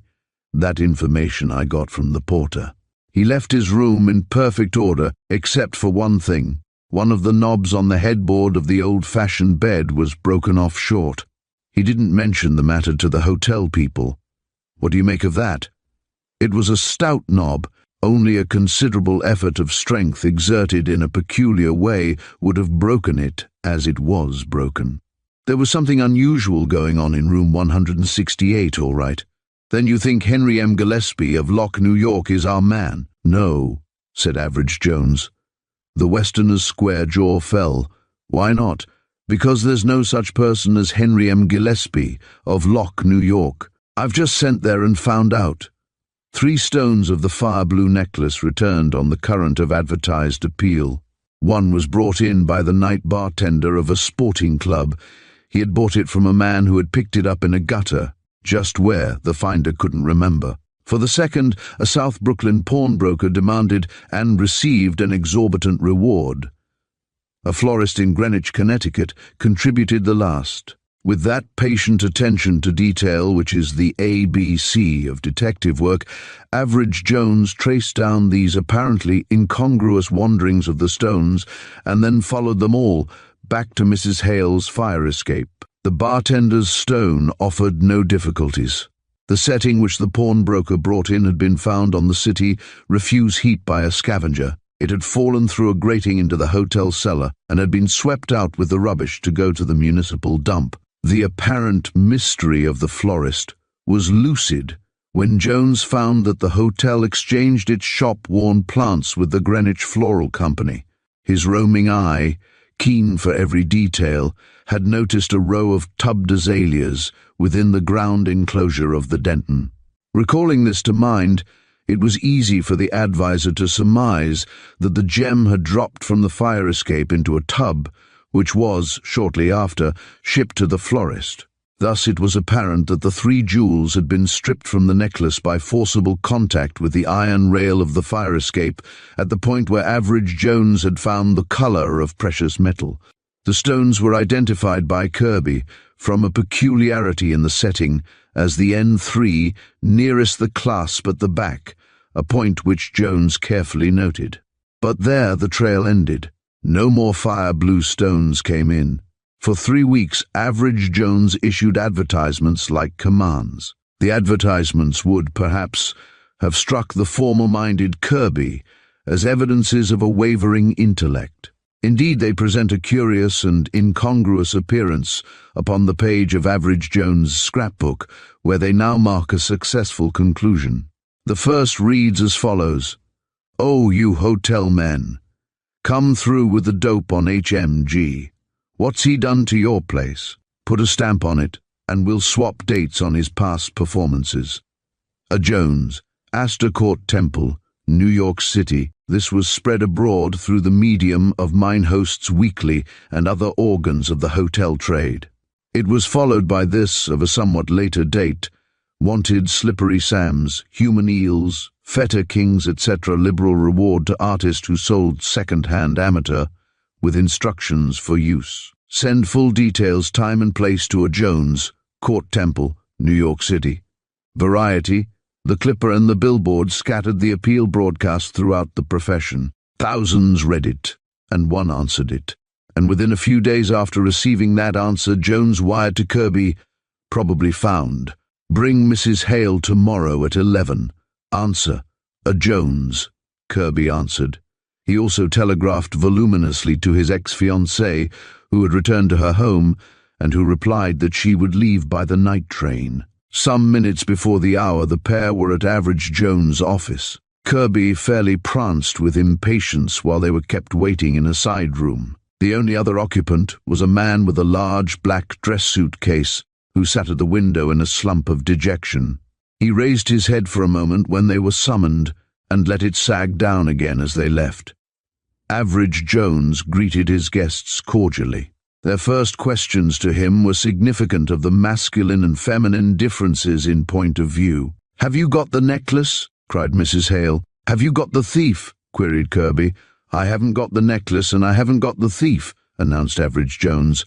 "But I think I've got the man who's got the necklace." "Did the thief hand it over to him?" demanded Kirby. "Are you conversant with the Baconian system of thought, which old Chips used to preach to us at Hamilton?" countered Average Jones. "Forgotten it if I ever knew it," returned Kirby. "So I infer from your repeated use of the word thief. Bacon's principle, an admirable principle in detective work, is that we should learn from things and not from the names of things. You are deluding yourself with a name, because the law, which is always rigid and sometimes stupid, says that a man who takes that which does not belong to him is a thief. You've got your mind fixed on the name thief and the idea of theft. If I had gone off on that tack, I shouldn't have the interesting privilege of introducing to you Mr. Harvey M. Green, who now sits in the outer room." "HMG," said Kirby quickly. "Is it possible that that decent-looking old boy out there is the man who stole—" It interrupted Average Jones with emphasis, "And I shall ask you, whatever may occur, to guard your speech from offensive expressions of that sort while he is here." "All right, if you say so," acquiesced the other. "But do you mind telling me how you figure out a man traveling under an alias and helping himself to other people's property on any other basis than that he's a thief?" "A, B, C," replied Average Jones, "as thus: A, thieves don't wander about in dressing gowns. B, nor take necklaces and leave purses. C, nor strip gems violently apart and scatter them like largesse from fire escapes. The rest of the alphabet I postpone. Now for Mr. Green. The man from the outer room entered and nervously acknowledged his introduction to the others. "Mr. Green," explained Jones, "has kindly consented to help clear up the events of the night of August 6th at the Hotel Denton," and he paused for a moment and shifted his gaze to the newcomer's narrow shoes. "And, the loss of, Mrs. Hale's jeweled necklace." The boots retracted sharply, as under the impulse of some sudden emotion. Startled surprise, for example. "What?" cried Green in obvious amazement. "I don't know anything about a necklace."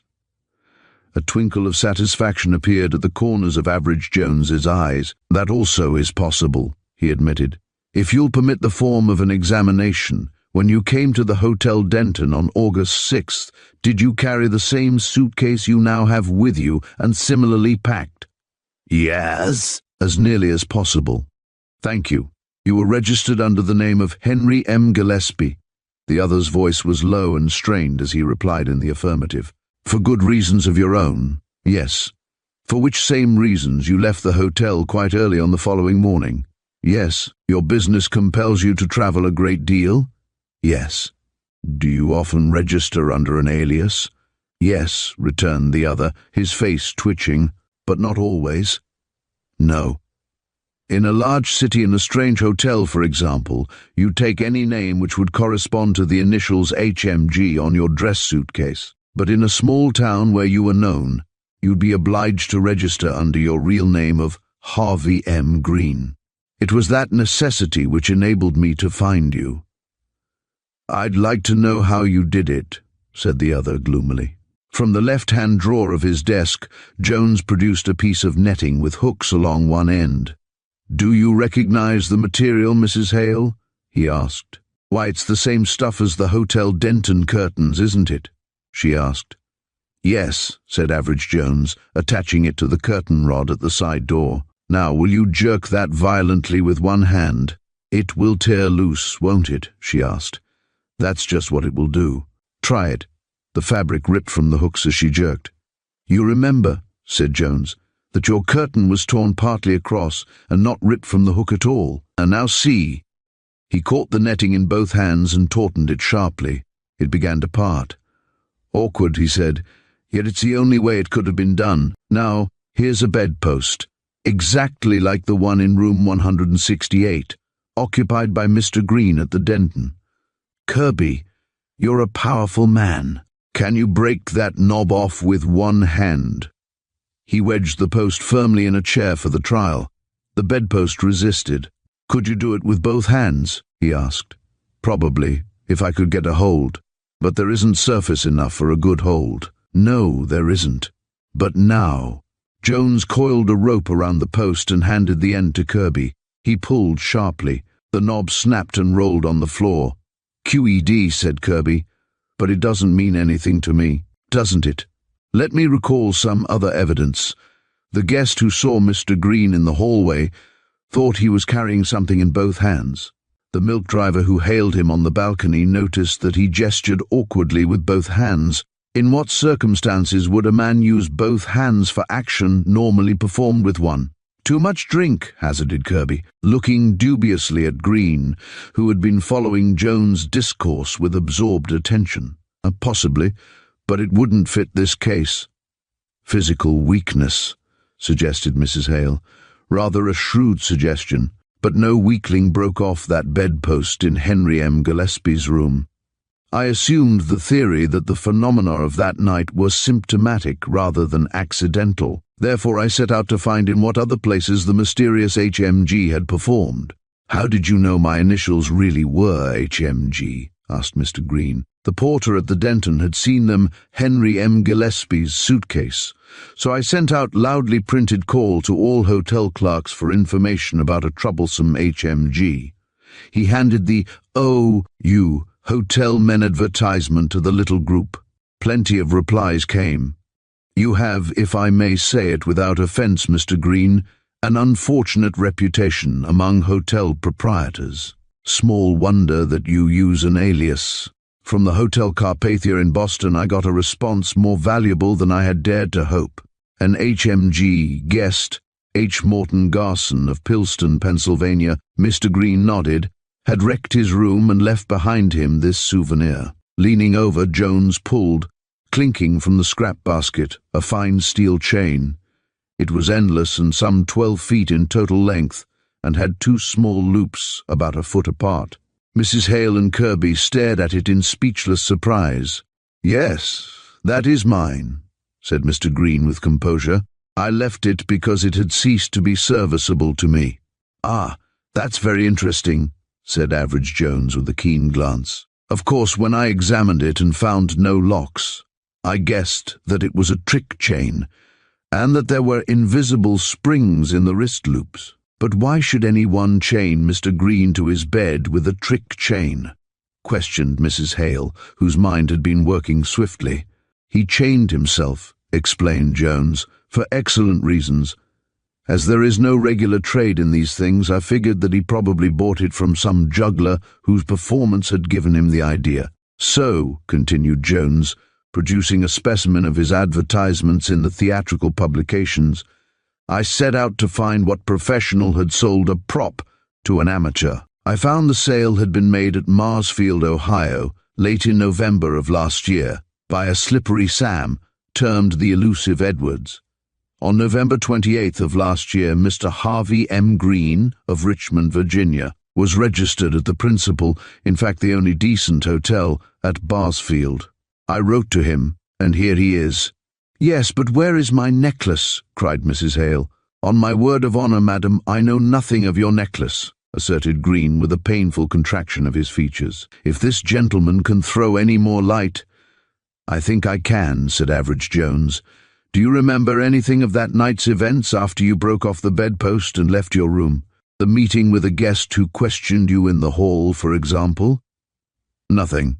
Not a thing until I awoke and found myself on the fire escape." "Awoke?" cried Kirby. "Were you asleep all the time?" "Certainly. I'm a confirmed sleepwalker worst type. That's why I go under an alias. That's why I got the trick handcuff chain and chained myself up with it until I found it drove me fighting.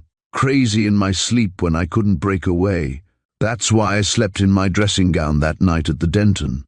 There was a red light in the hall outside, and any light, particularly a colored one, is likely to set me going. I probably dreamed I was escaping from a locomotive, that's a common delusion of mine, and sought refuge in the first door that was open." "Wait a minute," said Average Jones. "You say that you are peculiarly susceptible to colored light." "Yes." "Mrs. Hale, was the table on which the necklace lay in line with any light outside?" "I think probably with the direct ray of an electric globe shining through the farther window." "Then, Mr. Green," said Average Jones, "the glint of the fire-blue stones undoubtedly caught your eye. You seized on the necklace and carried it out on the fire escape balcony where the cool air or the milk driver's hail awakened you. Have you no recollection of seeing such a thing?" "Not the faintest, unhappily." "Then he must have dropped it to the ground below," said Kirby. "I don't think so," controverted Jones slowly. "Mr. Green must have been clinging to it tenaciously when it swung and caught against the railing, stripping off the 3 end stones. If the whole necklace had dropped, it would have broken up fine, and more than 3 stones would have returned to us in reply to the advertisements. And in that case, too, the chances against the end stones alone returning, out of all the 36, are too unlikely to be considered. No, the fire-blue necklace never fell to the ground." "It certainly didn't remain on the balcony," said Kirby. "It would have been discovered there." "Quite so," assented Average Jones. "We're getting at it by the process of exclusion. The necklace didn't fall, it didn't stay, therefore—" He looked inquiringly at Mrs. Hale. "It returned," she said quickly, "with Mr. Green," added Average Jones. "I tell you," cried that gentleman vehemently, "I haven't set eyes on the wretched thing." "Agreed," returned Average Jones, "which doesn't at all affect the point I wish to make. You may recall, Mr. Green, that in my message I asked you to pack your suitcase exactly as it was when you left the hotel with it on the morning of August 7th. I've done so with the exception of the conjurer's chain, of course." "Including the dressing gown you had on that night, I assume?" Have you worn it since? No, it hung in my closet until yesterday when I folded it to pack. You see, I've had to give up the road on account of my unhappy failing. Then permit me. Average Jones stooped to the dress suit case, drew out the garment and thrust his hand into its one pocket. He turned to Mrs. Hale. "Would you mind leaning over a bit?" he said. She bent her dainty head, then gave a startled cry of delight as the young man, with a swift motion, looped over her shoulders a chain of living blue fires which gleamed and glinted in the sunlight. "They were there all the time," she exclaimed, "and you knew it." "Guessed it," he corrected, "by figuring out that they couldn't well be elsewhere, unless on the untenable hypothesis that our friend, Mr. Green here, was a thief, which only goes to prove," said Kirby soberly, "that evidence may be a mighty deceptive accuser." "Which only goes to prove," amended Average Jones, "that there's no fire, even the bluest, without traceable smoke." Chapter 7. Pinpricks. "The thing is a fake," declared Bertram. He slumped heavily into a chair and scowled at Average Jones' well-littered desk, whereon he had just tossed a sheet of paper. His usually impeccable hair was tousled, his trousers evinced a distinct tendency to bag at the knees, and his coat was undeniably wrinkled. That the elegant and flawless dilettante of the Cosmic Club should have come forth at 11 o'clock of a morning in such a state of comparative disreputability argued an upheaval of mind little short of phenomenal. "A fake," he reiterated. "I've spent a night of pseudo-intellectual riot and ruin over it. You've almost destroyed a young and innocent mind with your infernal palimpsest, Average." "You would have it," returned Average Jones with a smile. "And I seem to recall a lofty intimation on your part that there never was a cipher so tough but what you could rope, throw, bind, and tie a pink ribbon on its tail in record time." "Cipher, yes," returned the other bitterly. "That thing isn't a cipher. It's an alphabetical riot. Maybe," he added hopefully, "there was some mistake in my copy?" "Look for yourself," said Average Jones, handing him the original. It was a singular document, this problem in letters which had come to light up the gloom of a November day for Average Jones. A stiffish sheet of paper, ornamented on one side with colour prints of alluring spinners, and on the other inscribed with an appeal in print. Its original vehicle was an envelope bearing a 1-cent stamp, and addressed in typewriting, "Mr. William H. Robinson, the Coronia, Broadway and Evenside of New York City." The advertisement on the reverse of the sheet ran as follows: "Anglers, when you are looking for baits that catch fish, do you see these spinners in the store where you buy tackle? You will find here 12 baits, every one of which has a record and has literally caught tons of fish. We call them the 12 surety baits. We want you to try them for casting and trolling these next 2 months, because all varieties of bass are particularly savage in striking these baits late in the season. Dealers, you want your customers to have these 12 shoemaker surety baits that catch fish. This case will sell itself empty over and over again, for every bait is a record breaker and they catch fish. We want you to put in one of these cases so that the anglers will not be disappointed and have to wait for baits to be ordered. It will be furnished free, charges prepaid, with your order for the dozen bait it contains." The peculiar feature of the communication was that it was profusely bepimpled with tiny projections, evidently made by thrusting a pin in from the side which bore the illustrations. The perforations were liberally scattered. Most, though not all of them, transfixed certain letters.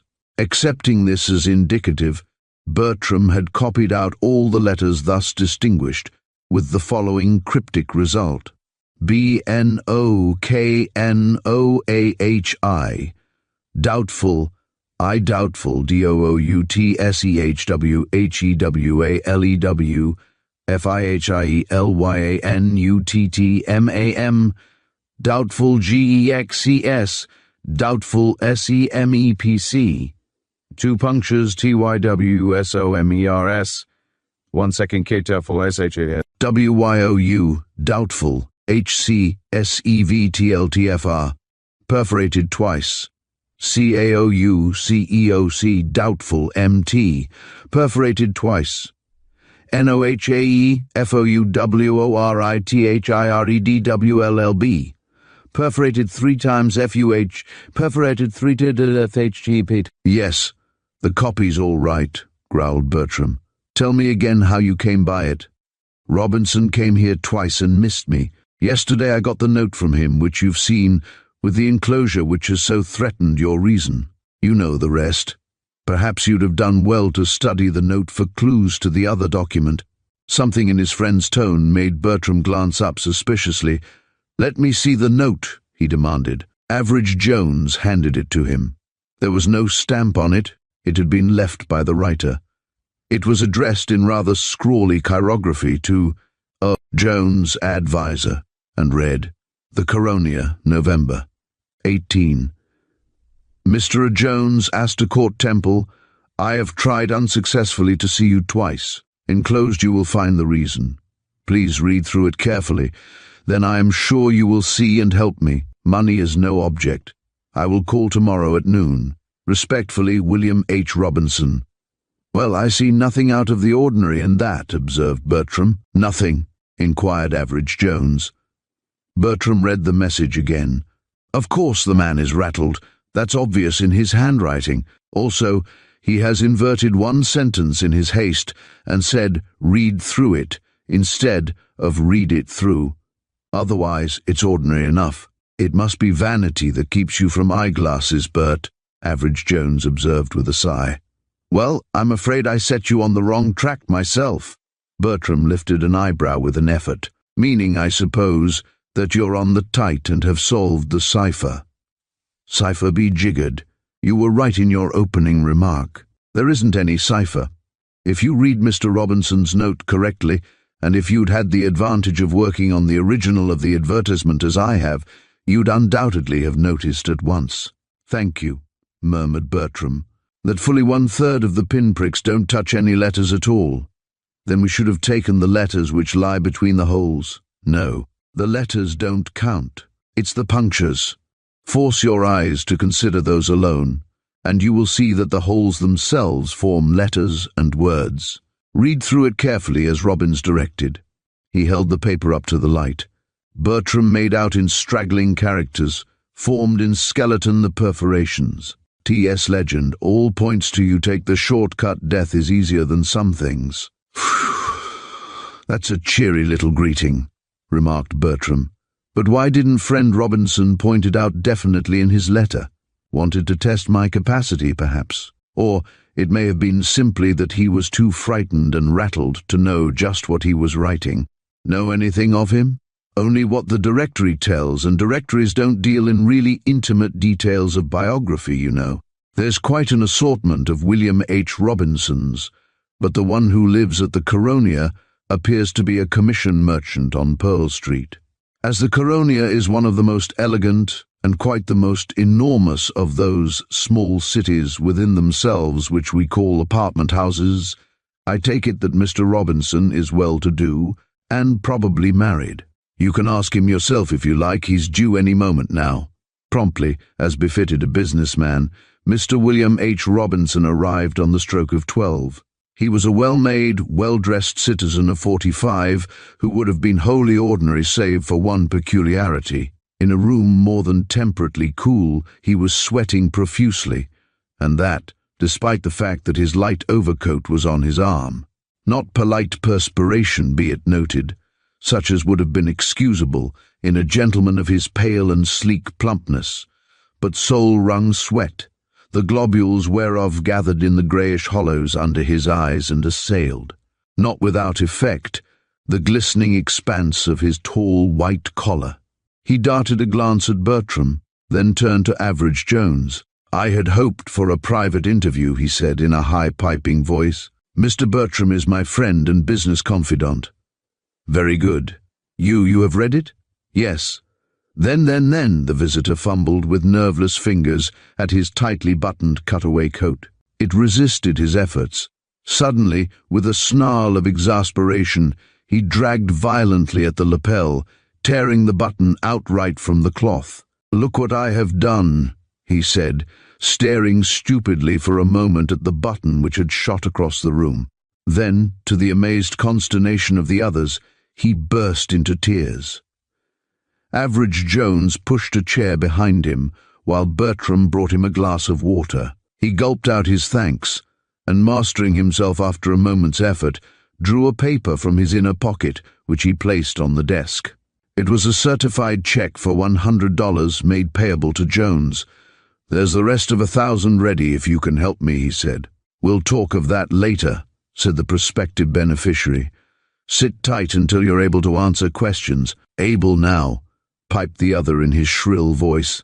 "I'm ashamed of myself, gentlemen, but the strain I've been under when you've heard my story." "Just a moment, please," interrupted Average Jones. "Let me get at this my own way." "Any way you like," returned the visitor. "Good. Now what is it that points to you?" "I don't know any more than you. What are the some things that are worse than death?" Mr. Robinson shook his head. "I haven't the slightest notion in the world, nor of the short cut which you are advised to take. I suppose it means suicide." He paused for a moment. "They can't drive me to that, unless they drive me crazy first." He wiped the sweat from under his eyes, breathing hard. "Who are they?" Mr. Robinson shook his head. In the next question, the interrogator's tone altered and became more insistent. "Have you ever called in a doctor, Mr. Robinson?"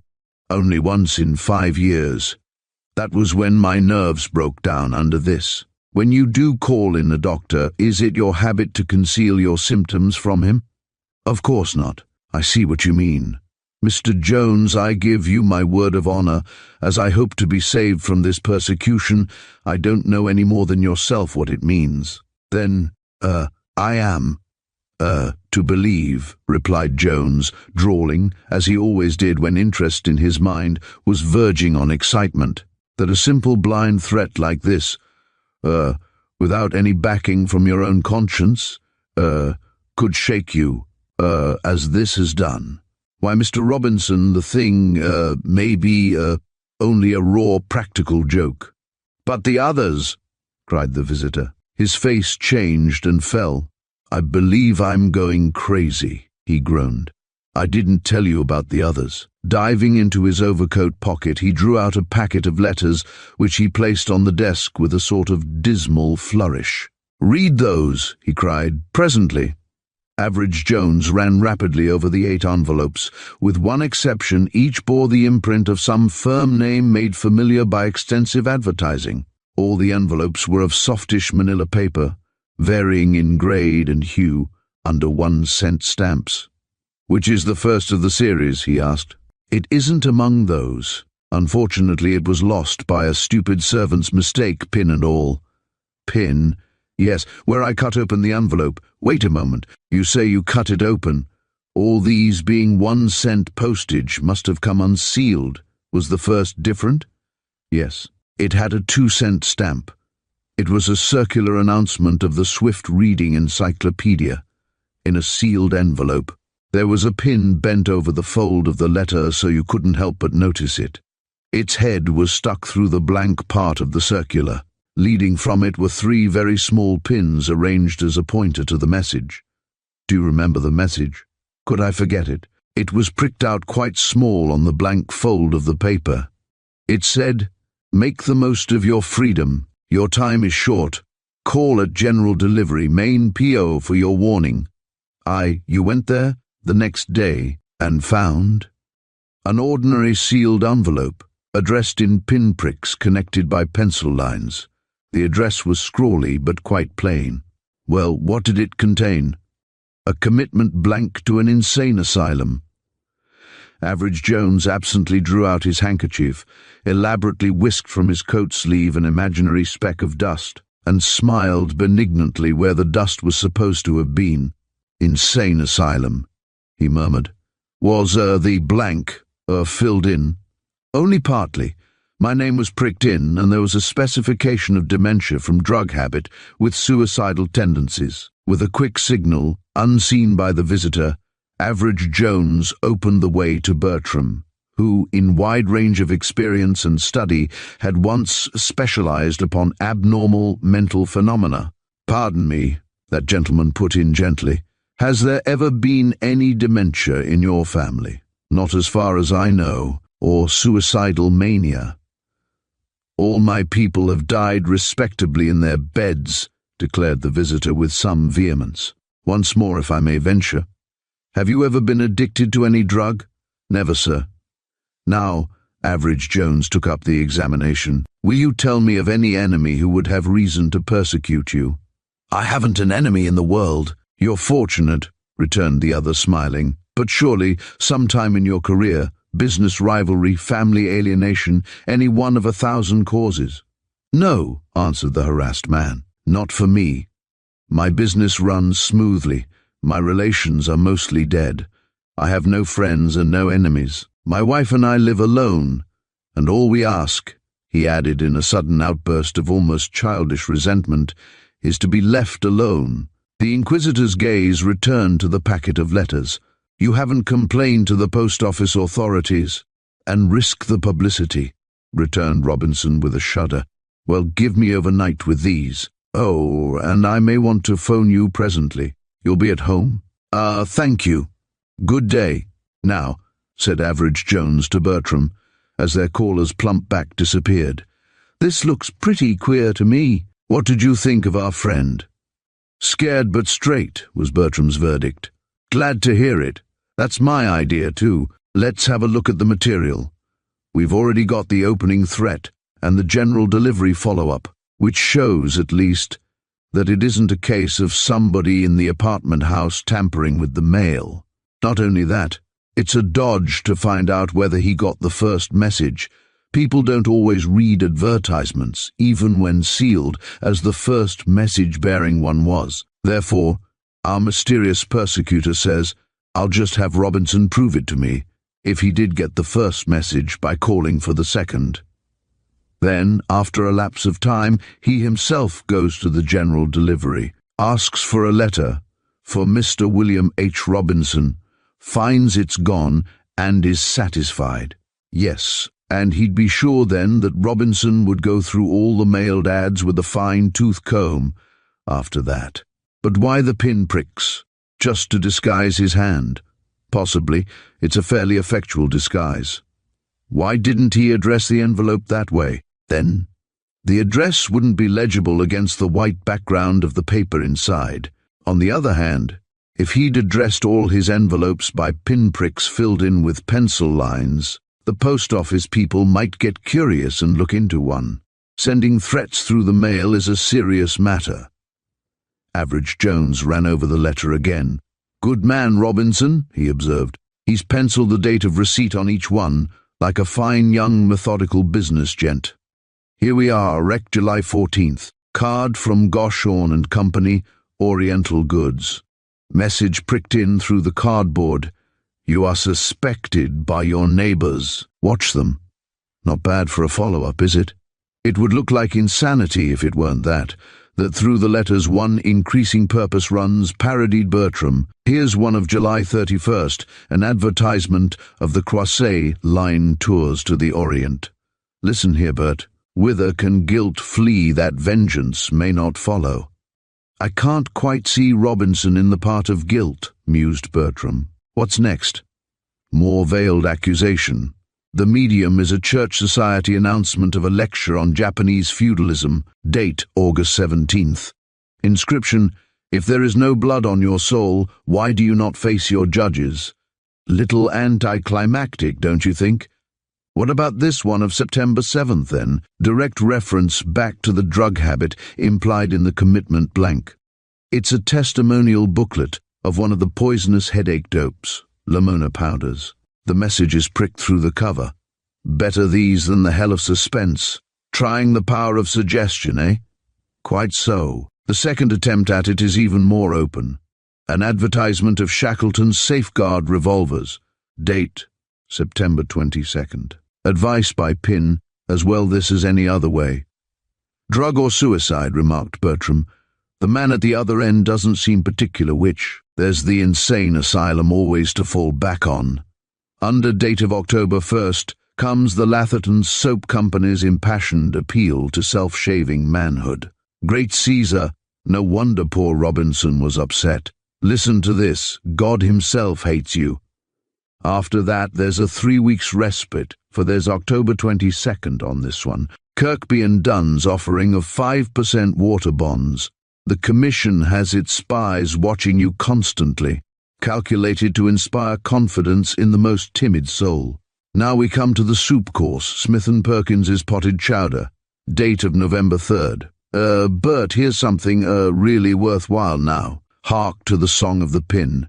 He read sonorously. Animula, vagula, blandula, hospes, comesque corporis, que nunca bibis in loca.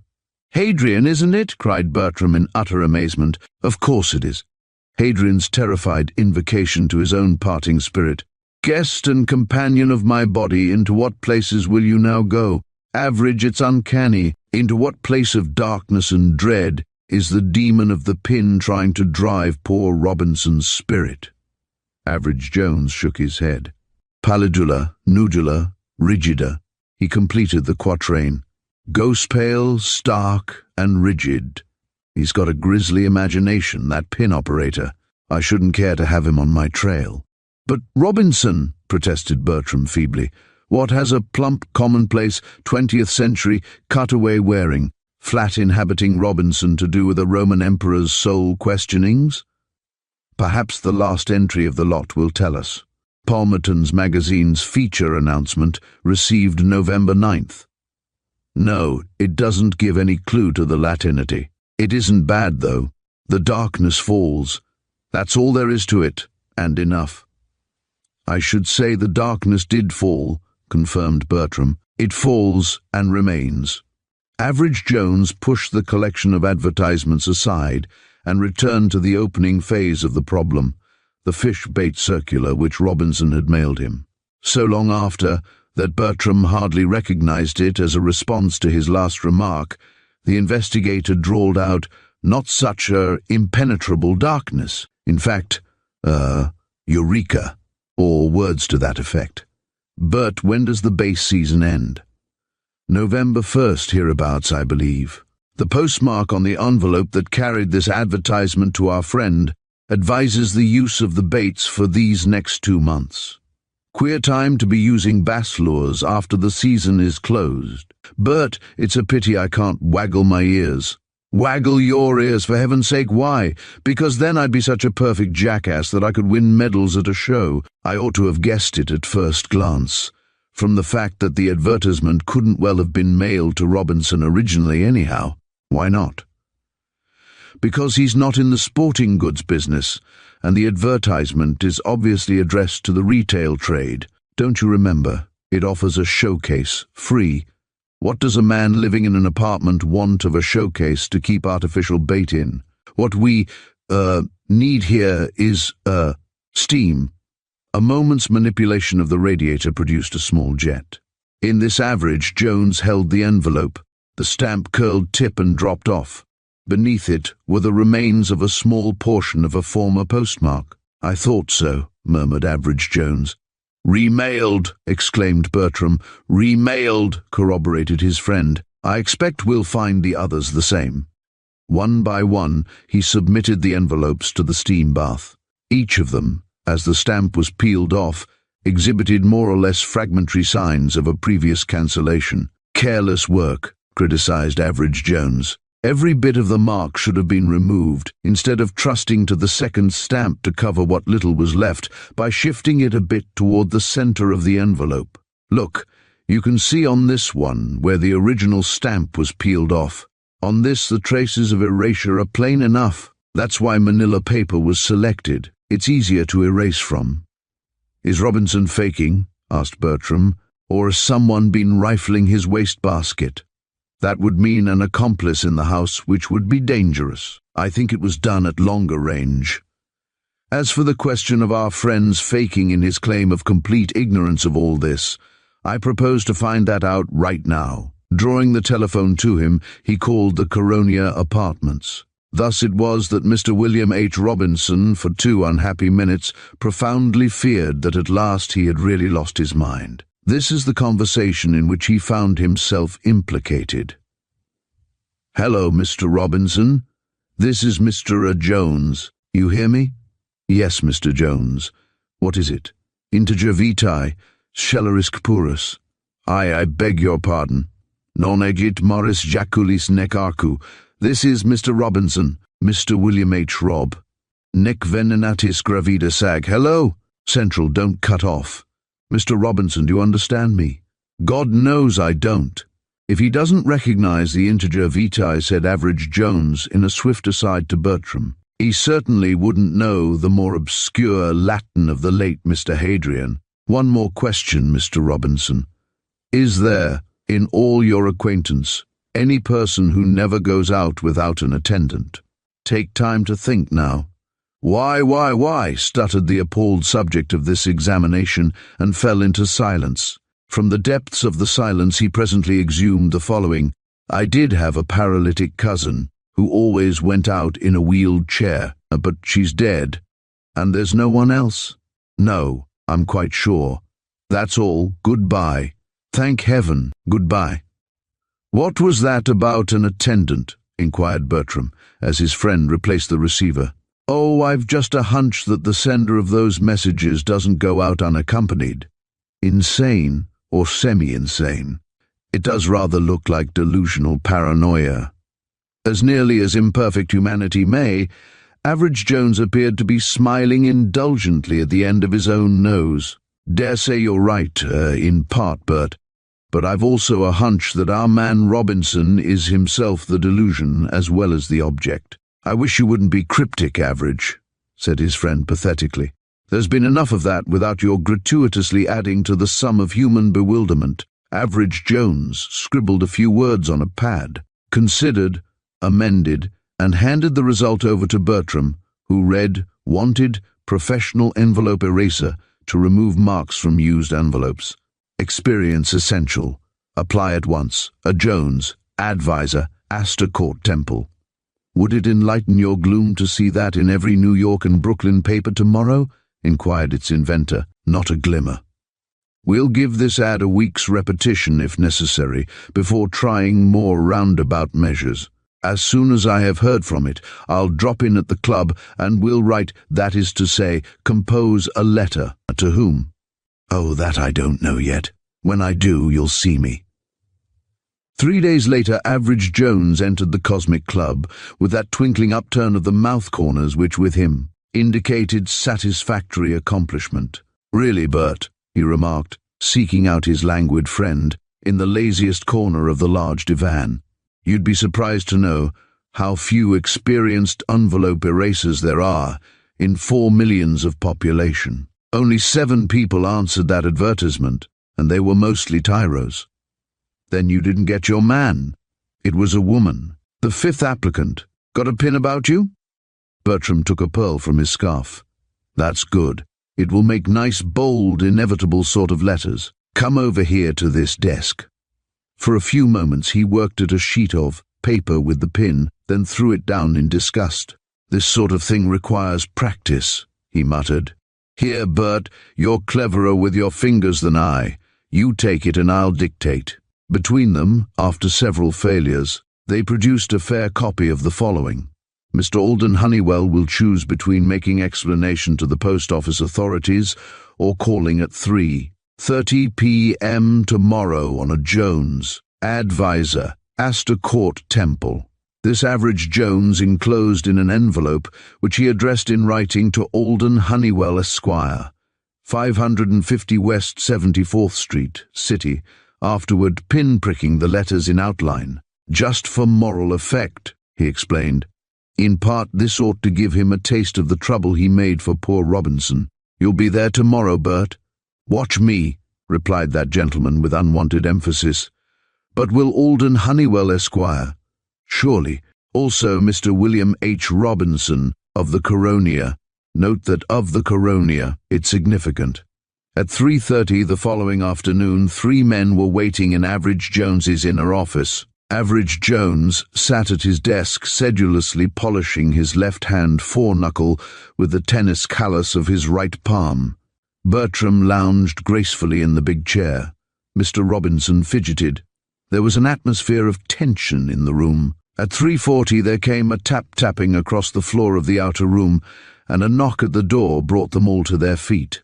Average Jones threw the door open, took the man who stood outside by the arm, and pushing a chair toward him, seated him in it. The newcomer was an elderly man dressed with sober elegance. In his scarf was a scarab of great value, on his left hand a superb signet ring. He carried a heavy gold-mounted stick. His face was curiously divided against itself. The fine, calm forehead and the deep setting of the widely separate eyes gave an impression of intellectual power and balance. But the lower part of the face was mere wreckage, the chin quivering and fallen from self-indulgence. The fine lines of the nose coarsened by the spreading nostrils, the mouth showing both the soft contours of sensuality and the hard, fine line of craft and cruelty. The man's eyes were unholy. They stared straight before him and were dead.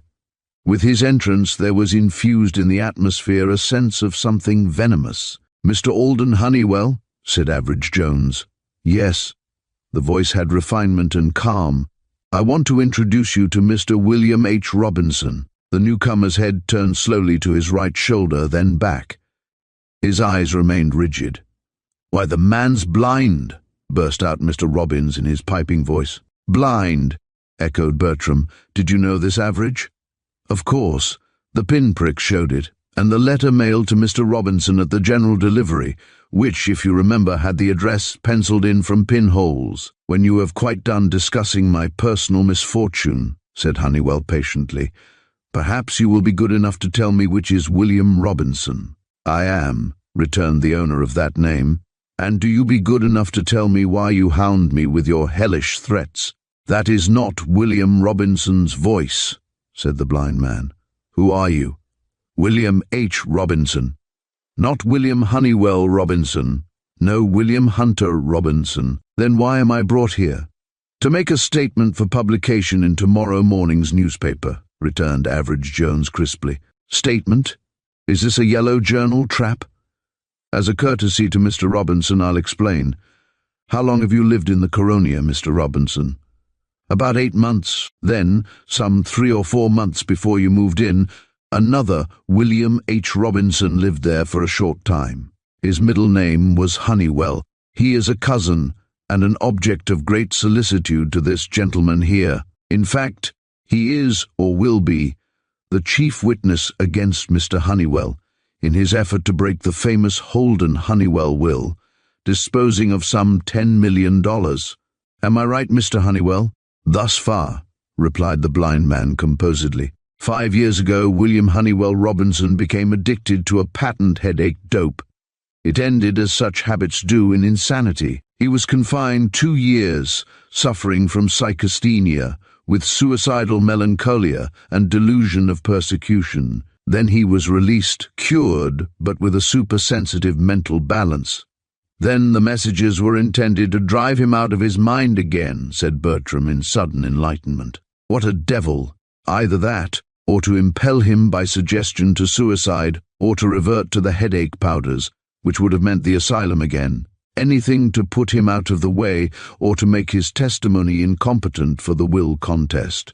So, when the ex-lunatic returned from Europe a year ago, our friend Honeywell here in some way located him at the Coronia. He matured his little scheme. Through a letter broker who deals with the rag and refuse collectors, he got all the second-hand mail from the Coronia. Meantime, William Honeywell Robinson had moved away, and as chance would have it, William Hunter Robinson moved in, receiving the pinprick letters which, had they reached their goal, would probably have produced the desired effect. If they drove a sane man nearly crazy, what wouldn't they have done to one whose mind wasn't quite right?" cried the wronged Robinson. "But since Mr. Honeywell is blind," said Bertram, "how could he see to erase the cancellations?" "Ah, that's what I asked myself. Obviously, he couldn't. He'd have to get that done for him. Presumably, he'd get some stranger to do it. That's why I advertised for a professional eraser who was experienced, judging that it would fetch the person who had done Honeywell's work." "Is there any such thing as a professional envelope eraser?" asked Bertram. No, so a person of experience in this line would be almost unique. I was sure to find the right one, if he or she saw my advertisement. As a matter of fact, it turned out to be an unimaginative young woman who has told me all about her former employment with Mr. Honeywell, apparently with no thought that there was anything strange in erasing cancellations from hundreds of envelopes, for Honeywell was cautious enough not to confine her to the Robinson mail alone, and then pasting on stamps to remail them. You appear to have followed out my moves with some degree of acumen, Mr. Jones, said the blind schemer suavely. Yet I might not have solved your processes easily if you had not made one rather, if you will pardon me, stupid mistake. For the first time the man's bloated lips shook, his evil pride of intellectuality was stung. You lie, he said hastily. I do not make mistakes. No? Well, have it as you will. The point that you are to sign here a statement, which I shall read to you before these witnesses, announcing for publication the withdrawal of your contest for the Honeywell millions, and if I decline, the painful necessity will be mine of turning over these instructive documents to the United States postal authorities, but not before giving them to the newspapers. How would you look in court, in view of this attempt to murder a fellow man's reason? Mr. Honeywell had now gained his composure. You are right, he assented. You seem to have a singular faculty for being right. Be careful it does not fail you sometime. Thank you, returned Average Jones. Now you will listen, please, all of you. He read the brief document, placed it before the blind man, and set a pin between his finger and thumb. Sign there, he said. Honeywell smiled as he pricked in his name. For identification, I suppose, he said. Am I to assign no cause to the newspapers for my sudden action? A twinkle of malice appeared in Average Jones's eye. I would suggest waning mental acumen, he said. The blind man winced palpably as he rose to his feet. That is the second time you have taunted me on that. Kindly tell me my mistake.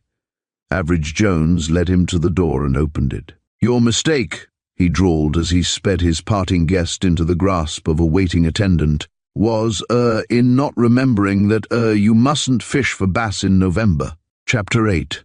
Big print.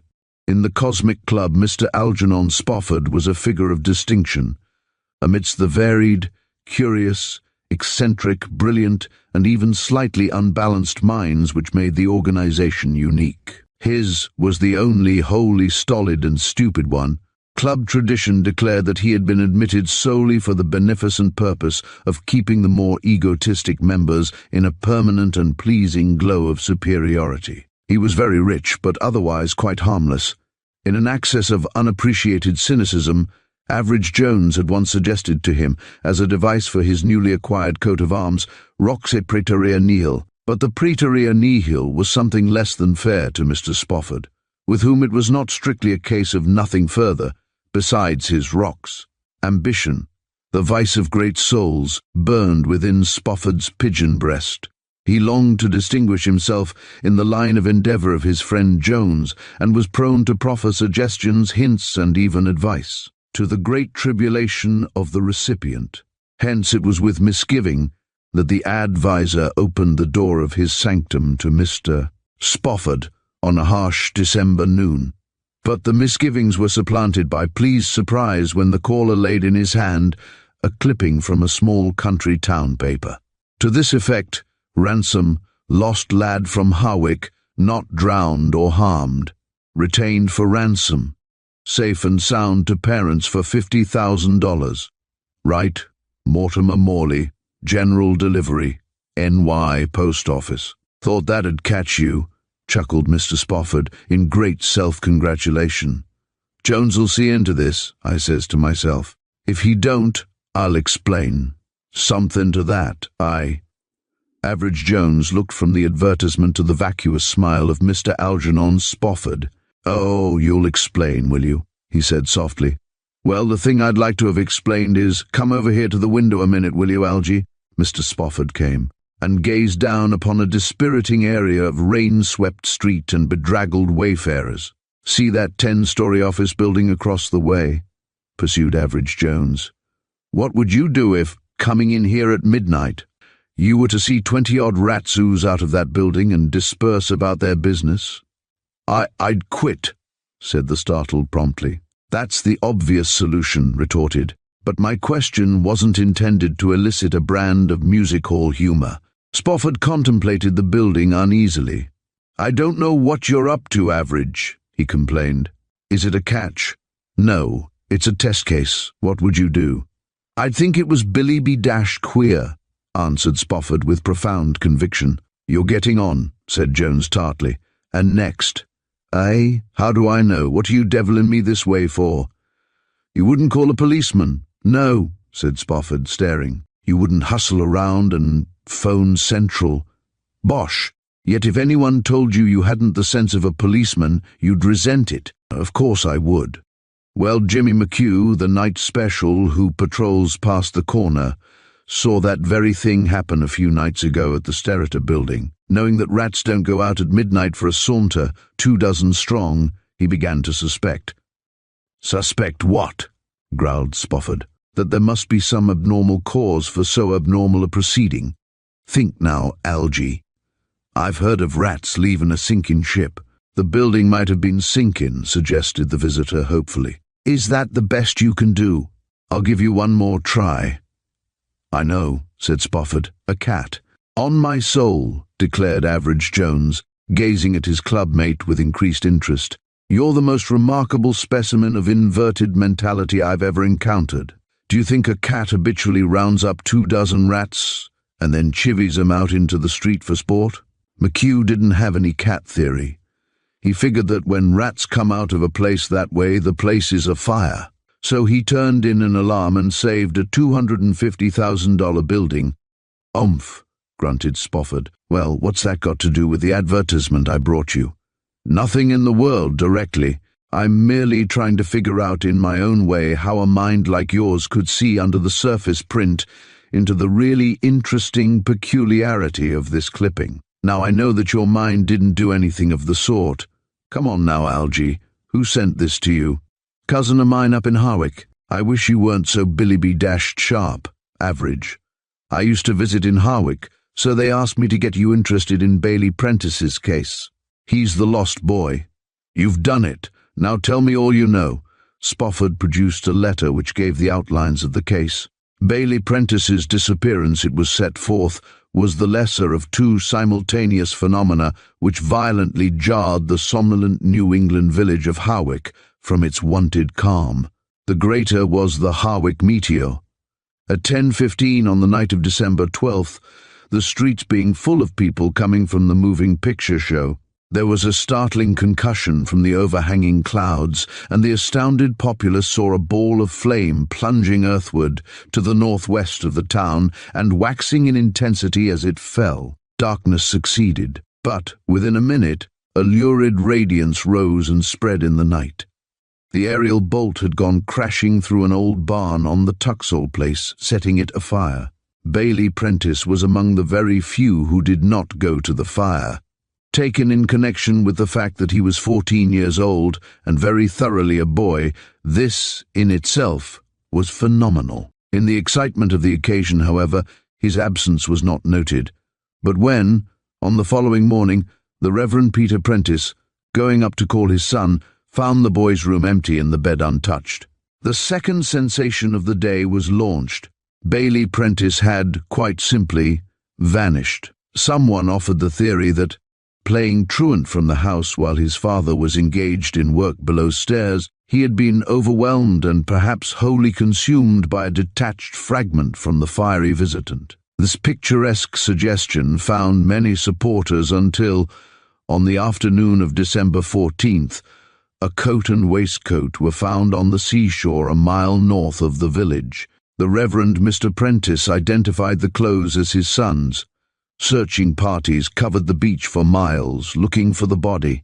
Preparations were made for the funeral services when a new and astonishing factor was injected into the situation. An advertisement received by mail from New York, with stamps affixed to the copy to pay for its insertion, appeared in the local paper.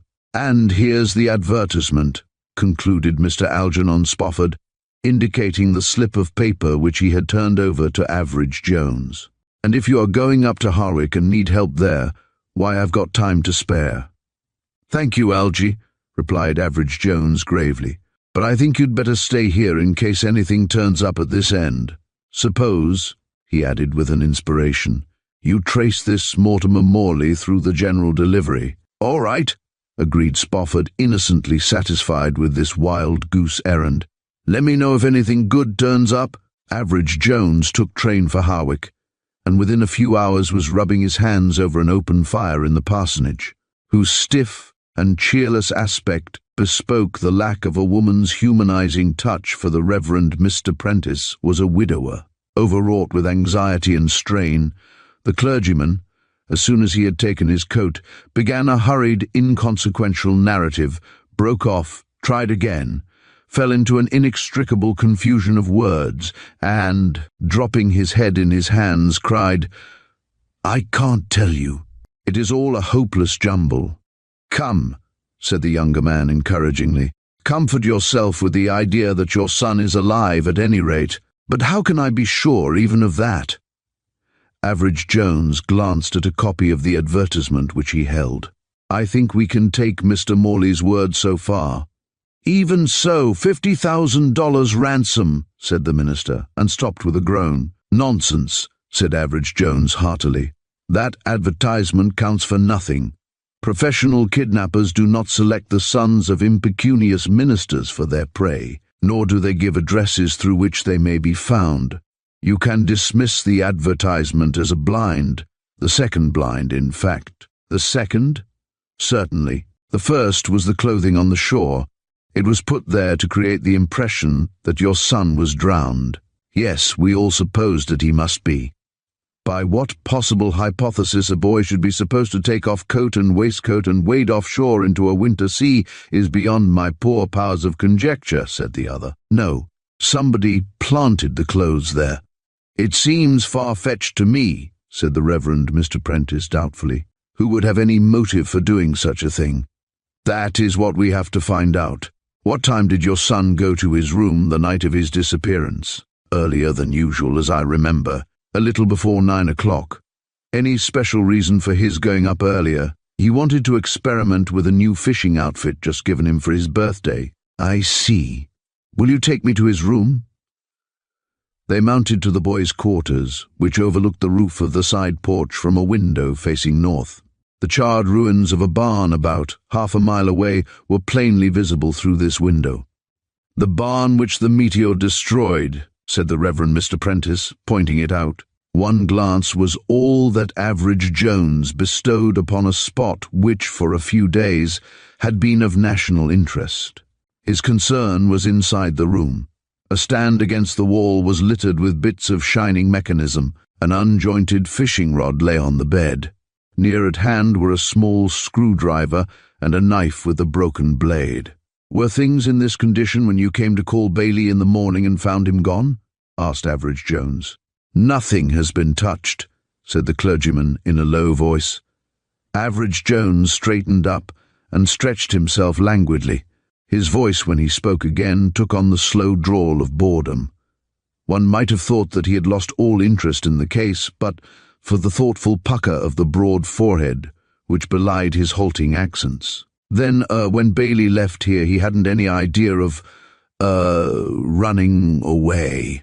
"I don't follow you, Mr. Jones." "Psychology," said Average Jones. "Elementary psychology. Here's your son's new reel. A normal boy doesn't abandon a brand new fad when he runs away. It isn't in boy nature.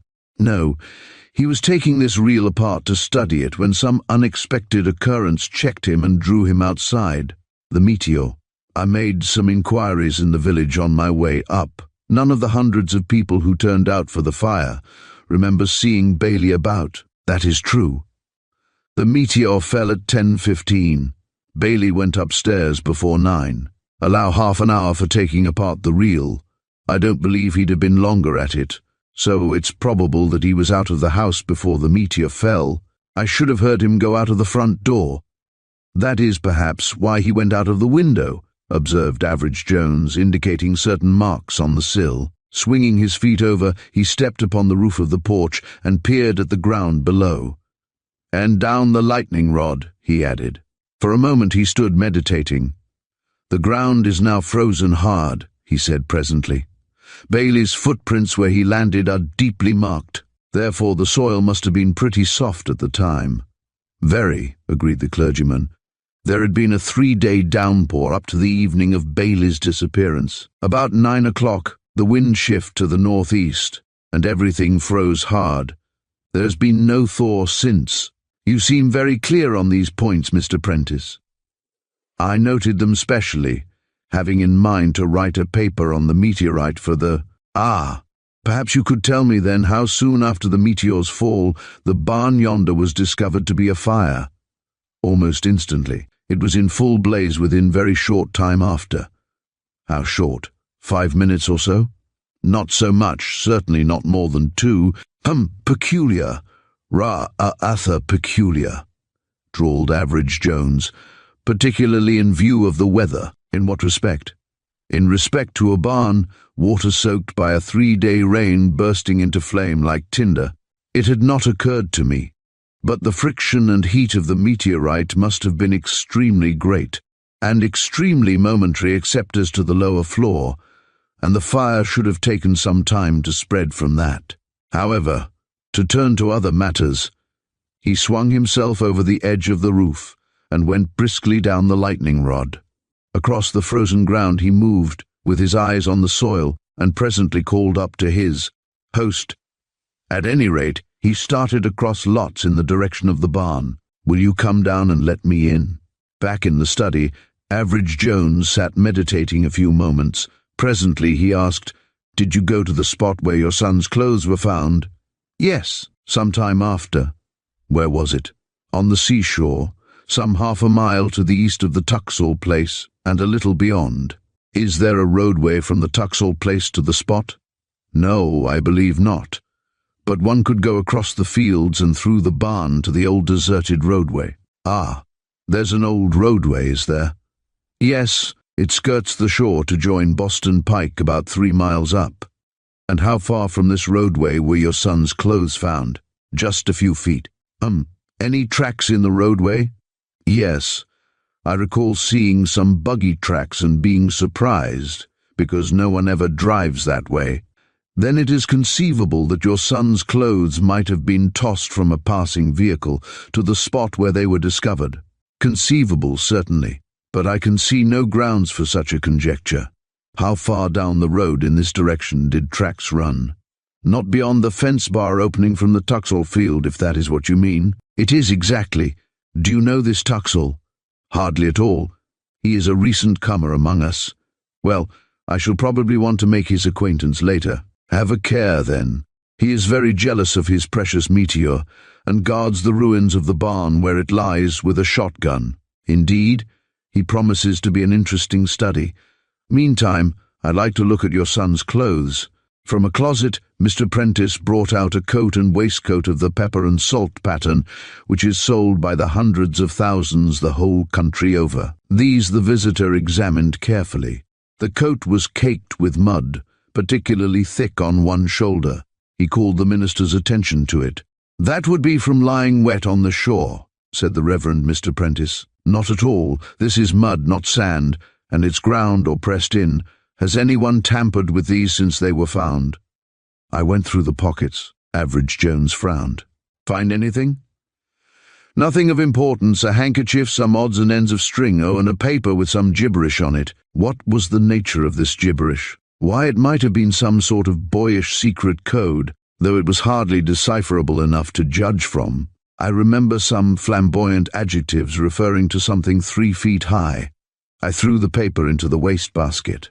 Turning that receptacle out on the table, Average Jones discovered in the debris a sheet of cheap ruled paper, covered with penciled words in print characters. Most of these had been crossed out in favor of other words or sentences, which in turn had been scratched. Evidently the writer had been toilfully experimenting toward some elegance or emphasis of expression, which persistently eluded him.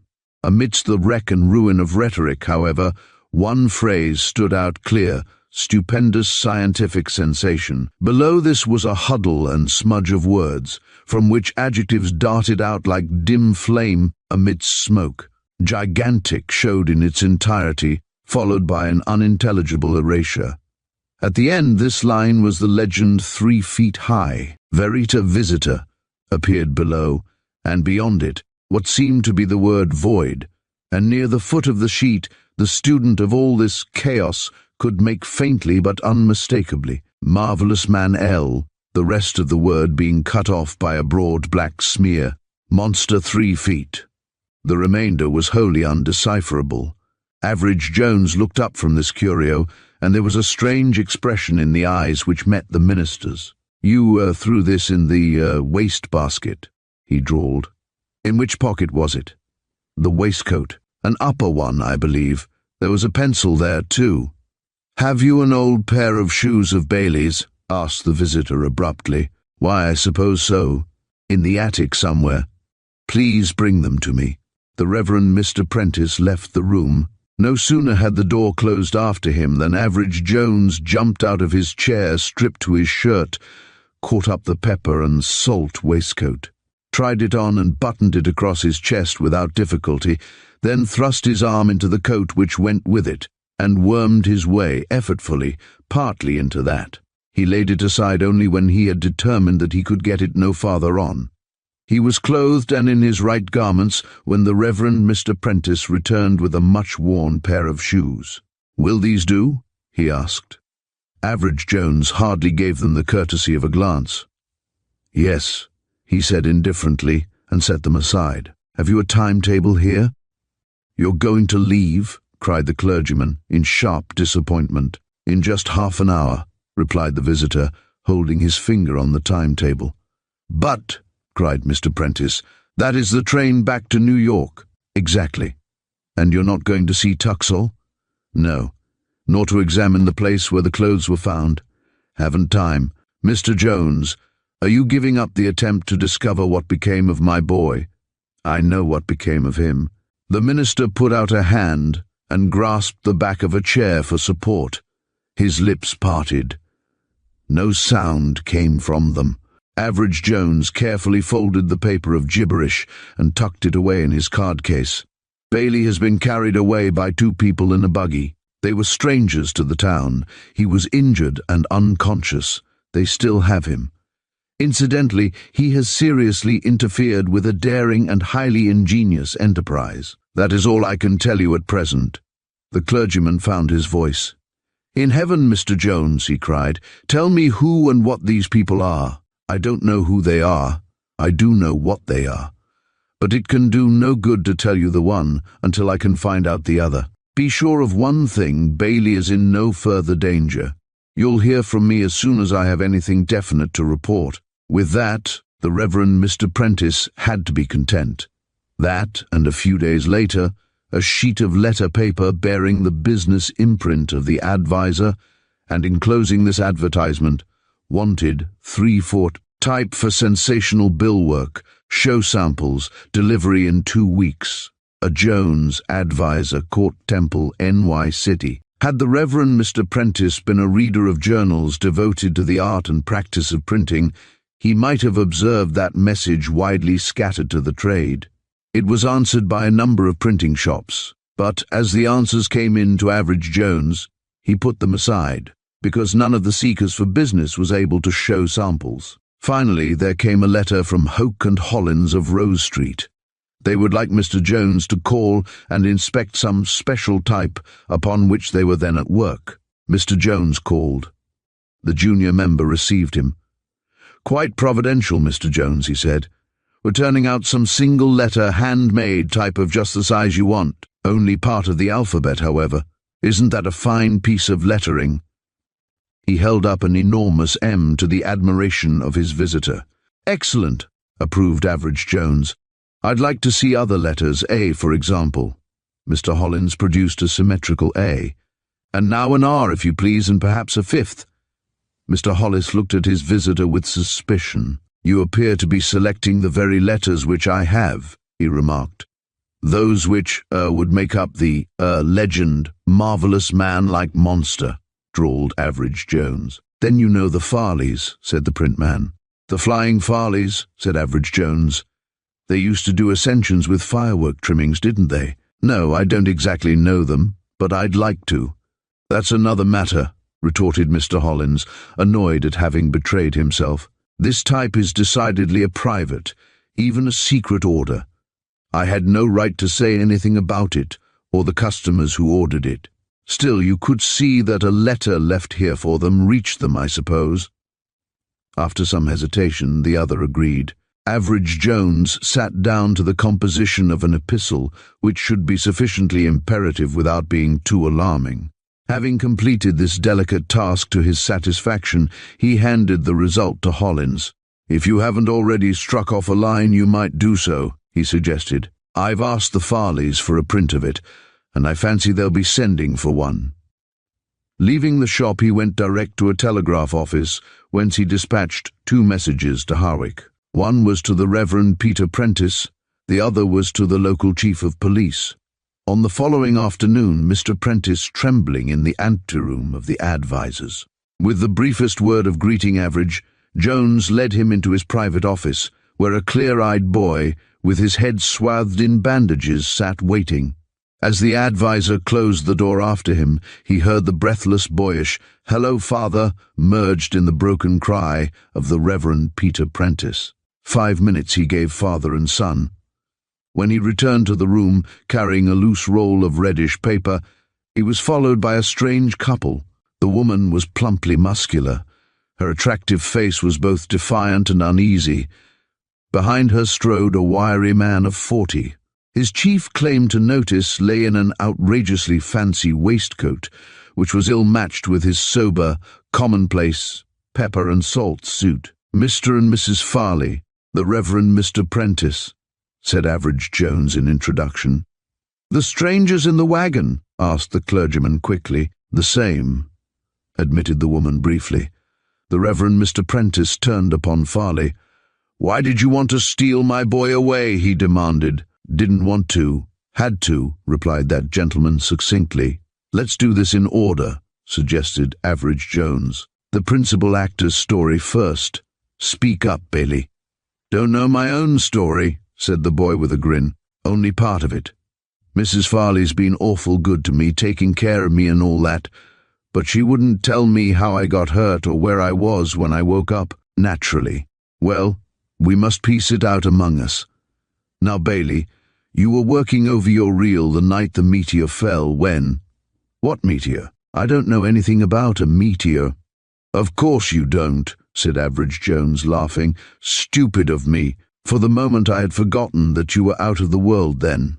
Well, about 9 o'clock of the night you got the reel, you looked out of your window and saw a queer light over at the Tuxall place." "That's right.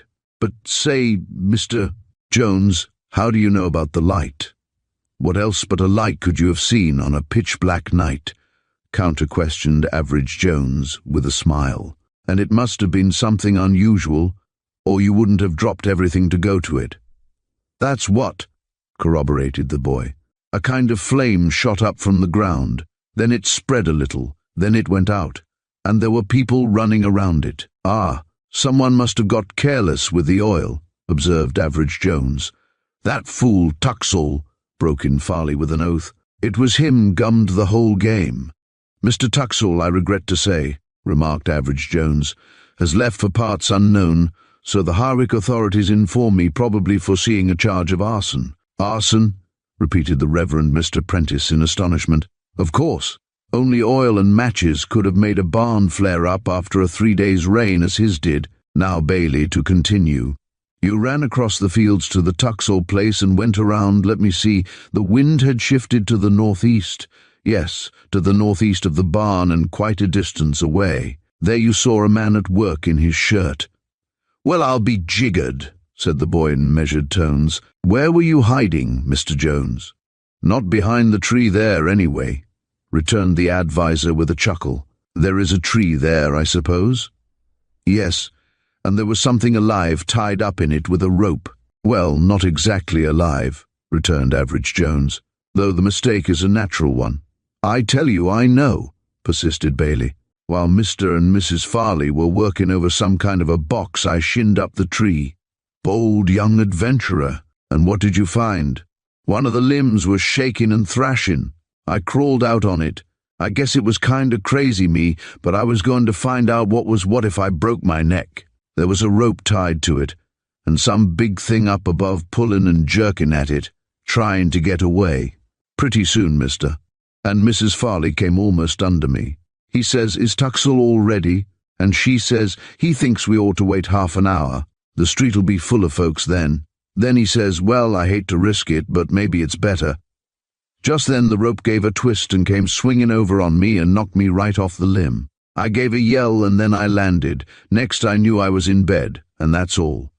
"Now I'll take up the wondrous tale," said Average Jones. The Farleys, naturally discomfited by Bailey's abrupt and informal arrival, were in a quandary. Here was an inert boy on their hands. He might be dead, which would be bad. Or he might be alive, which would be worse if they left him. "How so?" asked the Reverend Mr. Prentice. "Why, you see," explained Average Jones, "they couldn't tell how much he might have seen and heard before he made his hasty descent.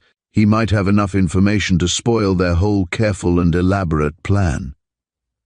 "But what in the world was their plan?" demanded the minister. "That comes later. They took off Bailey's coat and waistcoat, perhaps to see if his back was broken." Farley nodded, and finding him alive, tossed his clothes into the buggy where Farley had left his own, and completed their necessary work.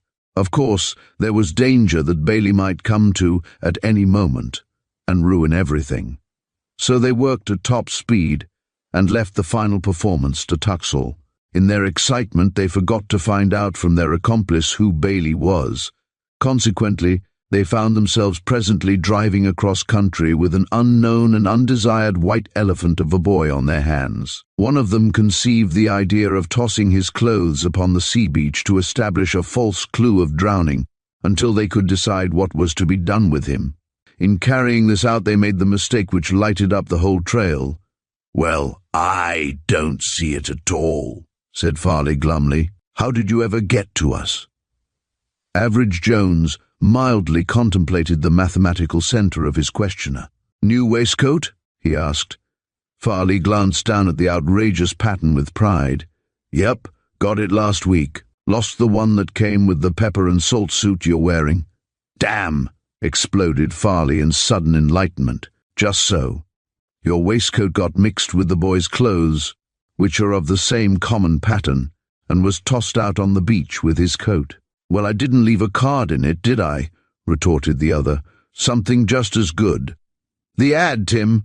cried the woman. "Don't you remember you couldn't find the rough draft you made while we were waiting?"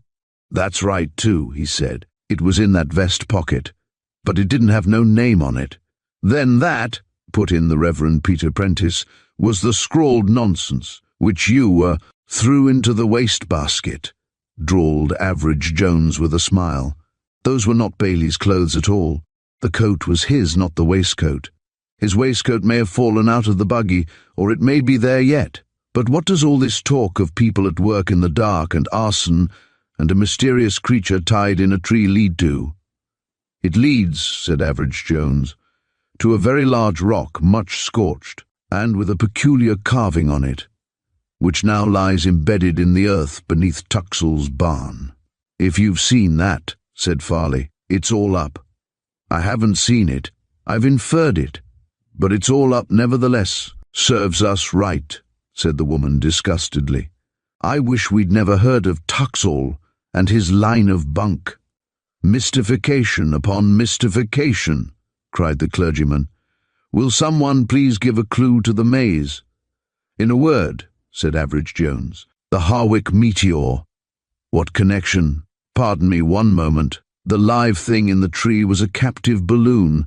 The box on the ground was a battery. The wire from the battery was connected with a firework bomb, which, when Tuxall pressed the switch, exploded, releasing a flaming dropper. About the time the dropper reached the earth, Tuxall lighted up his well-oiled barn. All Harwick, having had its attention attracted by the explosion and seen the portent with its own eyes, believed that a huge meteor had fired the building.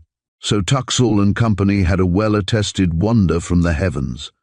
That's the little plan which Bailey's presence threatened to wreck. Is it your opinion that the stars are inhabited, Prentice? What? Cried the minister, gaping. Stars, inhabited, living, sentient creatures. How should I know? You'd be interested to know, though, wouldn't you? Why, certainly. Anyone would. Exactly the point. Anyone would. And almost anyone would pay money to see, with his own eye, the attested evidence of human or approximately human life in other spheres. It was a big stake that Tuxall, Farley and company were playing for. Do you begin to see the meaning of the big print now? I've heard nothing about big prints, said the puzzled clergyman. Pardon me, you've heard, but you haven't understood. However, to go on, Tuxall and our friends here fixed up a plan on the prospects of a rich harvest from public curiosity and credulity. Tuxall planted a big rock under the barn, fixed it up appropriately with torch and chisel, and sent for the Farleys, who are expert firework and balloon people, to counterfeit a meteor. Amazing, cried the clergyman.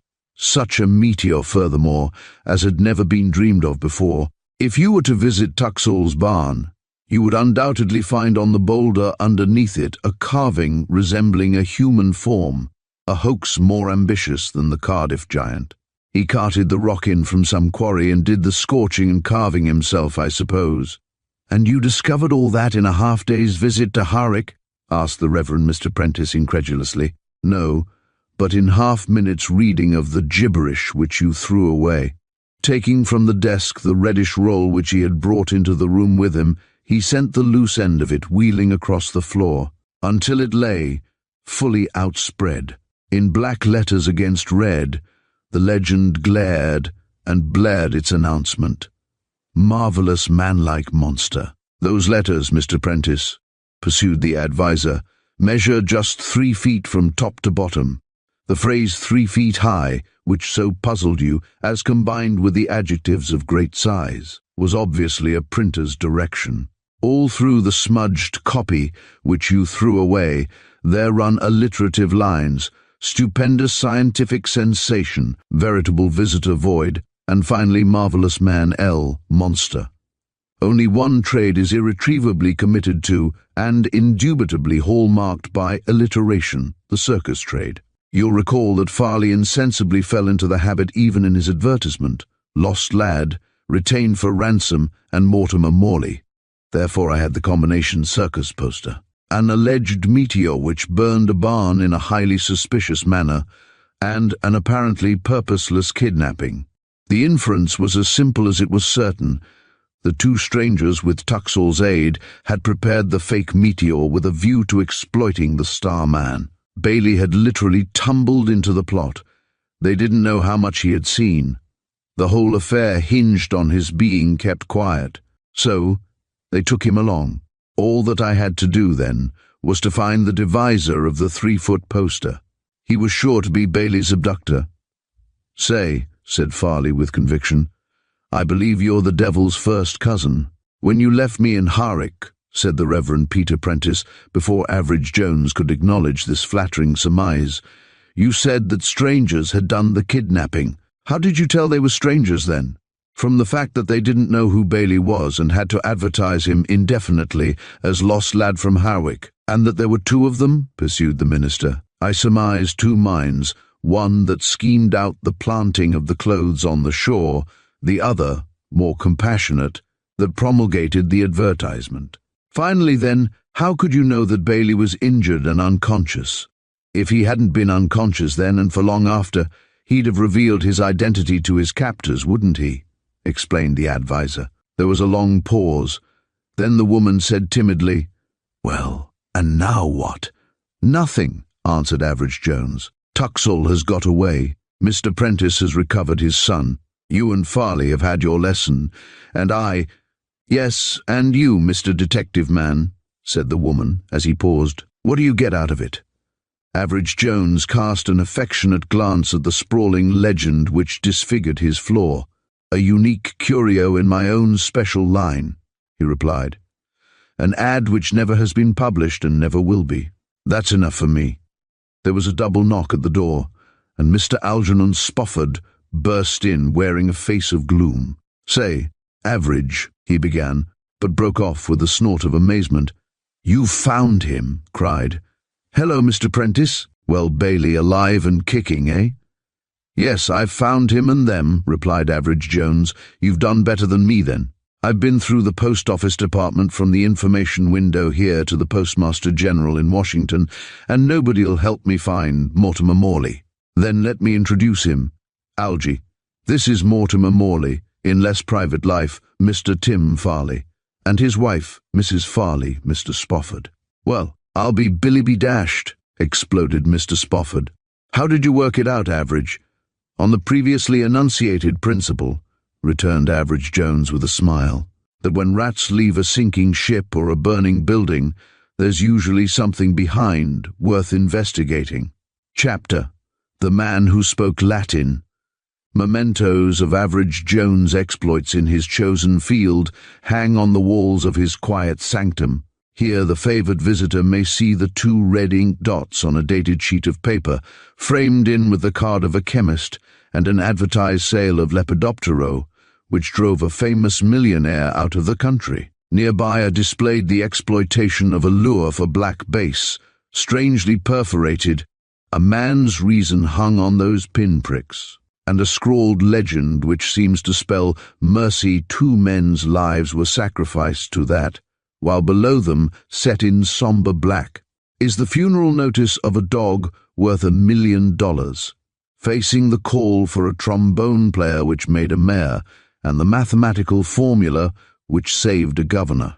But nowhere does the observer find any record of one of the advisor's most curious cases, running back 2,000 years. For its owner keeps it in his desk drawer, whence the present chronicler exhumed it by accident one day.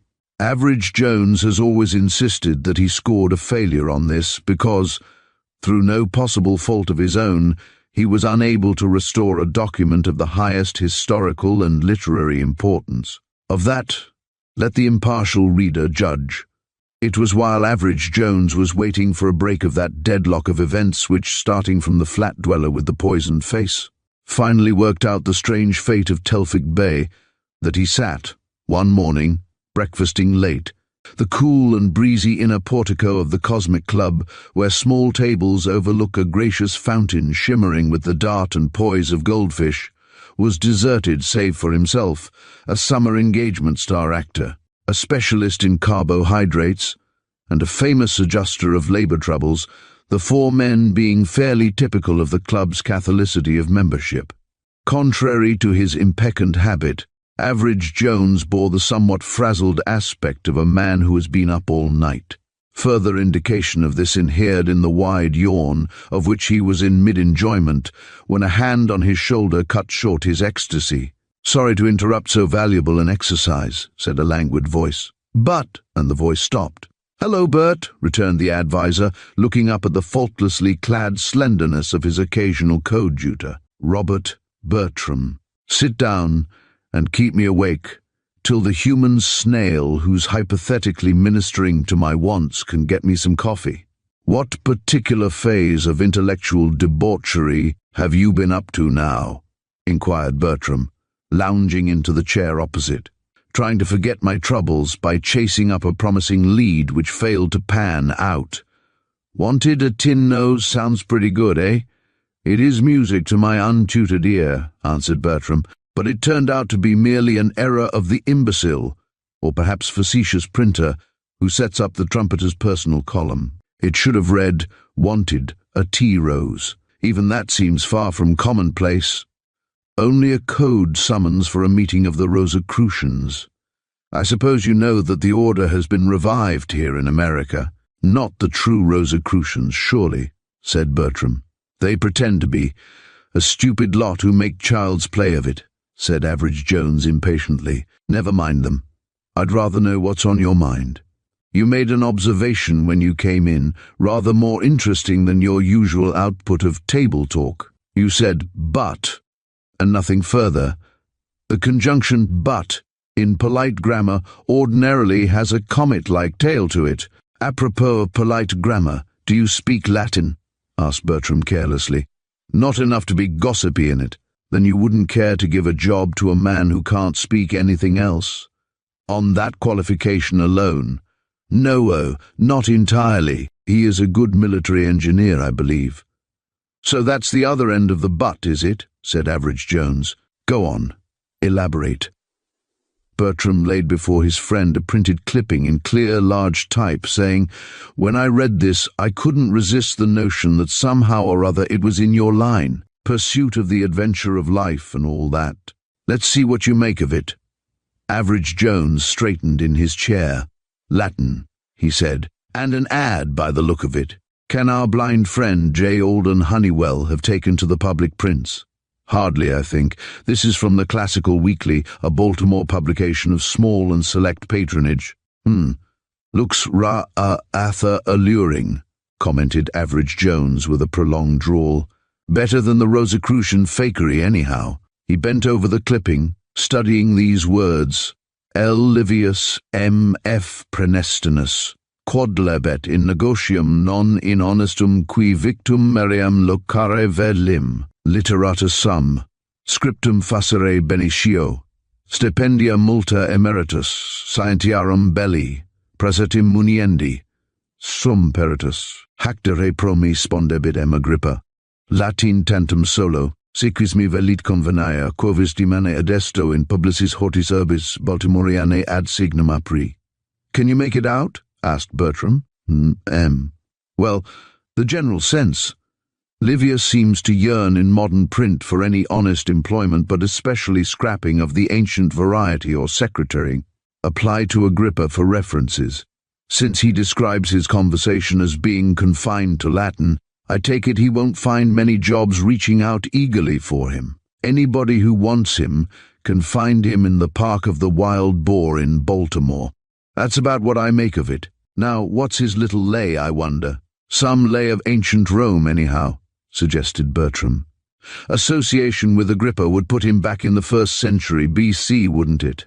Besides, my informant tells me that Mr. Livius, who seems to have been an all-around sort of person, helped organize fire brigades for Crassus, and was one of the circle of minor poets who wrote rhapsodies to the fair but frail Clodia's eyebrows, earlobes, and insteps. Your informant? The man's actually been seen, then? Oh, yes, he's on view as per advertisement, I understand. Average Jones rose and stretched his well-knit frame. "Baltimore will be hotter than the place as isn't," he said plaintively. "Martyrdom by fire. However, I'm off by the 5 o'clock train. I'll let you know if anything special comes of it, Bert. Barry's splendid bronze-boar couches, semi-shaded, in the center of Monument Park, Baltimore's social hilltop. Their Average lounged and strolled through the longest hour of a glaring July morning. People came and went. People of all degrees and descriptions, none of whom suggested in any particular the 1st century. B.C. One individual only maintained any permanency of situation. He was a gaunt, powerful, freckled man of 30 who sprawled on a settee and regarded Average Jones with obvious and amused interest. In time this annoyed the advisor, who stopped short, facing the settee. "He's gone," said the freckled man. "Meaning Livius, the Roman?" asked Average Jones. "Exactly. Lucius Livius, son of Marcus Pranestinus. Are you the representative of this rather peculiar person, may I ask?" "It would be a dull world, except for peculiar persons," observed the man on the settee philosophically. "I've seen very many peculiar persons lately by the simple process of coming here day after day. No, I'm not Mr. Livius's representative. I'm only a town-bound and interested observer of his." "There you've got the better of me," said Average Jones. "I was rather anxious to see him myself." The other looked speculatively at the trim, keen-faced young man. "Yet you do not look like a Latin scholar," he observed, "if you'll pardon the comment." "Nor do you," retorted Jones, "if the apology is returnable." "I suppose not," owned the other with a sigh. "I've often thought that my classical capacity would gain more recognition if I didn't have a skin like Bob Fitzsimmons and hands like Ty Cobb. Nevertheless, I'm in and of the Department of Latin of Johns Hopkins University. Name, Warren. "Sit down." "Thanks," said the other. "Name, Jones. Profession, advertising advisor. Object, curiosity. A V.R.E. Jones, better known as Average Jones, I believe. Experto creed, being dog Latin for you seem to know all about it." The newcomer eyed his vis-a-vis. "Perhaps you, know Mr. Robert Bertram," he drawled. "Oculus the eye, Tari of the bull." "Bull's eye," said the freckled one with a grin. "I'd heard of your exploits through Bertram, and thought probably you'd follow the bait contained in my letter to him." "Nothing wrong with your nerve system, is there?" inquired Average Jones with mock anxiety. "Now that I'm here, where is Livius?" and so forth. Elegantly but uncomfortably housed with Colonel Ridgway Graham in his ancestral barrack on Carteret Street. "Is this Colonel Graham a friend of yours?" "Friend and foe, tried and true. We meet twice a week, usually at his house, to squabble over his method of Latin pronunciation and his construction of the ablative case." "He's got a theory of the ablative absolute," said Warren with a scowl. "Fit to fetch Tacitus howling from the shades." "A scholar, then?" "A very fine and finished scholar, though a faddist of the rankest type. Speaks Latin as readily as he does English. Old? Over 70. Rich? Not in money. Taxes on his big place keep him pinched, that and his passion for buying all kinds of old and rare books. He's got perhaps an income of 5,000 clear, of which about 3,000 goes in book auctions. Any family? No. Lives with 2 ancient coloured servants who look after him. How did our friend from BC connect up with him?" "Oh, he ran to the old colonel like a chick to its hen. You see, there aren't so very many Latinists in town during the hot weather. Perhaps 18 or 20 in all came from about here and from Washington to see the prodigy in the Park of the Boar. After the advertisement appeared, he wouldn't have anything to do with any of us. Pretended he didn't understand our kind of Latin. I offered him a place myself, at a wage of more denarii than I could well afford. I wanted a chance to study him. Then came the colonel and fairly grabbed him. So I sent for you, in my artless professional way." "Why such enthusiasm on the part of Colonel Graham?" "Simple enough. Livius spoke Latin with an accent which bore out the old boy's contention. I believe they also agreed on the ablative absolute." "Yes, sir, naturally," drawled Average Jones. "Does our early Roman speak pretty ready Latin?" "He's fairly fluent. Sometimes he stumbles a little on his constructions, and he's apt to be, well, monkish rather than classical when in full course. Doesn't wear the toga virilis, I suppose." "Oh no, plain American clothes. It's only his inner man that's Roman, of course. He met with bump on the head. This is his story, and he's got the scar to show for it. And when he came to, he'd lost ground a couple of 1,000 years and returned to his former existence. No English, no memory of who or what he'd been, no money connection whatsoever with the living world. Humph! Wonder if he's been a student of Kipling. You remember the greatest story in the world, the reincarnated galley slave? Now as to this Colonel Graham, has he ever published?" "Yes, 2 small pamphlets, issued by the Classicist Press, which publishes the Classical Weekly." "Supporting his fads, I suppose?" "Right. He devoted 1 pamphlet to each." Average Jones contemplated with absorbed attention an ant which was making a laborious spiral ascent of his cane. Not until it had gained a vantage point on the bone handle did he speak again. "See here, Professor Warren, I'm a passionate devotee of the Latin tongue. I have my deep and dark suspicions of our present modes of pronunciation, all 3 of them. As for the ablative absolute, its reconstruction and regeneration have been the inspiring principle of my studious manhood. Humbly I have sat at the feet of learning, enshrined in the Ridgway Graham pamphlets. I must meet Colonel Graham after reading the pamphlets. I hope they're not long." Warren frowned. "Colonel Graham is a gentleman and my friend, Mr. Jones," he said with emphasis. "I won't have him made a butt." "He shan't be by me," said Average Jones quietly.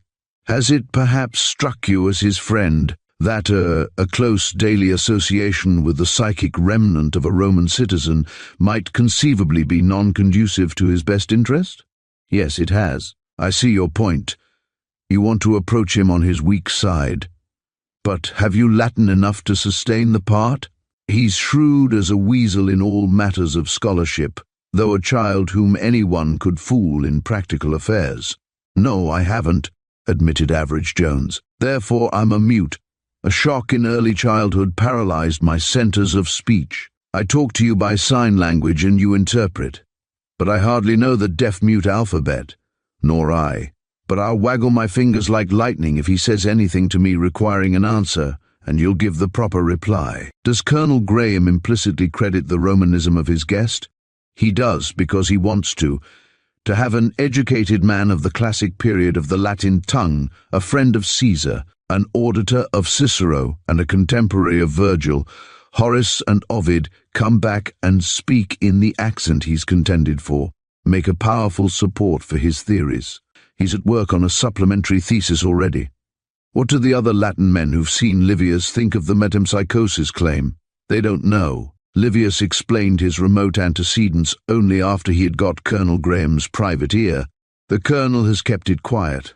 Don't want a rabble of psychologists and soul-pokers worrying him to death, he says. Making it pretty plain sailing for the Roman. Well, arrange to take me there as soon as possible. At the Graham house, Average Jones was received with simple courtesy by a thin, rosy-cheeked old gentleman with a dagger-like imperial and a dreamy eye who, on Warren's introduction, made him free of the unkempt old place's hospitality. They conversed for a time, Average Jones maintaining his end with nods and gestures, and ostensibly through the digital mediumship of his sponsor. Presently Warren said to the host, "And where is your visitor from the past?" "Prowling among my books," answered the old gentleman. "Are we not going to see him?" The colonel looked a little embarrassed.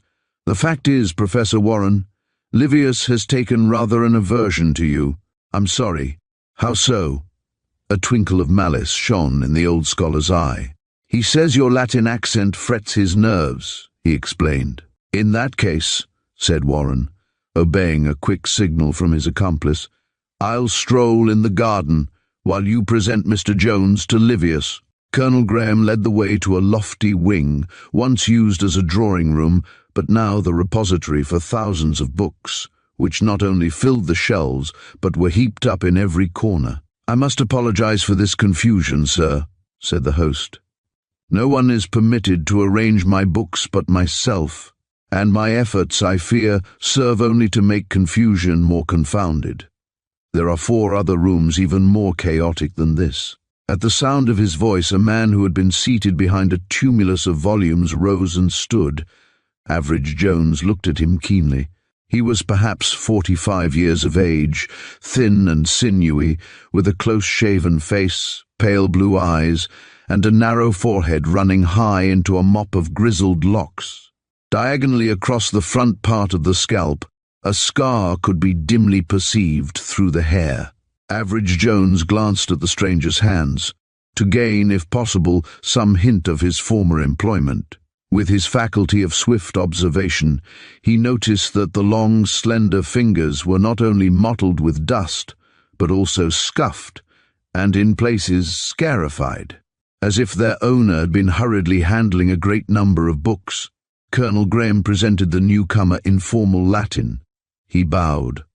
The scarred man made a curious gesture of the hand, addressing Average Jones in an accent which, even to the young man's long unaccustomed cars, sounded strange and strained.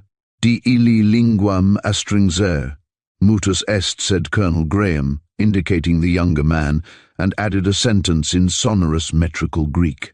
Average Jones recalled the Aeschylean line. "Well, though a great ox hath stepped on my tongue, it hasn't trodden out my eyes, praises be," said he to himself as he caught the uneasy glance of the Roman. By way of allaying suspicion, he scribbled upon a sheet of paper a few complimentary Latin sentences, in which Warren had sedulously coached him for the occasion, and withdrew to the front room, where he was presently joined by the Johns Hopkins man. Fortunately, the colonel gave them a few moments together. "Arrange for me to come here daily to study in the library," whispered Jones to the Latin professor. The other nodded. "Now sit tight," added Jones. He stepped, soft-footed, on the thick old rug, across to the library door and threw it open. Just inside stood Livius, an expression of startled anger on his thin face. Quickly recovering himself, he explained in his ready Latin that he was about to enter and speak to his patron. "Shows a remarkable interest in possible conversation," whispered Jones on his withdrawal, "for a man who understands no English. Also does me the honour to suspect me. He must have been a wily chap in the consulship of Plancus." Before leaving, Average Jones had received from Colonel Graham a general invitation to spend as much time as he chose, studying among the books. The old man's servant, Saul, had orders to admit him at any hour. He returned to his hotel to write a courteous note of acknowledgement. Many hours has Average Jones spent more tediously than those passed in the cool seclusion of Colonel Ridgway Graham's treasure house of print. He burrowed among quaint accumulations of forgotten classics. He dipped with astonishment into the savage and ultra-Rabelaisian satire of von Hutter's Epistolae Obscurorum Virorum, which set early 16th century Europe aroar with laughter at the discomfited monks, and he cleansed himself from that tainted atmosphere in the fresh air and free English of a splendid Audubon. First, and all the time he was conscious that the Roman watched. More than once Livius offered aid, seeking to apprise himself of the supposed mute's line of investigation, but the other smilingly fended him off. At the end of 4 days, Average Jones had satisfied himself that if Livius were seeking anything in particular, he had an indefinite task before him, for the colonel's bound treasures were in indescribable confusion. Apparently he had bought from far and near, without definite theme or purpose. As he bought he read, and having read, cast aside, and where a volume fell, there it had license to lie. No cataloguer had ever sought to restore order to that bibliographic riot. To seek any given book meant a blind voyage, without compass or chart, throughout the mingled centuries. Often Colonel Graham spent hours in one or the other of the huge book rooms, talking with his strange protégé and making copious notes. Usually the old gentleman questioned and the other answered, but one morning the attitude seemed, to the listening adviser, to be reversed. Livius, in the far corner of the room, was speaking in a low tone. To judge from the older man's impatient manner, the Roman was interrupting his host's current of queries with interrogations of his own. Average Jones made a mental note, and, in conference with Warren that evening, asked him to ascertain from Colonel Graham whether Livius's inquiries had indicated a specific interest in any particular line of reading. On the following day, however, an event of more immediate import occupied his mind. He had spent the morning in the upstairs library, at the unevadable suggestion of Colonel Graham, while the colonel and his Roman collogued below. Coming down about noon, Average Jones entered the colonel's small study just in time to see Livius, who was alone in the room, turn away sharply from the desk. His elbow was held close to his ribs in a peculiar manner. He was concealing something under his coat. With a pretense of clumsiness, Average Jones stumbled against him in passing.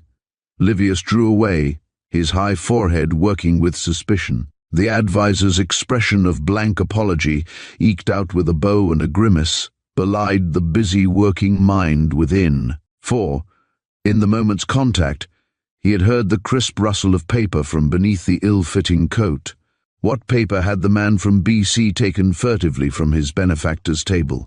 It must be large, otherwise he could have readily thrust it into his pocket. No sooner was Livius out of the room than Average Jones scanned the desk. His face lighted with a sudden smile. Colonel Graham never read a newspaper, boasted, in fact, that he wouldn't have one about the place. But, as Average Jones distinctly recalled, he had himself that very morning brought in a copy of the Globe and dropped it into the scrap basket near the writing table. It was gone. Livius had taken it. "If he's got the newspaper reading habit," said Average Jones to himself, "I'll set a trap for him." But Warren must furnish the bait. He went to look up his aide. The conference between them was long and exhaustive, covering the main points of the case from the beginning. "Did you find out from Colonel Graham," inquired Average Jones, "whether Livius affected any particular brand of literature?" "Yes. He seems to be specializing on late 17th century British classicism. Apparently he considers that the flower of British scholarship of that time wrote a very inferior kind of dog Latin. Late 17th century Latinity," commented Average Jones. "That gives us a fair start. Now as to the body servant, old Saul? I questioned him about strange callers. He said he remembered only 2, besides an occasional peddler or agent. They were looking for work." "What kind of work?" "Inside the house. One wanted to catalogue the library." "What did he look like?" "Saul says he wore glasses and a worse tall hat than the Colonel's and had a full beard." "And the other?" "Bookbinder and repairer. Wanted to fix up Colonel Graham's collection. Youngish, smartly dressed, with a small waxed moustache. And our Livius is clean-shaven," murmured Average Jones. "How long apart did they call?" "About 2 weeks. The second applicant came on the day of the last snowfall. I looked that up. It was March 27. "Do you know Warren?" observed Average Jones. "I sometimes think that part of your talents, at least, are wasted in a chair of Latin. Certainly there is more excitement in this hide-and-seek game, as you play it, than in the pursuits of a musty pedant," admitted the other, crackling his large knuckles. "But when are we going to spring upon friend Livius and strip him of his fake toga?" "That's the easiest part of it. I've already caught him filling a fountain pen as if he'd been brought up on them, and humming the spinning chorus from the Flying Dutchman, not to mention the lifting of my newspaper." "Nemo mortalium omnibus horis sapit," murmured Warren. "No. As you say, no fellow can be on the job all the time. But our problem is not to catch Livius, but to find out what it is he's been after for the last 3 months. 3 months? You're assuming that it was he who applied for work in the library." "Certainly. And when he failed at that, he set about a very carefully developed scheme to get at Colonel Graham's books anyway. By inquiries, he found out the old gentleman's fad, and proceeded to get in training for it. You don't know, perhaps, that I have a corps of assistants who clip, catalogue, and file all unusual advertisements. Here is one which they turned up for me on my order to send me any queer educational advertisements. Wanted daily lessons in Latin speech from competent Spanish scholar. Write, Box 347, Banner Office. That is from the New York Banner of April 3rd, shortly after the strange caller's second abortive attempt to get into the Graham Library. I suppose our Livius figured out that Colonel Graham's theory of accent was about what a Spaniard would have. But he couldn't have learned all his Latin in 4 months. He didn't. He was a scholar already, an accomplished one, who went wrong through drink and became a crook, specializing in rare books and prints. His name is Enderby. You'll find it in the Harvard catalogue. He's supposed to be dead. My assistant traced him through his Spanish Latin teacher, a priest. But even allowing for his scholarship, he must have put in a deal of work perfecting himself in readiness of speech and accent. So he did. Therefore the prize must be big. A man of Enderby's caliber doesn't concoct a scheme of such ingenuity and go into bondage with it for nothing. Do you belong to the Cosmic Club? The assistant professor stared. No, he said. I'd like to put you up there. One advantage of membership is that its roster includes experts in every known line of erudition, from scarabs to skiing. For example, I am now going to telegraph for aid from Old Millington, who seldom misses a book auction and is a human bibliography of the wanderings of all rare volumes. I'm going to find out from him what British publication of the late 17th century in Latin is very valuable. Also, what volumes of that time have changed hands in the last 6 months. Colonel Graham went to a big book auction in New York early in March, volunteered Warren. But he told me he didn't pick up anything of particular value. Then it's something he doesn't know about, and Livius does. I'm going to take advantage of our Roman's rather un-BC-like habit of reading the daily papers by trying him out with this advertisement. Average Jones wrote rapidly and tossed the result to his coadjutor, who read, Lost, old book printed in Latin. Buff leather binding, a little faded. It's safe to be that, explained Average Jones. No great value except to owner. Return to Colonel Ridgway Graham, 11 Carteret Street, and receive reward. The advertisement made its appearance in big type on the front pages of the Baltimore paper of the following day. That evening, Average Jones met Warren for dinner with a puckered brow. "Did Livius rise to the bait?" asked the scholar. "Did he?" chuckled Average Jones. "He's been nervous as a cat all day and hardly has looked at the library. But what puzzles me is this." He exhibited a telegram from New York. "Millington says positively no book of that time and description any great value. Enderby at Berkeley auction in March, and made row over some book which he missed because it was put up out of turn in catalogue. Berkeley auctioneer thinks it was one of Percival privately bound books 1680 to 1703. An anonymous book of Percival Library, De Meritis Librorum Britannorum, was sold to Colonel Graham for $47, a good price. When do I get in on this? Signed, Robert Bertram." "I know that treatise," said Warren. "It isn't particularly rare." Average Jones stared at the telegram in silence. Finally he drawled, "There are books and books and things in books. Wait here for me." 3 hours later he reappeared with collar wilted, but spirits elate, and abruptly announced, "Warren, I'm a cobbler." "A what?" "A cobbler. Mend your boots, you know." "Are you in earnest?" "Certainly. Haven't you ever remarked that a serious-minded earnestness always goes with cobbling? Though I'm not really a practical cobbler, but a proprietary one. Our friend Bertram will dress and act the practical part. I've wired him, and he's replied, collect, accepting the job. You and I will be in the background." "Where?" "No, 27 Jasmine Street. Not a very savoury locality. Why is it, Warren, that the beauty of a city street is generally an inverse ratio to the poetic quality of its name? There I've hired the shop and stock of Mr. Hans Fichtel for 2 days, at the handsome rental of $10 per day. Mr. Fichtel purposes to take a keg of beer a-fishing. I think 2 days will be enough." "For the keg?" "For that noble Roman Livius. He'll be reading the papers pretty keenly now, and in tomorrow's he'll find this advertisement." Average Jones read from a sheet of paper which he took from his pocket. "Found old book in foreign language, probably Latin, marked Percival. Owner may recover by giving satisfactory description of peculiar and obscure feature and refunding for advertisement. Fichtel, 27 Jasmine Street." "What is the peculiar and obscure feature, Jones?" asked Warren. "I don't know. How do you know there is any?" "Must be something peculiar about the book, or Enderby wouldn't put in 4 months of work on the chance of stealing it. And it must be obscure, otherwise the auctioneer would have spotted it." "Sound enough," approved the other. "What could it be, some interpolated page?" "Hardly. I've a treatise in my pocket on 17th century bookmaking, which I'm going to study tonight. Be ready for an early start to meet Bertram." That languid and elegant gentleman arrived by the first morning train. He protested mightily when he was led to the humble shoe shop.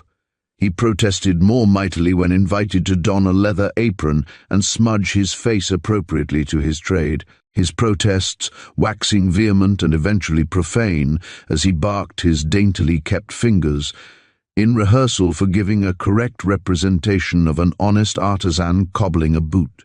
Died away when Average Jones explained to him that, on pretense of having found a rare book, he was to worm out of a cautious and probably suspicious criminal the nature of some unique and hidden feature of the volume. "Trust me for diplomacy," said Bertram airily. "I will because I've got to," retorted Average Jones. "Well, get to work.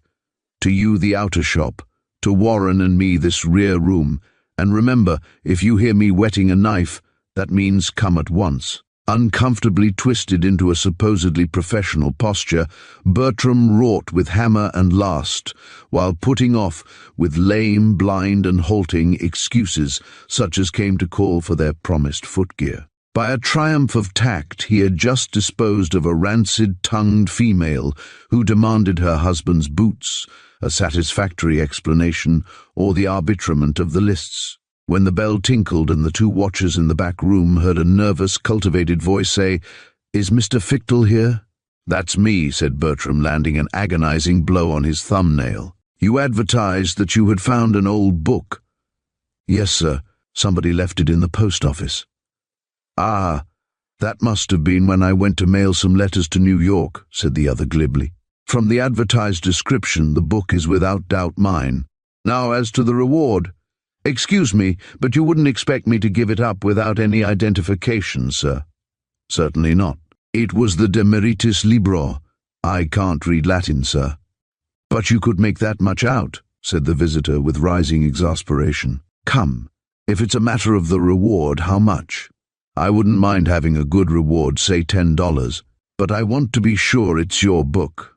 There's something about it that you could easily tell me, sir, for anyone could see it." "A very observing shoemaker," commented the other with a slight sneer. "You mean the half-split cover?" "Swish, swish, swish, swish," sounded from the rear room.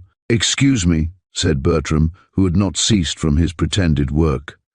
"I have to get a piece of leather." He stepped into the back room where Average Jones, his face alight, held up a piece of paper upon which he had hurriedly scrawled, "Miss," bound into cover.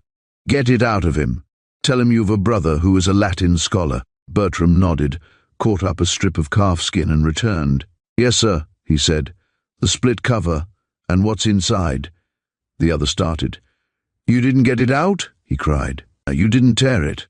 "No, sir. It's there safe enough, but some of it can be made out." "You said you didn't read Latin." "No, sir, but I have a brother that went through the academy. He reads a little." This was thin ice, but Bertram went forward with assumed assurance. "He thinks the manuscript is quite rare. Oh, Fritz, come in."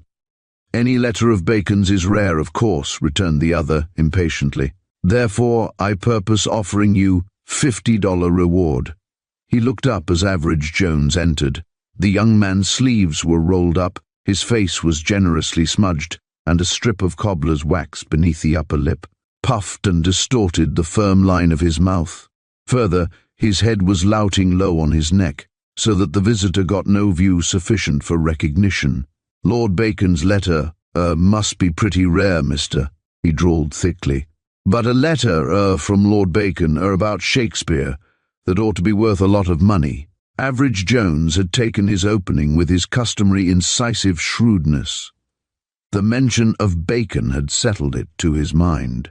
Only one imaginable character of manuscript from the philosopher-scholar-politician could have value enough to tempt a thief of Enderby's caliber. Enderby's expression told that the shot was a true one. As for Bertram, he had dropped his shoemaker's knife and his shoemaker's roll. Bacon on Shakespeare, shades of the departed glory of Ignatius Donnelly. The visitor drew back. Warren's gaunt frame appeared in the doorway. Jones' head lifted. "It ought to be as unique," he drawled, "as an ancient Roman speaking perfect English." Like a flash, the false Livius caught up the knife from the bench where the false cobbler had dropped it and swung toward Average Jones. At the moment, the ample hand of Professor Warren, bunched into a highly competent fist, flicked across and caught the assailant under the ear. Enderby, alias Livius, fell as if smitten by a cestus. As his arm touched the floor, Average Jones kicked unerringly at the wrist, and the knife flew and tinkled in a far corner. Bertram, with a bound, landed on the fallen man's chest and pinned him. "Did he get you, Average?" he cried. "Not this time." "Pretty good, teamwork," drawled the advisor. "We've got our man for felonious assault at least." Enderby, panting under Bertram's solid knee, blinked and struggled. "No use, Livius," said Average Jones. "Might as well quiet down and confess. Ease up a little on him, Bert. Take a look at that scar of his first, though. Superficial cut treated with make-up paint. A clever job," pronounced Bertram after a quick examination. "As I supposed," said Average Jones. "Let me in on the deal," pleaded Livius. That letter is worth $10,000, $12,000, $15,000, anything you want to ask if you find the right purchaser, and you can't manage it without me. Let me in." "Thinks we're crooks too?" remarked Average Jones. "Exactly what's in this wonderful letter. It's from Bacon to the author of the book, who wrote about 1610. Bacon prophesies that Shakespeare, this vagabond and humble mummer, would outshine and outlive in fame all the genius of his time. That's all I could make out by loosening the stitches." "Well, that is worth anything one could demand," said Warren, in a somewhat awed tone. "Why didn't you get the letter when you were examining it at the auction room?" inquired Average Jones. "Some fool of a binder had overlooked the double cover and sewed it in. I noticed it at the auction, gummed the opening together while no one was watching, and had gone to get cash to buy the book, but the auctioneer put it up out of turn and old Graham got it. Bring it to me and I'll show you the pursed cover. Many of the Percival books were bound that way. We've never had it nor seen it," replied Average Jones. "The advertisement was only a trap into which you stepped." Enderby's jaw dropped. "Then it's still at the Graham house," he cried, beating on the floor with his free hand. "Take me back there." "Oh, we'll take you," said Warren grimly. Close packed among them in a cab, they drove him back to Carteret Street. Colonel Ridgway Graham was at home and greeted them courteously. "You've found Livius," he said with relief. "I had begun to fear for him." "Colonel Graham," began Average Jones. "You have—" "What? Speech!" cried the old gentleman. "And you a mute. What does this mean?" "Never mind him," broke in Enderby Livius. "There's something more important." But the colonel had shrunk back. "English from you, Livius," he cried, setting his hand to his brow. "All will be explained in time, Colonel," Warren assured him. "Meanwhile, you have a document of the utmost importance and value. Do you remember buying one of the Percival volumes at the Berkeley auction?" The collector drew his brows down in an effort to remember. "An octavo, in fairly good condition?" he asked. "Yes, yes," cried Enderby eagerly. "Where is it? What did you do with it?" "It was in Latin, very false Latin." The four men leaned forward, breathless. "Oh, I remember. It slipped from my pocket and fell into the river as I was crossing the ferry to Jersey." There was a dead, flat, stricken silence. Then Average Jones turned hollow eyes upon Warren. "Professor," he said with a rueful attempt at a smile, "what's the past participle, passive, plural, of the Latin verb to sting?" Chapter 10. The One Best Bet. "Morrison has jammed the personal liberty bill through," said Waldemar, scrawling ahead on his completed editorial with one eye on the clock, which pointed to midnight. "That was to be expected, wasn't it?" asked Average Jones. "Oh, yes," replied the editor-owner of the Universal in his heavy bass. "And now the governor announces he will veto it, thereby bringing the whole power of the gambling ring down on him like an avalanche. Naturally, Morrison has declared open war against Pharisee Phil, as he calls Governor Arthur. Says he'll pass the bill over his veto. In his heart he knows he can't do it. Still, he's a hard fighter." Average Jones tipped his chair back against the wall of the editorial sanctum. "What do you suppose," he inquired with an air of philosophic speculation, "that the devil will do with Carol Morrison's soul when he gets it? Deodorize it? Harsh words, young sir. Harsh words, and treasonable against one of our leading citizens. Multi-millionaire philanthropist, social leader, director of banks, insurance companies and railroads, and emperor of the racetrack, the sport of kings. The sport of kings maintained on the spoils of clerks," retorted Average Jones. "To improve the breed of horses, if you please. To make thieves of men and harlots of women, because Carol Morrison must have his gambling game dividends. And now he has our representative legislature working for him to that honorable end." "Man to see you, Mr. Waldemar," said an office boy, appearing at the door. "Too late," grunted the editor. "He says it's very particular, sir, and to tell you it's something Mr. Morrison is interested in." "Morrison, eh? All right. Just step into the inner office, will you, Jones? Leave the door open. There might be something interesting." Hardly had Average Jones found a chair in the darkened office when the late caller appeared. He was middle-aged, pursy, and dressed with slapdash ostentation. His face was bloated and seared with excesses, but it was not intoxication that sweated on his forehead and quivered in his jaw. It was terror. He slumped into the waiting chair and mouthed mutely at the editor. "Well?" The bullet-like snap of the interrogation stung the man into babbling speech. "'S like this, Mr. Waldmar. 'S like this. You see, 's like this. For Gauss' sake, kill out an ad for me." "What? In tomorrow's paper? Nonsense. You're too late, even if I wished to do it." The visitor stood up and dug both hands into his side pockets. He produced first a binocular, which, with a snarl, he flung upon the floor. Before it had stopped bumping, there fluttered down upon the seat of his chair a handful of greenbacks. Another followed, and another, and another. The bills toppled and spread, and some of them slid to the floor. Still the man delved. "There," he panted at last. "Money talks. There's the stuff. Count it. 1,800 if there's $1. More likely 2, thou. If that ain't enough, make your own price. I don't care what it is. Make it, missa. Put a price on it." There was something loathsome and obscene in the creature's gibbering flux of words. The editor leaned forward. "Bribery, eh?" he inquired softly. The man flinched from the tone. "It ain't bribery, is it, to ask you to rout out just as one line from an ad and pay you for the trouble? My own ad, too. If it runs, it's my finish. I was nutty when I wrote it. For gosh sake, missa, stop it. You say Morrison sent you here?" "No, sir, not exactly. It's like this, Waldmar. I had to get to you some way. It's important to Mr. Morrison, too, but he don't know I come. He don't know nothing about it. Oh, gaw. If he finds out, put that money back in your pockets." With an ashen face of despair, the man obeyed. As he finished, he began to sag at the joints. Slowly he slackened down until he was on his knees, an abject spectacle of disgust. "Stand up," ordered Waldemar. Listen to me," moaned the man.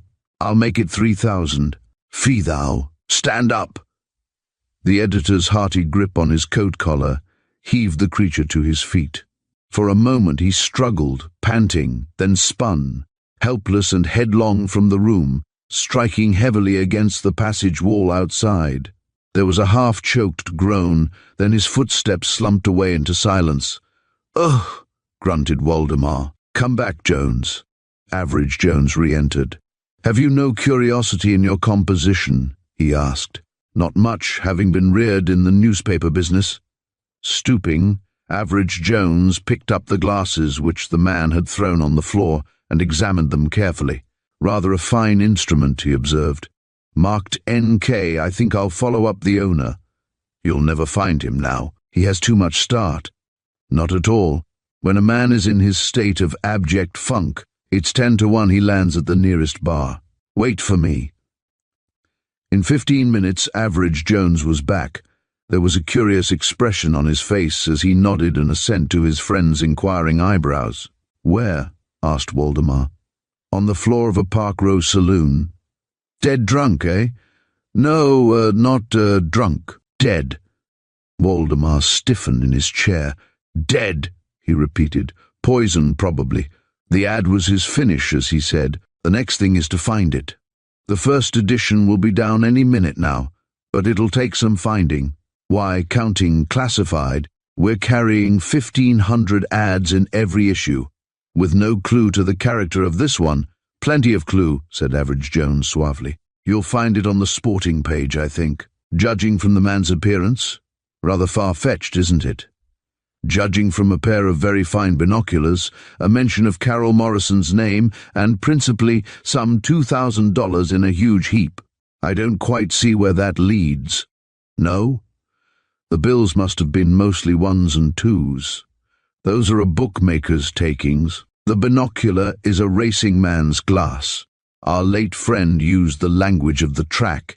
I think we'll find him on page 9. "Try," said Waldemar, handing him a paper still spicy with the keen odor of printer's ink. Swiftly the advisor's practiced eye ran over the column.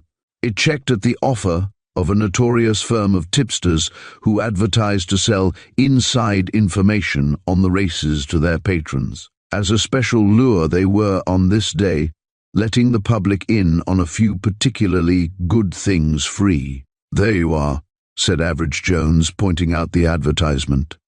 To his astonishment, Waldemar noted that his friend's indicatory finger shook a little. Normally, Average Jones was the coolest and most controlled of men. "Noble and Gale's format," he observed. "I see nothing unusual in that. Yet, I fancy it's quite important in its way." The editor stared. "When you talk like a bored Britisher, Average," he remarked, "there's sure to be something in the air. What is it?"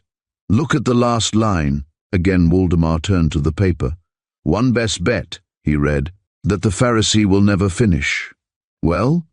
"That the Pharisee will never finish," repeated Average Jones. "If the Pharisee is a horse, the line becomes absurd at once.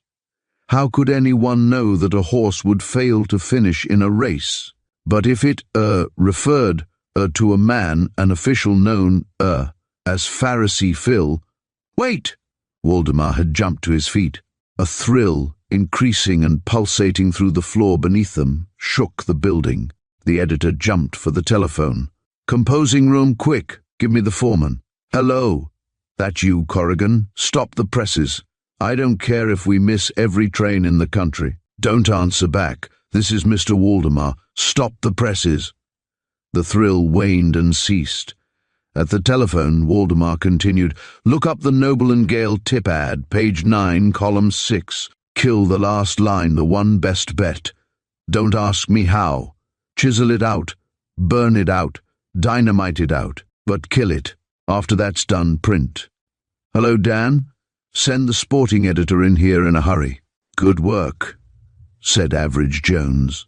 "They'll never know how near their idea of removing Governor Arthur came to being boasted of in plain print." Waldemar took his huge head in his hands and rocked it gently. "It's on," he said, "and right side before. Yet it tries to tell me that a man, plotting to murder the governor, advertises the fact in my paper. I'll get a new head." "Keep that one for a while," advised Average Jones. "It may be better than you think. Anyway, here's the ad. And down yonder is the dead man whom it killed when he failed to kill it. So much is real. And here's Bendig," said the other, as the sporting editor entered. "Any such horse as the Pharisee, Bendig?" "No, sir. I suppose you mean that Noble and Gale ad. I saw it in proof. Some of Nick Carbo's funny work, I expect." "Nick Carbo, N.K., murmured Average Jones, laying a hand on the abandoned field glass. "Who is this man Carbo, Mr. Bendig?" "Junior partner of Noble and Gale. He puts out their advertising." "Any connection whatever with Mr. Carroll Morrison?" "Why, yes. Before he went to pieces, he used to be Mr. Morrison's confidential man, and lately he's been doing some lobbying for the association. I understood he'd quit it again." "Quit what?" asked Waldemar. "Drink?" "Worse, the white stuff, coke." Average Jones whistled softly. "That explains it all," he said. "A cocaine fiend on a debauch becomes a mental and moral imbecile. It would be perfectly in character that he should boast of a projected crime." "Very well," said Waldemar, after the sporting editor had left. "But you don't really connect Morrison with this?" "Don't I? At least I propose to try. See here, Waldemar. 2 months ago at a private dinner, Morrison made a speech in which he said that men who interfered with the rights of property, like Governor Arthur, were no better than anarchists and ought to be handled accordingly. Therefore, I don't think that a plan, a safe one of course, to put Pharisee Phil away would greatly disturb our friend's distorted conscience. You see, the governor has laid impious hands on Morrison's Holy of Holies, the dividend. By the way, where is Governor Arthur? On the train for this city. He's to review the parade at the Harrisonia Centennial and unveil the statue tomorrow night. That is, tonight, to be accurate." "A good opportunity," murmured Average Jones. "What, in the sight of 100,000 people? That might be the very core of the opportunity. And at night. If you feel certain, it's a case for the police, isn't it?" "Hardly. The gambling gang control the police wholly. They would destroy the trail at once. Then why not warn the governor? I don't know him. Suppose I make an appointment to take you to see him in the morning? This was agreed upon. At 10 o'clock, Governor Arthur received them at his hotel, greeting Average Jones with flattering warmth. "You're the amateur detective who scared the Honorable William Linder out of the mayoralty nomination," said he, shaking hands. "What are you going to do to me?" "Give you some racing news to read, Governor." The governor took the advertisement proof and read it carefully. Characteristically, he then reread it throughout. "You think this is meant for me?" he asked, handing it back. "I do. You're not exactly what one would call popular with a racing crowd, you know, Governor. Mr. Morrison, in the politest manner in the world, has allowed me to surmise as much," said the other, smiling broadly. "A very polished person, Mr. Morrison. He can make threats of extinction. Political, of course, more delicately than any other subtle blackmailer I have ever met. And I have met several in my time. If this were merely political extinction, which I fancy you can take care of yourself, I shouldn't be taking up your time, sir. My dear Jones," a friendly hand fell on the visitor's shoulder, "I gravely fear that you lack the judicial mind. It's a great thing to lack at times." Governor Arthur's eyes twinkled again, and his visitor wondered whence had come his reputation as a dry, unhumorous man. "As to assassination," he pursued, "I'm a sort of Christian Scientist. The best protection is a profound conviction that you're safe. That reacts on the mind of any would-be assassin. To my mind, my best chance of safety lies in never thinking of danger." "Then," said Waldemar, "any attempt to persuade you against appearing at Harrisonia tonight would be time wasted." "Absolutely, my dear Waldemar. But don't think that I'm not appreciative of your thoughtfulness and that of Mr. Jones." "What is the program of the day, Governor?" asked Average Jones. "Rather a theatrical one. I'm to ride along Harrison Avenue to the reviewing stand in the old coach of state of the Harrison family, a lofty old ark, high as a circus wagon, which has been patched up for the occasion. Just before I reach the reviewing stand, a silk cord is to be handed to me, and I am to pull the veil from the great civic statue with that as I move on. Then I think that Mr. Waldemar and I will look the ground over. Could we get you by telephone, sir, if necessary?" "Any time up to 7 o'clock. "What do you think of the chance of their passing the bill over your veto?" asked Waldemar. "They are spending money as it has never been spent before," replied Governor Arthur. "I'll admit to you, Waldemar, that if I could find any legitimate method of calling Morrison off, I would not scruple to use it. It is, of course, Morrison's money that we are fighting." "Possibly, that too, might be done," drawled Average Jones. The governor looked at him sharply. "After the Linder affair, Mr. Jones," said he, "I would follow you far. Call my secretary at any time if you want me." "Now to look over the line of parade," said Average Jones as he and Waldemar emerged from the hotel. Half an hour's ride brought them to the lively suburban city of Harrisonia, gay with flags and bunting. From the railroad station, where the guest of honor was to be met by the old coach, to the spot where the civic statue awaited its unveiling at his hands, was about half a mile along Harrison Avenue, the principal street. The walk along this street developed nothing of interest to Average Jones until they reached the statue. Here he paused to look curiously at a number of square platforms built out from windows in the business blocks. "For flashlight outfits," explained Waldemar. "One of them is our papers." "Flashlights, eh?" said Average Jones. "And there'll be fireworks and the air will be full of light and noise, under cover of which almost anything might be done." "I don't like it. Hello, what's here?" He turned to the glass front of a prosperous-looking cigar store on the south side of the avenue and pointed to a shattered hole in the window. Behind it, a bullet swung on a thread from the ceiling, and this agent of disaster the proprietor had ingeniously turned to account in advertising. By the following placard, "Aim lower if you expect to shoot holes in our prices. We challenge our competition, not bad. Approved Average Jones. I feel a great yearning to smoke." They entered the store and were served by the proprietor, As he was making change, Average Jones asked, "When was the bombardment?" "Night before last sometime," replied the man. "Done by a deflected bullet, wasn't it?" "Haven't any idea how it was done or why.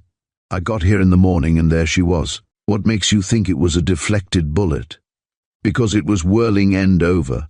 Normally, a bullet bores a pretty clean hole in plate glass." "That's so too," agreed the man with some interest. Average Jones handed a cigar to Waldemar and lighted one himself. Puffing at it as he walked to the door, he gazed casually around and finally centered his attention on a telegraph pole standing on the edge of the sidewalk. He even walked out and around the pole. Returning, he remarked to the tobacconist, "Very good cigars, these. Ever advertise 'em?" "Sure." The man displayed a tin square vaunting the virtues of his camarados. "Outside the shop, I meant." "Why wouldn't one of those signs look good on that telegraph pole?" "It would look good to me," said the vendor, "but it wouldn't look good to the telegraph people. They'd have it down." "Oh, I don't know. Give me one, lend me a ladder, and I'll make the experiment." The tobacconist stared. "All right," he said. "Go as far as you like." And he got the required articles for his customer. With silent curiosity, Waldemar watched Average Jones place the ladder against the outside of the pole, mount, nail up the sign, drop a plumb line, improvised from a key and a length of string, to the ground, set a careful knot in the string, and return to earth. "What did you find?" asked the editor. "4 holes that you could cover with a silver dollar. Some gunnery, that." "Then how did the other shot happen to go so far wrong? Do you see that steel work over there?" Average Jones pointed across to the north side of the street, just opposite, where a number of buildings had been torn down to permit of the erection of a new one. The frame had risen 3 stories, and through the open spaces in the gaunt skeleton, the rear of the houses facing on the street next northward could be seen. Waldemar indicated that he did see the edifice pointed out by Average Jones. "The bullet came from back of that, perhaps from the next street. They cited by the telegraph pole. Suppose now a man riding in a high coach passes along this avenue between the pole and the gun operator, over yonder to the northward. Every one of the bullets which hit the pole would have gone right through his body, probably a fixed gun. As for the wide shot, we'll see." As he spoke, the advisor was leading the way across the street. With upturned face, he carefully studied the steel joists from end to end. Presently he pointed. Following the line of his finger, Waldemar saw a raw scar on the underside of one of the joists. "There it is," said Average Jones. "The sights were a trifle off at the first shot, and the bullet ticked the steel and deflected." "So far, so good," approved Waldemar. "I can approximate the height of the steel beam from the ground, close enough for a trial formula," continued Average Jones. "Now, Waldemar, I call your attention to that restaurant on the opposite corner." Waldemar conned the designated building with attention. "Well," he said finally, "what of it?" "I don't see anything wrong with it." "Precisely my point," returned the advisor with a grin. "Neither do I. Therefore, suppose you go there and order luncheon for 2 while I walk down to the next block and back again. I'll be with you in 4 minutes." He was somewhat better than his word. Dropping into the chair opposite his friend, he figured swiftly and briefly on the back of an envelope, which he returned to his pocket. "I suppose you've done a vast amount of investigating since you left me," remarked the editor sardonically. "Meanwhile, the plot to murder the governor goes merrily on." "I've done a fair amount of pacing over distance," retorted Average Jones imperturbably. "As for the governor, they can't kill him till he comes, can they? Besides, there's plenty of time for them to change their minds. As a result of my little constitutional just now, and a simple exercise in mathematics, you and I will call at a house on Spencer Street, the next street north, after luncheon." "What house?" "Ah, that I don't know as yet. We'll see when we get there." Comfortably fed, the two strolled up to Spencer Street and turned into it, Average Jones eyeing the upper windows of the houses. He stopped in front of an old-fashioned frame structure, which was built on a different plan of floor level from its smaller neighbors of brick. Up the low steps went Jones, followed by the editor. An aged lady of the species commonly conjectured as maiden opened the door. "Madam," said Average Jones, "could we rent your third-floor rear for this evening?" "No, sir," said she. "It's rented." "Perhaps I could buy the renters off," suggested Jones. "Could I see them?" "Both out," she answered shortly. "And I don't believe you could get the room from them, for they're all fixed up to take photographs of the parade." "Indeed," drawled Average Jones, in accents so prolonged, even for him, that Voldemar's interest flamed within him. "I, rather hoped, when do you expect them back?" "About 4 o'clock. "Thank you. Please tell them that, Mr. Nick Carbo called." "For heaven's sake, Average," rumbled Waldemar as they regained the pavement. "Why did you use the dead man's name?" It gave me a shiver. "It'll give them a worse one," replied the advisor grimly. "I want to prepare their nerves for a subsequent shock. If you'll meet me here this evening at 7, I think I can promise you a queer spectacle. And meantime, on that point I want your advice. Shall we make a sure catch of 2 hired assassins who don't amount to much, or take a chance at the bigger game?" "Meaning Morrison?" "Meaning Morrison. Incidentally, if we get him, we'll be able to kill the personal liberty bill so dead it will never raise its head again." "Then I'm for that course," decided the editor, after a little consideration. "Though I can't yet make myself believe that Carol Morrison is party to a deliberate murder plot. How the normal mind does shrink from connecting crime with good clothes and a social position," remarked the advisor. "Just give me a moment's time." The moment he spent jotting down words on a bit of paper, which after some emendation he put away. "That'll do for a heading," he remarked. "Now, Waldemar, I want you to get the governor on the phone and tell him if he'll follow directions, we'll put the personal liberty bill where the wicked cease from troubling. Morrison is to be in the reviewing stand, isn't he?" "Yes, there's a special place reserved for him, next the press seats." "Good! By the way, you'd better send for 2 press seats for you and myself.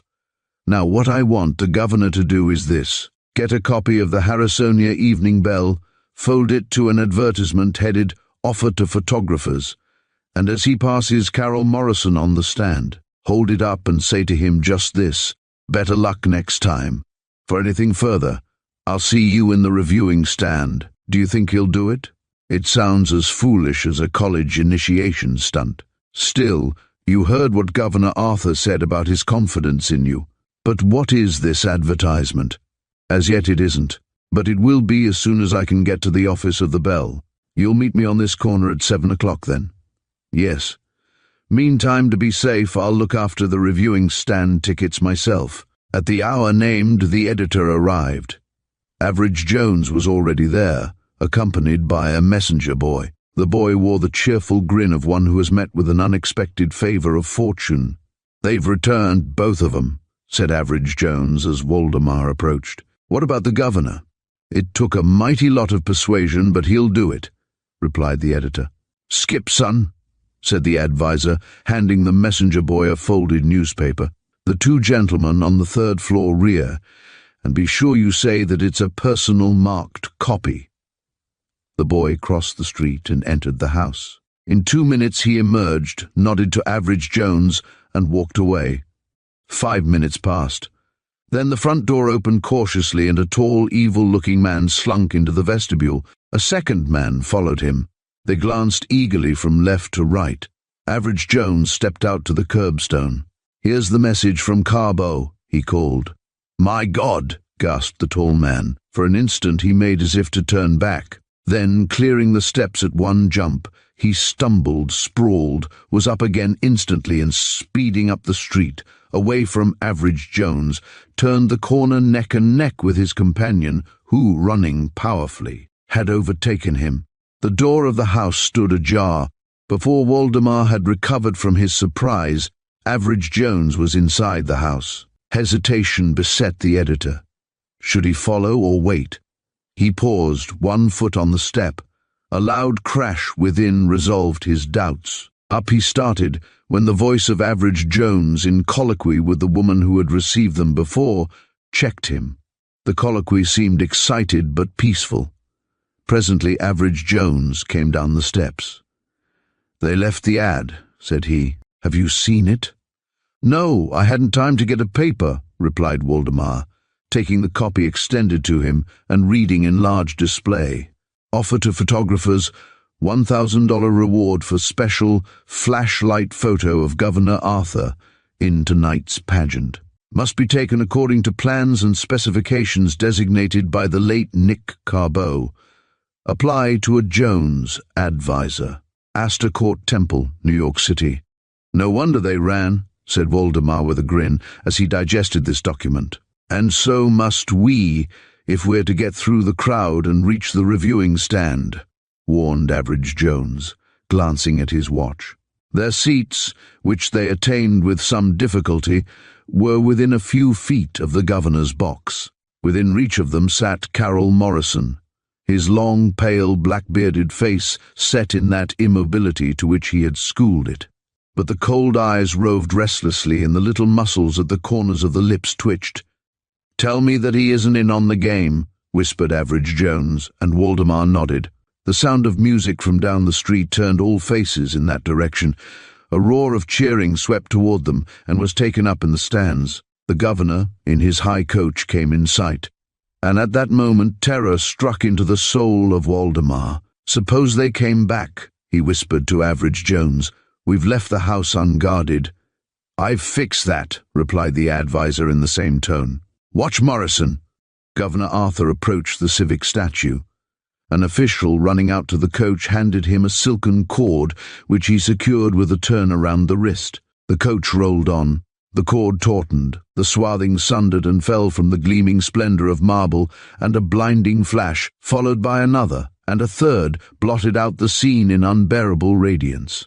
Involuntarily, Morrison, like thousands of others, had screened his sight with his hands after the second flash. Now, as the kindlier light returned, he half rose, rubbing his eyes furiously. A half-groan escaped him. He sank back, staring in amaze. For Governor Arthur was riding on, calm and smiling amid the shouts. Morrison shrank. Could it be that the governor's eyes were fixed on his? He strove to shake off the delusion. He felt, rather than saw, the guest of honor descend from the coach, felt rather than saw him making straight toward himself, and he winced and quivered at the sound of his own name. "Mr. Morrison," the governor was saying at his elbow, "Mr. Morrison, here is a paper that may interest you. Better luck next time." Morrison strove to reply. His voice clucked in his throat, and the hand with which he took the folded newspaper was as the hand of a paralytic. "He's broken," whispered Average Jones. He went straight to Governor Arthur, speaking in his ear. The governor nodded. Average Jones returned to his seat to watch Carroll Morrison, who sat with hell fires of fear scorching him, until the last band had blared its way into silence. Again the governor was speaking to him. "Mr. Morrison, I want you to visit a house near here. Mr. Jones and Mr. Waldemar will come along. You know them, perhaps. Please don't protest. I positively will not take a refusal. We have a motor car waiting." Furious, but not daring to refuse, Morrison found himself whirled swiftly away, and after a few turns to shake off the crowd, into Spencer Street. With his captors, he mounted to the third floor of an old frame house. The rear room door had been broken in. Inside stood a strange instrument, resembling a large camera, which had once stood upright on a steel tripod riveted to the floor. The legs of the tripod were twisted and bent. A half-demolished chair nearby suggested the agency of destruction. "Just to render it harmless," explained Average Jones. "It formerly pointed through that window so that a bullet from the barrel would strike that poleway yonder in Harrison Street, after first passing through any intervening body. Yours, for instance, Governor." "Do I understand that this is a gun, Mr. Jones?" asked that official. "Of a sort," replied the advisor, opening up the camera box and showing a large barrel superimposed on a smaller one. "This is a sighting glass," he explained, tapping the larger barrel. "And this," tapping the smaller, "carries a small but efficient bullet. This curious sheath," he pointed to a cylindrical jacket around part of the rifle barrel, "is a Coulomb silencer, which reduces a small arm report almost to a whisper. Here is an electric button which was connected with yonder battery before I operated on it with the chair, and distributed its spark, part to the gun, part to the flashlight powder on this little shelf. Do you see the plan now? The instant that the governor, riding through the street yonder, is sighted through this glass, the operator presses the button, and flashlight and bullet go off instantaneously. But why the flashlight? Asked the governor. Merely a blind to fool the landlady and avert any possible suspicion. They had told her that they had a new invention to take flashlights at a distance. Amidst the other flashes, this one wouldn't be noticed particularly. They had covered their trail well. Well indeed, said the governor. May I congratulate you, Mr. Morrison, on this interesting achievement in ballistics? As there is no way of properly resenting an insult from a man in your position, said Morrison venomously, I will reserve my answer to that outrageous suggestion. Meantime, put in Average Jones, let me direct your attention to a simple mathematical formula. He drew from his pocket an envelope on which were drawn some angles subjoined by a formula. Morrison waved it aside. Not interested in mathematics? Asked Average Jones solicitously. Very well, I'll elucidate informally. Given a bullet hole in a telegraph pole at a certain distance, a bullet scar on an iron girder at a certain lesser distance, and the length of a block from here to Harrison Avenue, which I paced off while you were skillfully ordering luncheon, Waldemar, and an easy triangulation brings us direct to this room and to two fugitive gentlemen with whom I mention the hypothesis with all deference. Mr. Morrison, you are probably acquainted? And who may they have been? Retorted Morrison contemptuously. I don't know, said Average Jones. Then, sir, retorted the Racing King, your hypothesis is as impudent as your company is intolerable. Have you anything further to say to me? Yes. It would greatly please Mr. Waldemar to publish in tomorrow's paper an authorized statement from you to the effect that the personal liberty bill will be withdrawn permanently. Mr. Waldemar may go to the devil.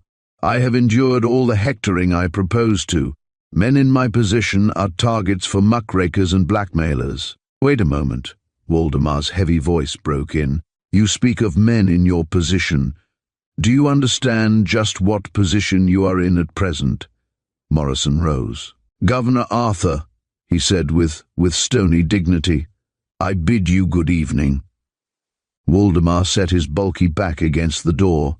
The lips drew back from Morrison's strong teeth with the snarl of an animal in the fury and terror of approaching peril. Do you know Nick Carbo? Morrison whirled about to face Average Jones, but he did not answer the question. He only stared. Carroll Morrison, continued Average Jones in his quiet drawl, the half-hour before he committed suicide, Nick Carbo spent in the office of the Universal with Mr. Waldemar and myself. Catch him, Waldemar. For Morrison had wilted. They propped him against the wall, and he, the man who had insolently defied the laws of a great commonwealth, who had bribed legislatures and bossed judges and browbeaten the public, slobbered, denied, and begged. For 2 disgustful minutes they extracted from him his solemn promise that henceforth he would keep his hands off the laws. Then they turned him out. Suppose you enlighten me with the story, gentlemen, suggested the governor. Average Jones told it, simply and modestly. At the conclusion, Governor Arthur looked from the wrecked camera gun to the mathematical formula which had fallen to the floor. Mr. Jones, he said, you've done me the service of saving my life. You've done the public the service of killing a vicious bill. I wish I could thank you more publicly than this. Thank you, Governor, said Average Jones modestly. But I owed the public something, you know, on account of my uncle, the late Mayor Van Ripen. Governor Arthur nodded. The debt is paid, he said. That knowledge must be your reward. That and the consciousness of having worked out a remarkable and original problem. Original, said Average Jones, eyeing the diagram on the envelope's back with his quaint smile. Why, Governor, you're giving me too much credit. It was worked out by one of the greatest detectives of all time, some 2,000 years ago. His name was Euclid. Chapter 11. The $1 Million Dog. To this day, Average Jones maintains that he felt a distinct thrill at first sight of the advertisement. Yet fate might well have chosen a more appropriate ambush in any one of 100 of the strange clippings which were grist to the advisor's mill. Out of a bulky pile of the day's paragraphs, however, it was this one that leaped, significant, to his eye. Wanted, 10,000 loathly black beetles by a leaseholder who contracted to leave a house in the same condition as he found it. Ackroyd, 100W, 16th St. New York, black beetles, eh? Observed Average Jones. This Ackroyd person seems to be a merry little jester. Well, I'm feeling rather jocular myself this morning. How does one collect black beetles, I wonder? When in doubt, inquire of the resourceful Simpson. He pressed a button, and his confidential clerk entered. "Good morning, Simpson," said Average Jones. "Are you acquainted with that shy but pervasive animal, the domestic black beetle?" "Yes, sir, I board," said Simpson simply. "I suppose there aren't 10,000 black beetles in your boarding house, though?" inquired Average Jones. Simpson took it under advisement. "Hardly," he decided. "I've got to have 'em to fill an order. At least I've got to have an installment of 'em, and tomorrow." Being wholly without imagination, the confidential clerk was impervious to surprise or shock. This was fortunate, for otherwise his employment as practical aid to Average Jones would probably have driven him into a madhouse. He now ran his long, thin, clerkly hands through his long, thin, clerkly hair. "Ramson down on Fulton Street will have them, if anyone has," he said presently. "He does business under the title of the insect nemesis, you know. I'll go there at once."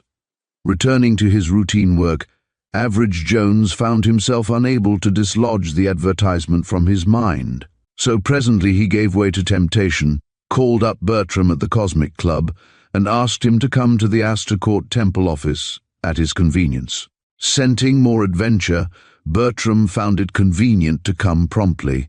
Average Jones handed him the clipping. Bertram read it with ascending eyebrows.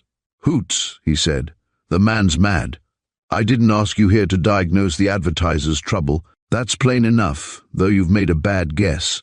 What I want of you is to tap your flow of information about old New York. What's at 100 West 16th Street? 100 West 16th, let me see. Why, of course, it's the old Feltner mansion. You must know it. It has a walled garden at the side, the only one left in the city, south of Central Park. Anyone named Ackroyd there? That must be Hawley Ackroyd. I remember now, hearing that he had rented it.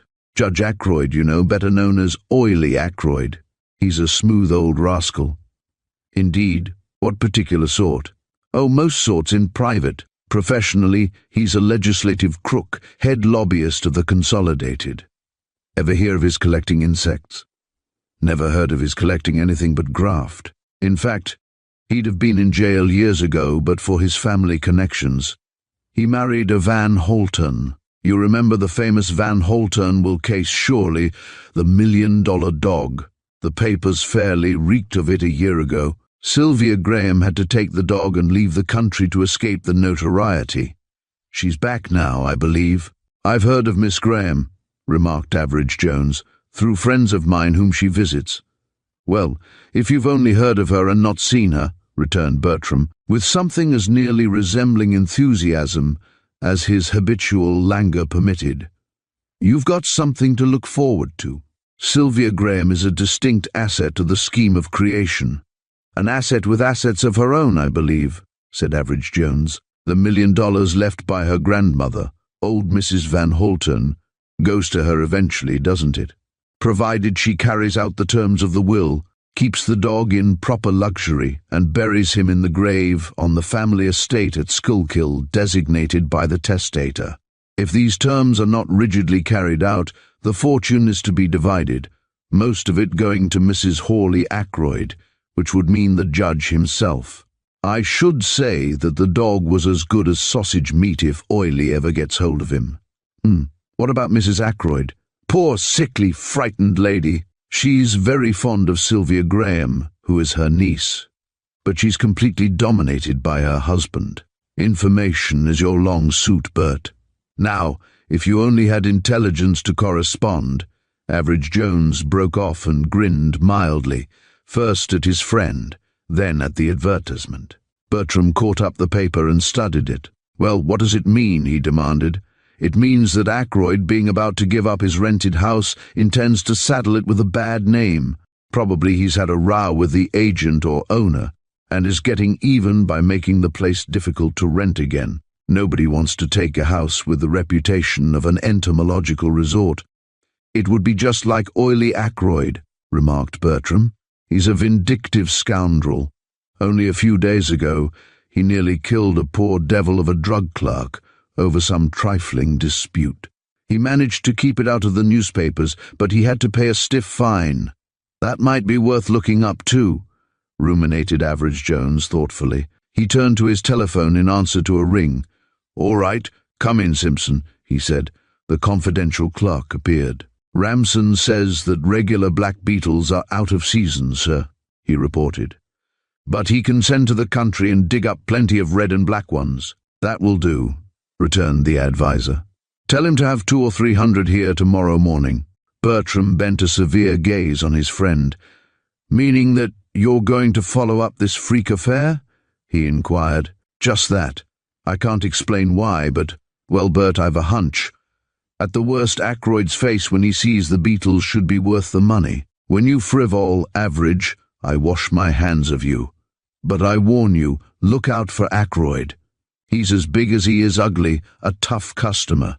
All right, I'll just put on some old clothes to dress the part of a beetle purveyor correctly, and also in case I get 'em torn in my meeting with Judge Oily. I'll see you later and report if I survive his wrath. Thus it was that, on the morning after this dialogue, a clean-built young fellow walked along West 16th Street, appreciatively sniffing the sunny crispness of the May air. He was rather shabby-looking, yet his demeanor was by no means shabby. It was confident and easy, on the evidence of the bandbox which he carried. His mission should have been menial, but he bore himself wholly unlike one subdued to petty employments. His steady grey eyes showed a glint of anticipation as he turned in at the gate of the high, broad brown house, standing back, aloof and indignant, from the roaring encroachments of trade. He set his burden down and pulled the bell. The door opened promptly to the deep, far-away clangor. A flashing impression of girlish freshness, vigour, and grace was disclosed to the caller against a background of interior gloom. He stared a little more patently than was polite. Whatever his expectation of amusement, this evidently was not the manifestation looked for. The girl glanced not at him but at the box, and spoke a trifle impatiently. "If it's my hat, it's very late. You should have gone to the basement." "It isn't, miss," said the young man in a form of address, the semi-civility of which seemed distinctly out of tone with the quietly clear and assured voice. "It's the insects." "The what?" "The bugs, miss." He extracted from his pocket a slip of paper, looked from it to the numbered door as one verifying an address, and handed it to her.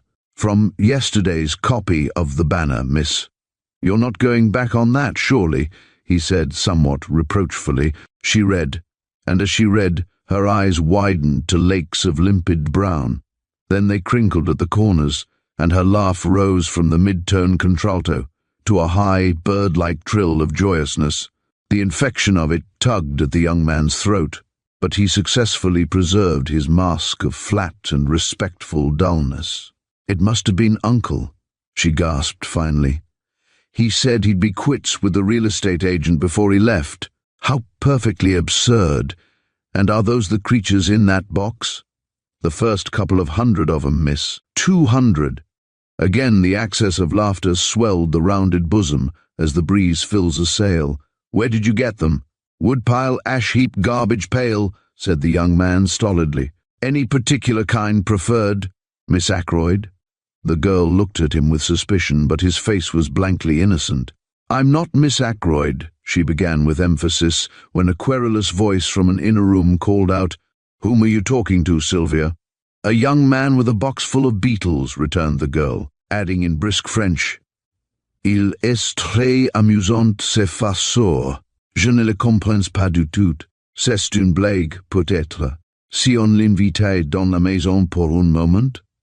Through one of the air holes considerately punched in the cardboard cover of the box, a sturdy crawler had succeeded in pushing himself.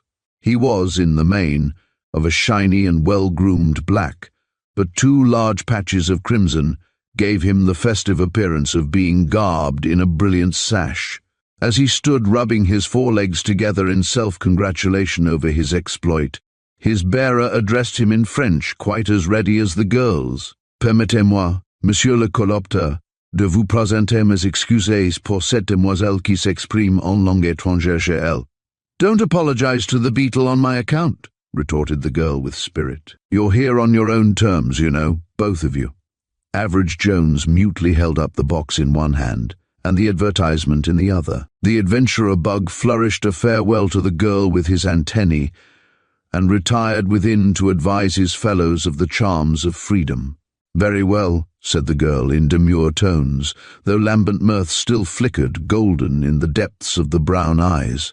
"If you persist, I can only suggest that you come back when Judge Ackroyd is here.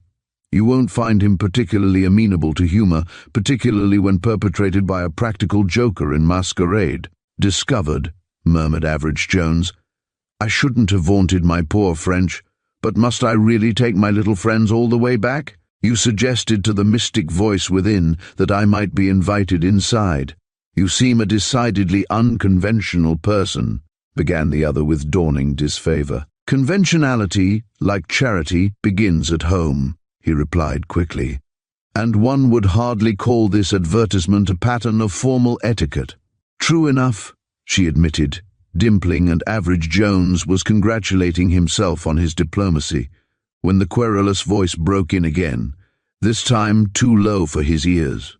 "I don't ask you the real reason for your extraordinary call," pursued the girl with a glint of mischief in her eyes after she had responded in an aside. "But Auntie thinks you've come to steal my dog. She thinks that of everyone lately." "Auntie? Your dog? Then you're Sylvia Graham. I might have known it. I don't know how you might have known it. But I am Sylvia Graham, if you insist on introducing me to yourself." "Miss Graham," said the visitor promptly and gravely, "let me present Average Jones, a friend."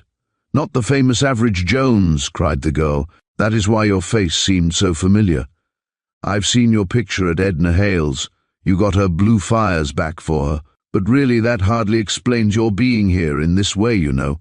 Frankly, Miss Graham, it was just as a lark that I answered the advertisement. But now that I'm here and find you here, it looks, as if it might, be more serious." A tinge of pink came into the girl's cheeks, but she answered lightly enough. "Indeed it may for you if Uncle finds you here with those beetles. Never mind me or the beetles. I'd like to know about the dog that your aunt is worrying over. Is he here with you?" The soft curve of Miss Graham's lips straightened a little. "I really think," she said with decision, "that you had better explain further before questioning. Nothing simpler. Once upon a time there lived a crack-brained young Don Quixote who wandered through an age of buried romance piously searching for trouble. And twice upon a time there dwelt in an enchanted stone castle in West 16th Street an enchanting young damsel in distress." "I'm not a damsel in distress," interrupted Miss Graham, passing over the adjective. The young man leaned to her. The half-smile had passed from his lips, and his eyes were very grave. "Not, if your dog were to, disappear," he drawled quietly. The swift unexpectedness of the counter broke down the girl's guard. "You mean Uncle Hawley," she said, "and your suspicions jump with mine." "They don't," she denied hotly. "You're very unjust and impertinent." "I don't mean to be impertinent," he said evenly, "and I have no monopoly of injustice. What do you know about Uncle Hawley?" "Your aunt. I won't hear a word against my aunt. Not from me, be assured. Your aunt, so you have just told me, believes that your dog is in danger of being stolen." "Why?" because she knows that the person most interested has been scheming against the animal, and yet she is afraid to warn you openly. Doesn't that indicate who it is? Mr. Jones, I've no right even to let you talk like this to me. Have you anything definite against Judge Ackroyd? In this case, only suspicion. Her head went up. Then I think there is nothing more to be said. The young man flushed, but his voice was steady as he returned. I disagree with you, and I beg you to cut short your visit here and return to your home at once. In spite of herself, the girl was shaken by his persistence. I can't do that, she said uneasily, and added with a flash of anger, I think you had better leave this house. If I leave this house now, I may never have any chance to see you again. The girl regarded him with level, non-committal eyes. And I have every intention of seeing you again, and again, and again. Give me a chance, a moment. Average Jones's mind was of the emergency type. It summoned to its aid, without effort of cerebration on the part of its owner, whatever was most needed at the moment. Now it came to his rescue with the memory of Judge Ackroyd's encounter with the drug clerk, as mentioned by Bertram. There was a strangely hopeful suggestion of some link between a drugstore quarrel and the arrival of $1 million dog, better dead, in the hopes of his host. Miss Graham, I've gone rather far, I'll admit, said Jones, but if you'll give me the benefit of the doubt, I think I can show you some basis to work on. If I can produce something tangible, may I come back here this afternoon? I'll promise not to come unless I have good reason. Very well, conceded Miss Graham reluctantly. It's a most unusual thing, but I'll agree to that. Au revoir, then, he said, and was gone. Somewhat to her surprise and uneasiness, Sylvia Graham experienced a distinct satisfaction when, late that afternoon, she beheld her unconventional acquaintance mounting the steps with a buoyant and assured step. Upon being admitted, he went promptly to the point. I've got it. Your justification for coming back? She asked. Exactly. Have you heard anything of some trouble in which Judge Ackroyd was involved last week? Uncle has a very violent temper, admitted the girl evasively, but I don't see what. Pardon me. You will see. That row was with a drug clerk. In an obscure drugstore several blocks from here. Yes. The drug clerk insisted, as the law requires, on Judge Ackroyd registering for a certain purchase. Perhaps he was impertinent about it. Possibly. The point is that the prospective purchase was cyanide of potassium, a deadly and instantaneous poison. Are you sure? Asked the girl in a low voice. I've just come from the store. How long have you been here at your uncle's? A week. Then just about the time of your coming with the dog, your uncle undertook to obtain a swift and sure poison. Have I gone far enough? I don't know. Well, am I still ordered out of the house? No. Thank you for your enthusiastic hospitality, said Average Jones so dryly that a smile relaxed the girl's troubled face. With that encouragement, we'll go on. What is your uncle's attitude toward the dog? Almost what you might call ingratiating. But Peter Paul, that's my dog's name, you know, doesn't take to uncle. He's a crotchety old doggy. He's a wise old doggy, amended the other with emphasis. Has your uncle taken him out at all? Once he tried to. I met them at the corner. All four of Peter Paul's poor old fat legs were braced, and he was hauling back as hard as he could against the leash. And the occurrence didn't strike you as peculiar? Well, not then. When does your uncle give up this house? At the end of the week. Uncle and aunt leave for Europe. Then let me suggest again that you and Peter Paul go at once, Miss Graham pondered. That would mean explanations and a quarrel and more strain for Auntie, who is nervous enough anyway. No, I can't do that. Do you realize that every day Peter Paul remains here is an added opportunity for Judge Ackroyd to make $1 million, or a big share of it, by some very simple stratagem? I haven't admitted yet that I believe my uncle to be a murderer, Miss Graham quietly reminded him. A strong word, said Average Jones, smiling. The law would hardly support your view. Now, Miss Graham, would it grieve you very much if Peter Paul were to die? I won't have him put to death, said she quickly, That would be cheating my grandmother's intentions. I supposed you wouldn't, yet it would be the simplest way. Once dead, and buried in accordance with the terms of the will, the dog would be out of his troubles, and you would be out of yours. It would really be a relief. Peter Paul suffers so from asthma. Poor old beastie. The vet says he can live only a month or two longer anyway, but I've got to do as grandmother wished, and keep Peter Paul alive as long as possible. Admitted. Average Jones fell into a baffled silence, studying the pattern of the rug with restless eyes. When he looked up into Miss Graham's face again, it was with a changed expression. "Miss Graham," he said slowly, "won't you try to forget for the moment the circumstances of our meeting, and think of me only as a friend of your friends who's very honestly eager to be a friend to you, when you most need one." Now, Average Jones's birth fairy had endowed him with one priceless gift, the power of inspiring an instinctive confidence in himself. Sylvia Graham felt suddenly that a hand, sure and firm, had been outstretched to guide her on a dark path. In one of those rare flashes of companionship which come only when clean and honourable spirits recognize one another, all consciousness of sex was lost between them. The girl's gaze met the man's level and was held in a long, silent regard. "Yes," she said simply, and the heart of Average Jones rose and swore a high loyalty. "Listen, then. I think I see a clear way. Judge Ackroyd will kill the dog if he can, and so effectually conceal the body that no funeral can be held over it, thereby rendering your grandmother's bequest to you void. He has only a few days to do it in, but I don't think that all your watchfulness can restrain him. Now, on the other hand, if the dog should die a natural death and be buried, he can still contest the will. But if he should kill Peter Paul and hide the body where we could discover it, the game would be up for him, as he then wouldn't even dare to come into court with a contest. Do you follow me?" "Yes, but you wouldn't ask me to be a party to any such thing. You're a party involuntarily by remaining here, but do your best to save Peter Paul if you will. And please call me up immediately at the Cosmic Club if anything in my line turns up." "What is your line?" asked Miss Graham, the smile returning to her lips. "Creepy, crawly bugs, or imperiled dogs, or rescuing prospectively distressed damsels?" "Technically it's advertising," replied Average Jones, who had been formulating a shrewd little plan of his own. "Let me recommend to you the advertising columns of the daily press. They're often amusing. Moreover, your uncle might break out in print again. Who knows?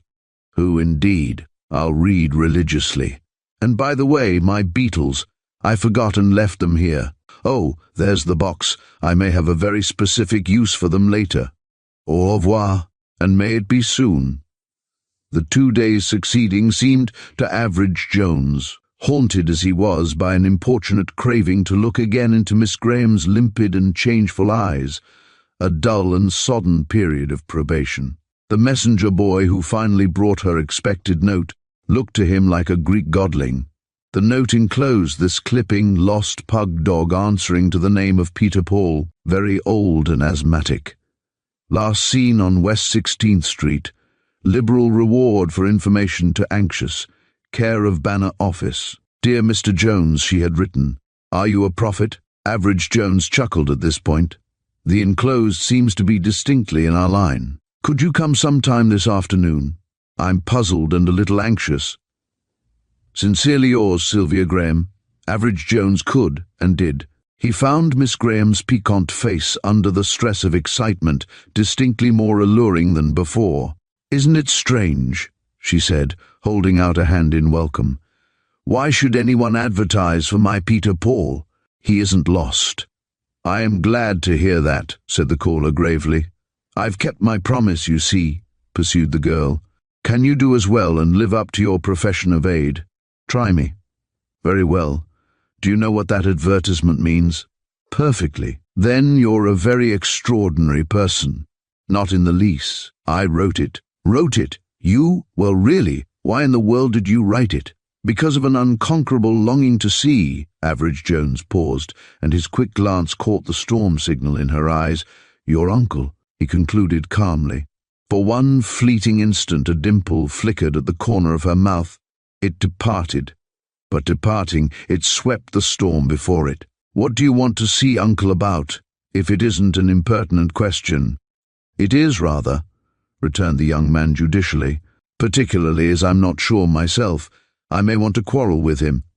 "You won't have the slightest difficulty in that," the girl assured him. She rang the bell, dispatched a servant, and presently Judge Ackroyd stalked into the room.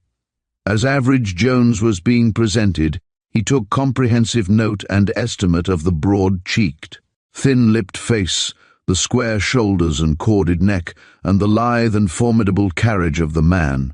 Judge Oily Ackroyd's greeting of the guest within his gates did not bear out the sobriquet of his public life. It was curt to the verge of harshness. "What is the market quotation on beetles, Judge?" asked the young man, tapping the rug with his stick. "What are you talking about?" demanded the other, drawing down his heavy brows. "The black beetle, the humble but brisk haunter of household crevices," explained Average Jones. "You advertised for 10,000 specimens. I've got a few thousand I'd like to dispose of, if the inducements are sufficient." "I'm in no mood for joking, young man," retorted the other, rising. "You seldom are, I understand," replied Average Jones blandly. "Well, if you won't talk about bugs, let's talk about dogs." "The topic does not interest me, sir," retorted the other, and the glance of his eye was baleful but uneasy. The tapping of the young man's cane ceased. He looked up into his host's glowering face with a seraphic and innocent smile. "Not even if it, touched upon a device for guarding the street corners in case, Peter Paul went walking, once too often?" Judge Ackroyd took one step forward. Average Jones was on his feet instantly, and even in her alarm, Sylvia Graham noticed how swiftly and naturally his whole form set, but the big man turned away and abruptly left the room. "Were you wise to anger him?" asked the girl, as the heavy tread died away on the stairs. "Sometimes open declaration of war is the soundest strategy." "War?" she repeated. "You make me feel like a traitor to my own family." "That's the unfortunate part of it," he said. "But it can't be helped."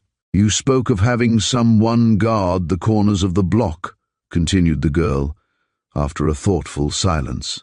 "Do you think I'd better arrange for that?" "No need. There'll be 100 people on watch." "Have you called out the militia?" she asked, twinkling. "Better than that. I've employed the tools of my trade." He handed her a galley proof marked with many corrections. She ran through it with growing amazement. "Have you seen the dog? $100, $100, $100 for the best answer, in 500 words, open to all high school boys. Between now and next Saturday, an old pug dog will come out of a big house on West 16th Street, between 5th and 6th Avenues. It may be by day. It may be at any hour of the night. Now you boys, get to work. Remember, $100 in cash. Here are the points to mind. 1. Description of the dog. 2. Description of person with him. 3. Description of house he comes from. 4. Account of where they go. 5. Account of what they do. Manuscripts must be written plainly and mailed within 24 hours of the discovery of the dog to a Jones. Advisor Astor Court Temple, New York. That will appear in every New York paper tomorrow morning," explained its deviser. "I see," said the girl. "Anyone who attempts to take Peter Paul away will be tracked by a band of boy detectives. A stroke of genius, Mr. Average Jones." She curtsied low to him, but Average Jones was in no mood for playfulness now. "That restricts the judge's endeavors to the house and garden," said he, "since of course he'll see the advertisement." "I'll see that he does," said Miss Graham maliciously. "Good. I'll also ask you to watch the garden for any suspicious excavating." "Very well. But is that all?" Miss Graham's voice was wistful. "Isn't it enough?" "You've been so good to me," she said hesitantly. "I don't like to think of you as setting those boys to an impossible task." "Oh, bless you," returned the advisor heartily. "That's all arranged for. One of my men will duly parade with a canine especially obtained for the occasion. I'm not going to swindle the youngsters." "It didn't seem like you," returned Miss Graham warmly. "But you must let me pay for it, that and the advertising bill, as an unauthorized expense," he began. She laid a small, persuasive hand on his arm. "You must let me pay it, won't you?" Average Jones was conscious of a strange sensation, starting from the point where the firm little hand lay. It spread in his veins and thickened his speech. "Of course," he drawled uncertainly, "if you put it that way." The hand lifted. "Mr. Average Jones," said the owner, "do you know you haven't once disappointed me in speech or action during our short but rather eventful acquaintance? I hope you'll be able to say the same 10 years from now," he returned significantly. She flushed a little at the implication. "What am I to do next?" she asked.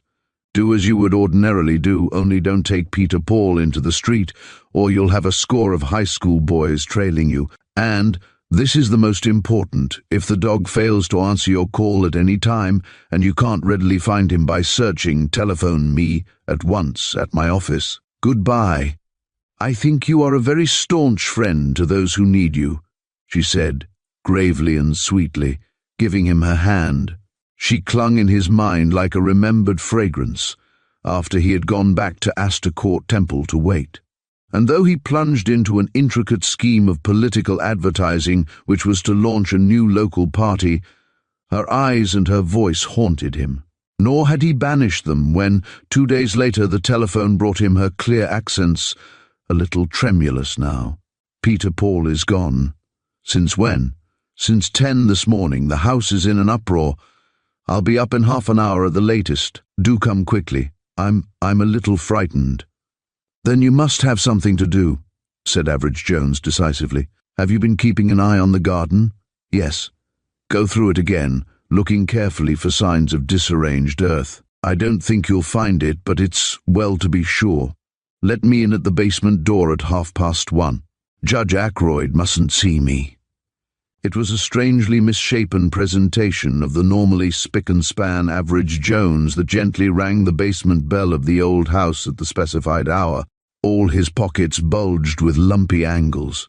Immediately, upon being admitted by Miss Graham herself, he proceeded to disenburden himself of box after box, such as elastic bands come in, all exhibiting a homogeneous peculiarity, a hole at one end, thinly covered with a gelatinous substance. "Be very careful not to let that get broken," he instructed the mystified girl. "In the course of an hour or so it will melt away itself. Did you see anything suspicious in the garden?" "No," replied the girl. She picked up one of the boxes. "How odd," she cried. "Why, there's something in it that's alive." "Very much so. Your friends, the beetles, in fact." "What? Again? Aren't you carrying the joke rather far?" "It's not a joke anymore, it's deadly serious. I'm quite sure," he concluded in the manner of one who picks his words carefully, "that it may turn out to be just the most serious matter in the world to me." "As bad as that?" she queried, but the colour that flamed in her cheeks belied the lightness of her tone. "Quite. However, that must wait. Where is your uncle?" "Upstairs in his study. Do you think you could take me all through the house sometime this afternoon without his seeing me?" "No, I'm sure I couldn't. He's been wandering like an uneasy spirit since Peter Paul disappeared, and he won't go out because he is packing. So much the worse, either for him or me. Where are your rooms?" "On the 2nd floor." "Very well. Now, I want one of these little boxes left in every room in the house, if possible, except on your floor, which is probably out of the reckoning. Do you think you could manage it soon?" "I think so. I'll try." "Do most of the rooms open into one another?" "Yes, all through the house. Please see that they're all unlocked, and as far as possible open. I'll be here at 4 o'clock, and will call for Judge Ackroyd. You must be sure that he receives me. Tell him it is a matter of great importance. It is." "You're putting a fearful strain on my feminine curiosity," said Miss Graham, the provocative smile quirking at the corners of her mouth. "Doubtless," returned the other dryly. "If you strictly follow directions, I'll undertake to satisfy it in time. 4 o'clock sharp. I'll be here. Don't be frightened whatever happens. You keep ready, but out of the way, until I call you. Goodbye." With even more than his usual nicety was Average Jones attired, when at 4 o'clock he sent his card to Judge Ackroyd. Small favour, however, did his appearance find in the scowling eyes of the judge. "What do you want?" he growled. "I'll take a cigar, thank you very much," said Average Jones innocently. "You'll take your leave, or state your business. It has to do with your niece." "Then what do you take my time for, damn your impudence? Don't swear." Average Jones was deliberately provoking the older man to an outbreak.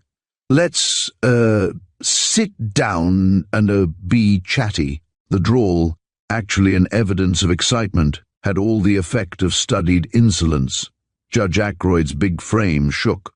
"I'm going to kick you out into the street, you young pup," he stuttered in his rage.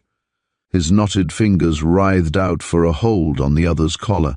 With a sinuous movement, the visitor swerved aside and struck the other man, flat-handed, across the face. There was an answering howl of demoniac fury. Then a strange thing happened. The assailant turned and fled, not to the ready egress of the front door, but down the dark stairway to the basement. The judge thundered after, in maddened, unthinking pursuit.